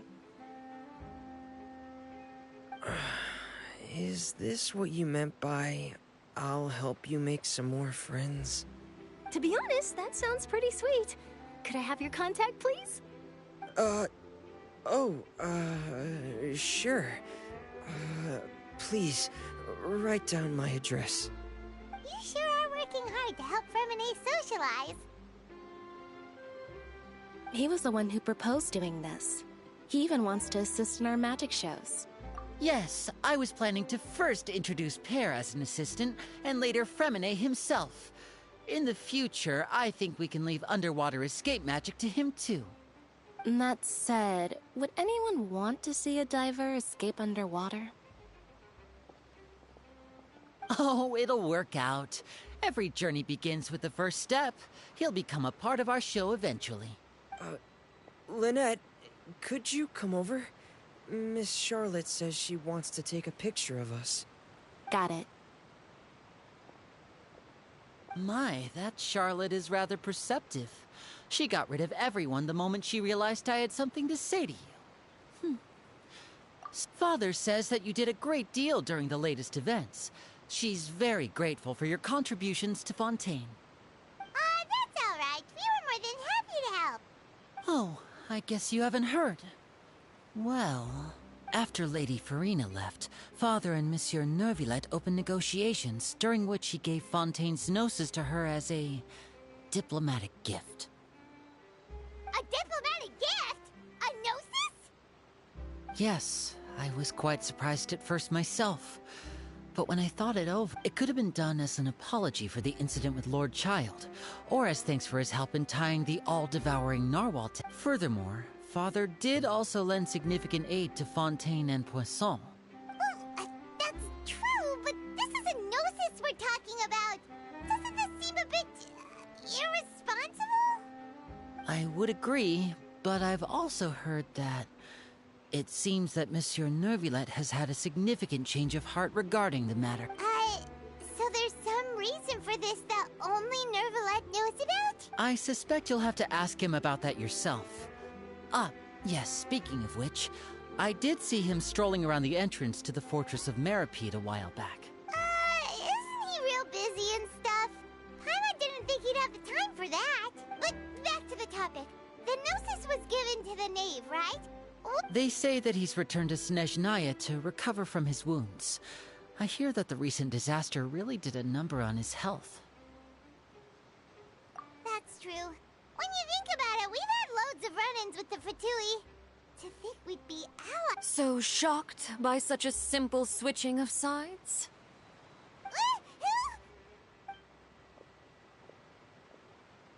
Father! Well, what do you know? Come to the docks to see how my children are doing and meet the Traveler by chance. Please do not pay my accomplishments in Fontaine too much mind.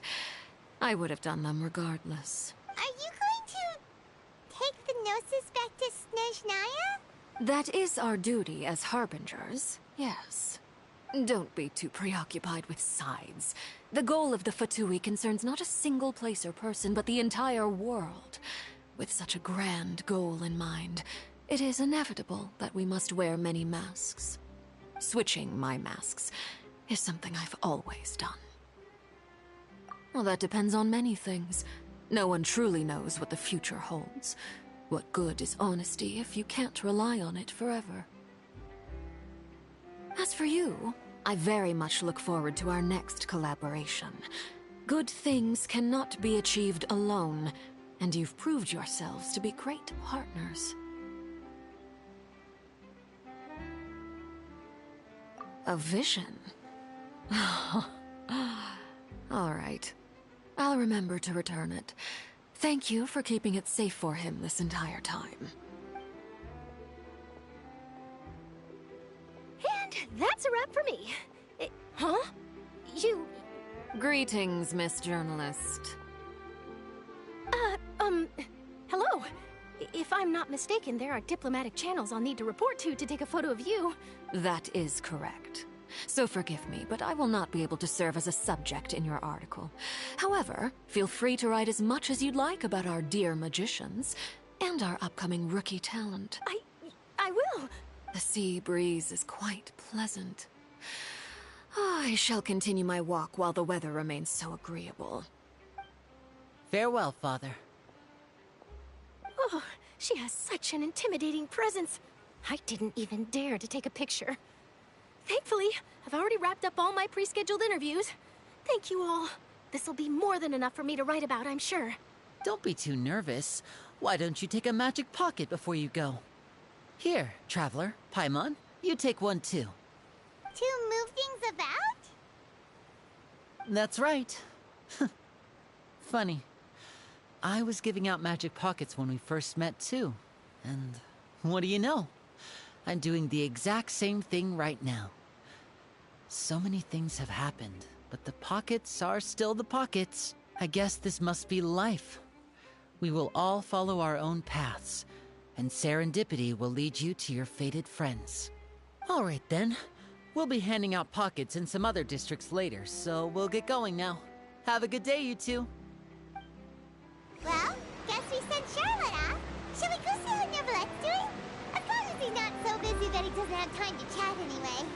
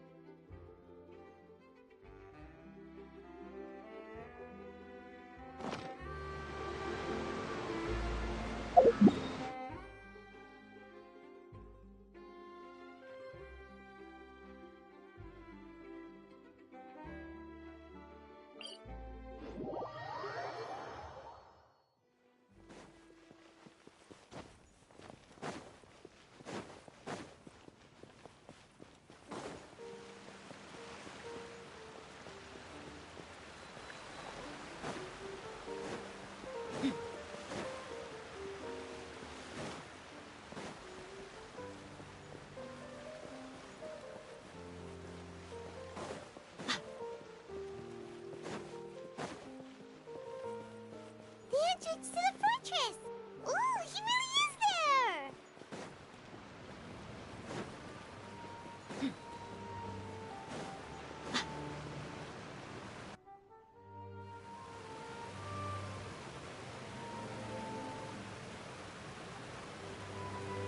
So, you really are here, Neverlet!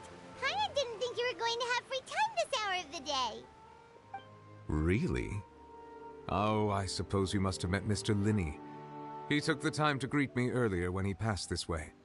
In any case, you came at a good time.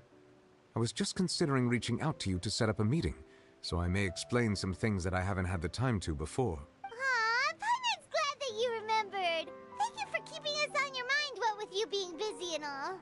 Alright, let's have it then. How was Fontaine actually saved? The whole business is still quite the mystery to us.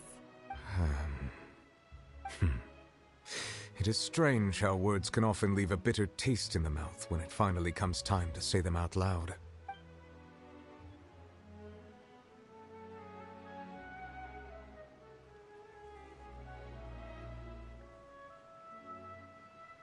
Whoa. So that's what happened?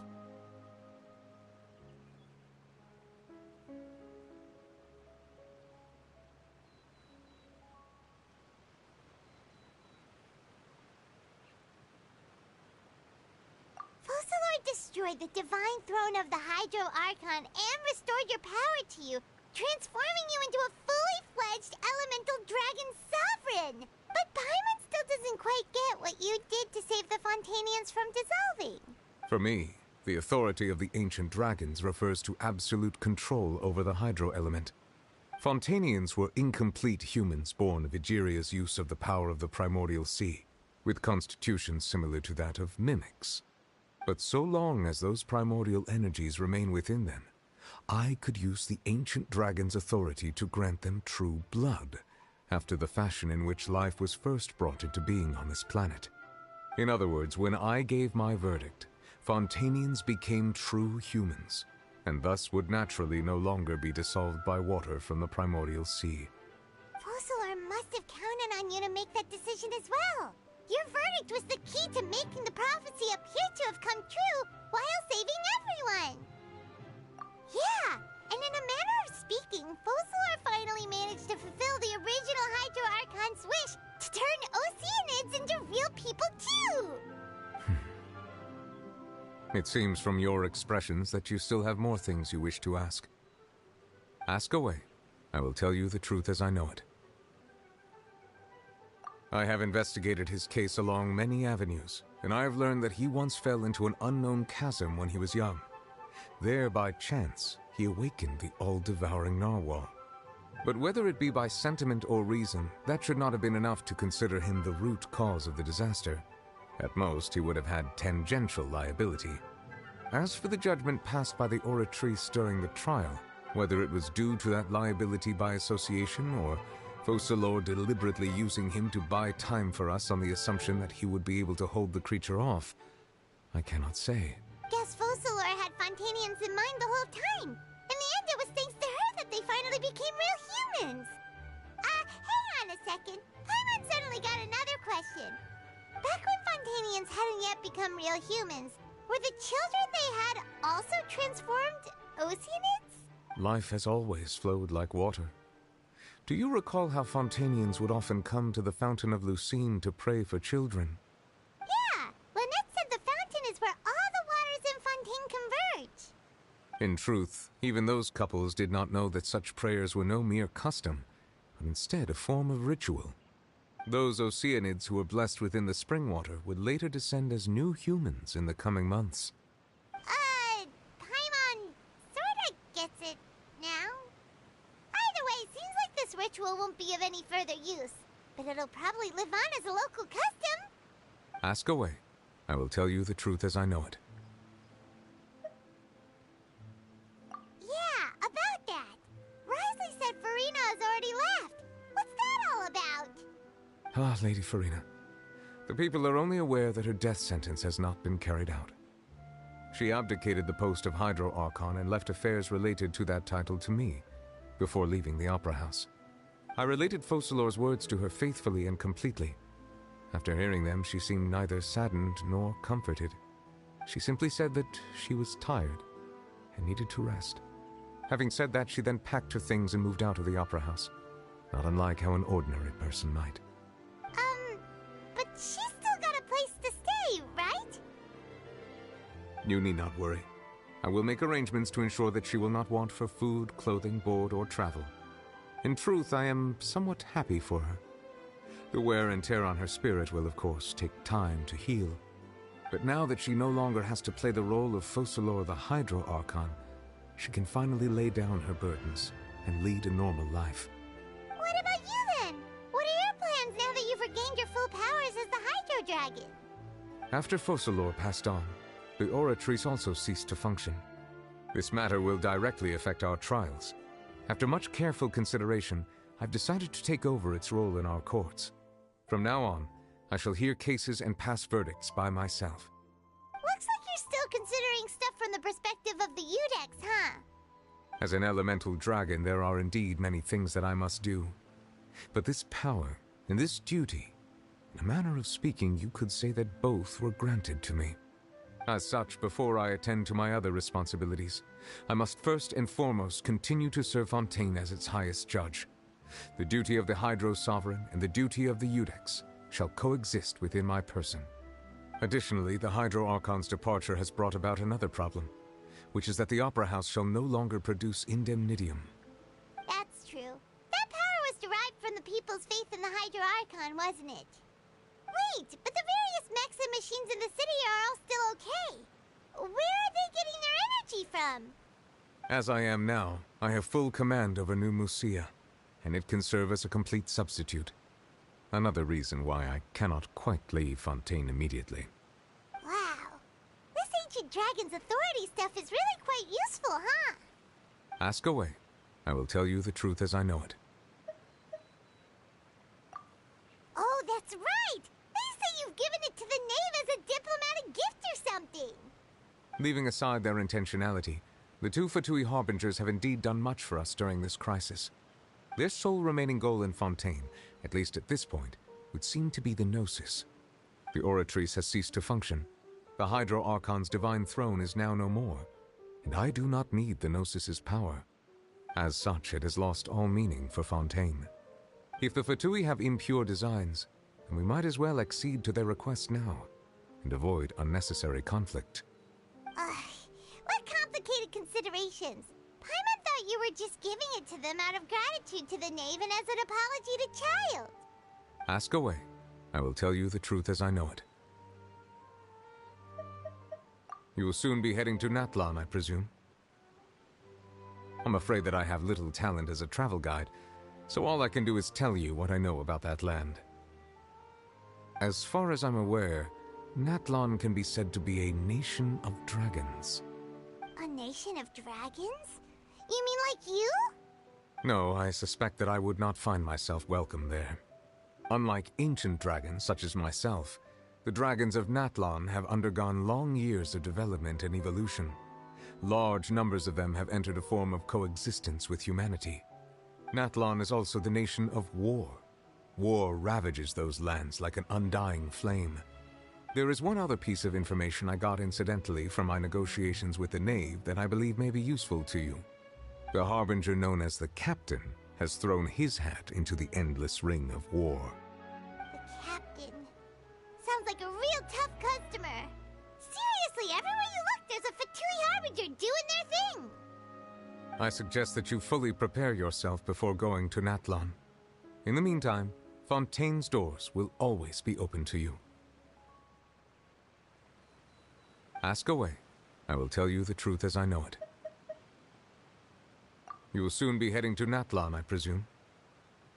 I'm afraid that I have little talent as a travel guide. As far as I'm aware... A nation of dragons? No, I suspect that I would not... Unlike ancient dragons such as myself, the dragons of Natlan have undergone long years of development and evolution.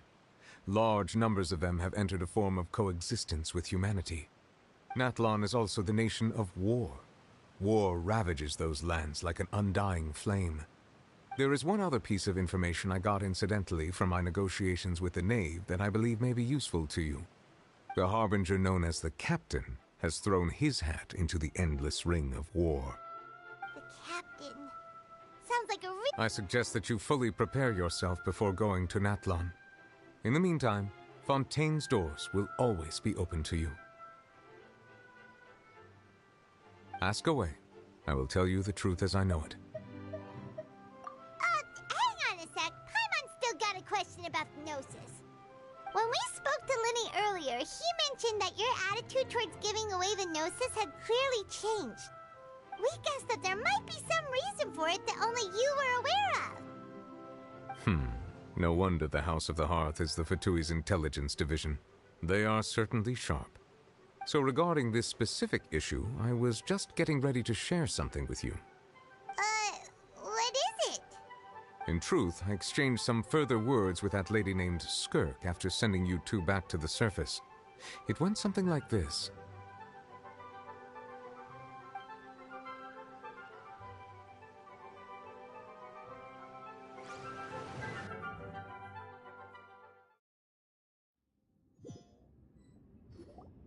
Well, we're going to head topside to see what's going on. You hurry over soon as well, all right, Nervalet?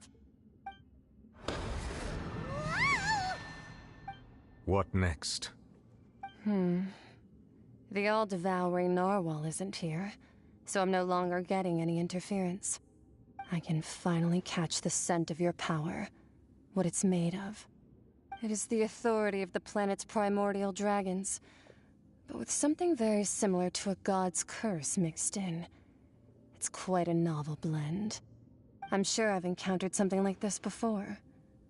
What was it again? I do not know what you speak of. Ah, of course. How could I forget?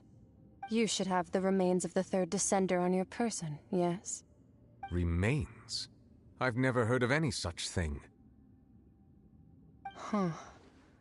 According to your parlance, I believe it may be called a gnosis. Well, that much is true. After Focalor's divinity faded, she handed her gnosis to me. But I fear I have never heard of it described in the manner that you just did. I've been training with my master, the Foul, ever since I was young, and I have never returned to the surface since. So most of the information I possess, I got from him. It is only natural for those who are greater than humanity to possess a different sort of common sense, which is why there are so many problems in our attempts to communicate with humans. Regardless, you should probably get rid of objects of misfortune to prevent any disasters from befalling you. To live in itself is a blessing. But once a person dies, the bonds he once had with this world shall all turn to curses. What do you mean by that? No need to fret. These are just my personal thoughts, and my reason for no longer wishing to return to the surface. This third Descender you refer to, who are they? And when did they die? Master never mentioned them to me. Perhaps it just wasn't that important for me to know. If you're interested, though, I could ask him. I'll be sure to pass the answer on to you next time. Next time? You believe we will meet again? I do. Wait. I have a disciple of my own, don't I? He can be the messenger, then.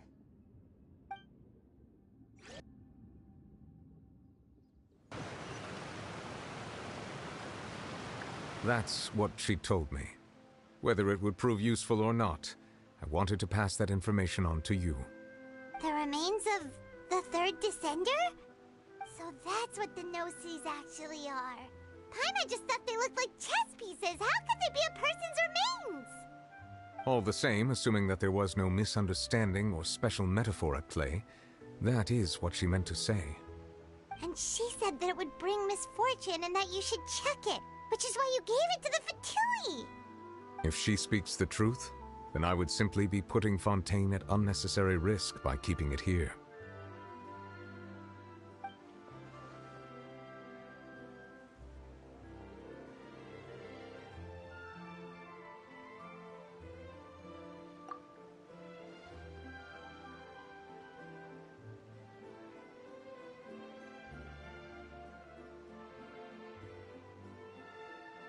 I had guessed that you might already be familiar with this concept, but I did not expect you to be one of them. That means that the Gnosis, which are exceedingly element-compatible and can even enhance elemental abilities, do indeed come from the third Descender. I wonder, does your body also possess similar properties? Like being able to use elemental powers without a vision. That does sort of count as special compatibility, right? No, let's not think about this stuff right now. It just feels creepy. Comparing the Traveler to the dead third Descender and all. That's what you say, but this topic still feels like bad luck. Once Child recovers, let's get some more answers out of him. Or go look for his master and get the answers that way. I too believe it unwise to make too many blind guesses when information is lacking. The same is true of being at court. All right. Whatever the case, it seems like the crisis here in Fontaine's over for now. Yes. All of Focalor's efforts were for this moment as well. But she sacrificed herself in the end as a god, and she suffered through all those years as a human. Was that really what she wanted? I suppose that would be the mystery of a god's will. I suspect not. But once in a while, I too would guess that if wishes were like the clouds in the sky, they will one day return to the earth as raindrops. Life flows like water, and rain is the final answer. The water levels may sometimes tilt one way or another, but the rain falls fairly upon all. And what, ultimately, is the difference between the rains that fall upon all of us?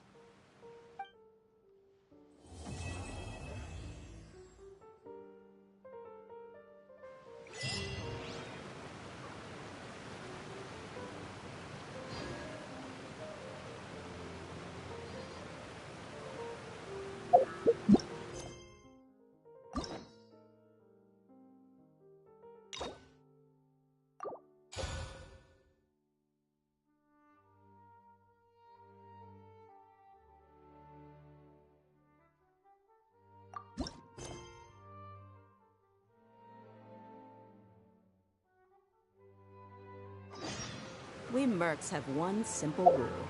Whoever pays the most is your...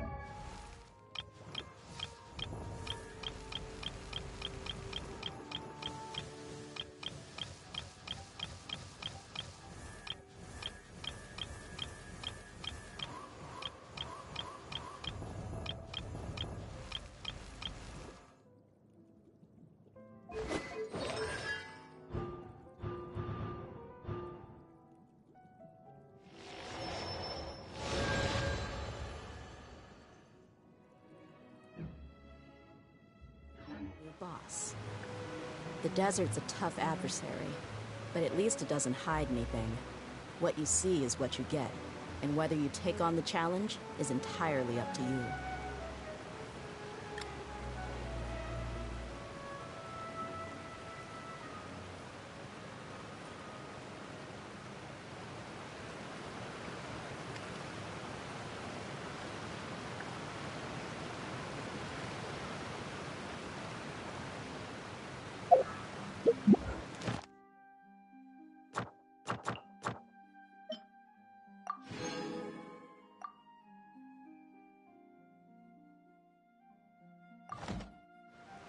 My people are used to the desert life.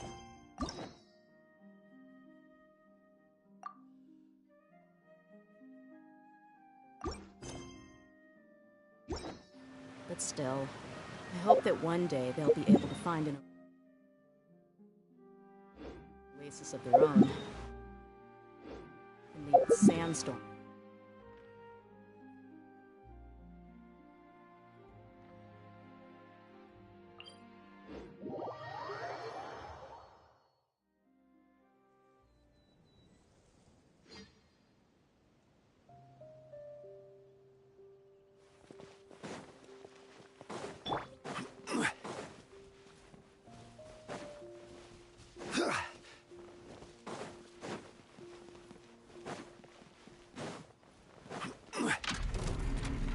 Solidify!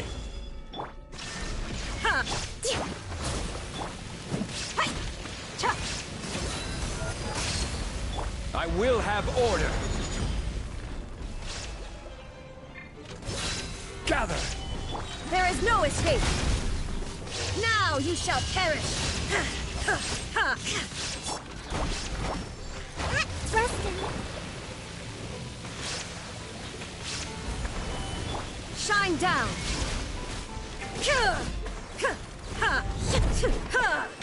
Let's get it on!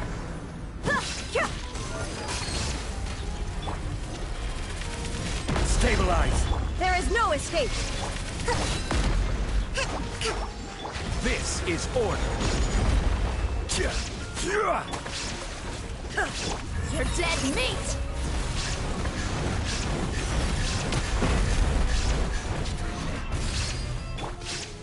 Solidify! Shine down! Allow me!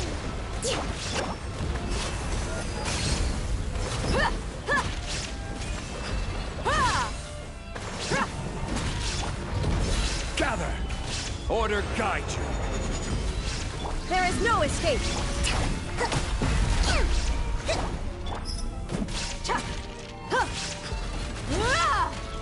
Buckle up!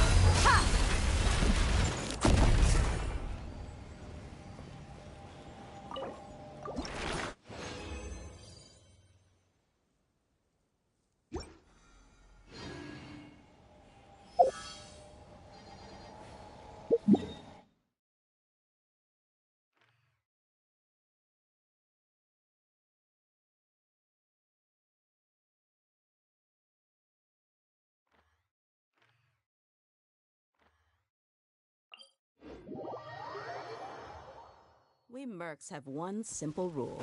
Whoever paid...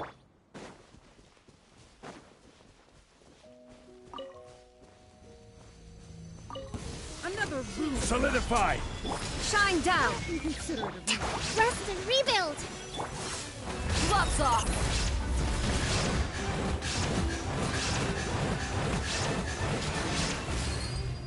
Let's get it on! Did I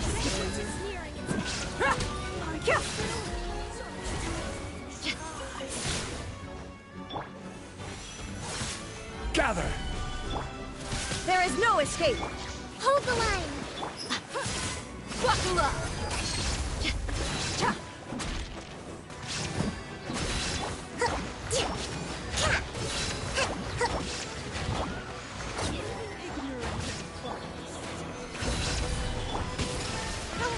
Huh. You asked for it! This must go on. Did I scare you? Covenant of the Deep! Rest and rebuild!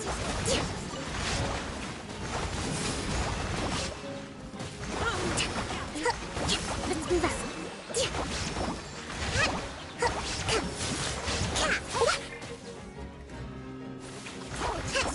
A brash maneuver! Solidify! Illusion shattered!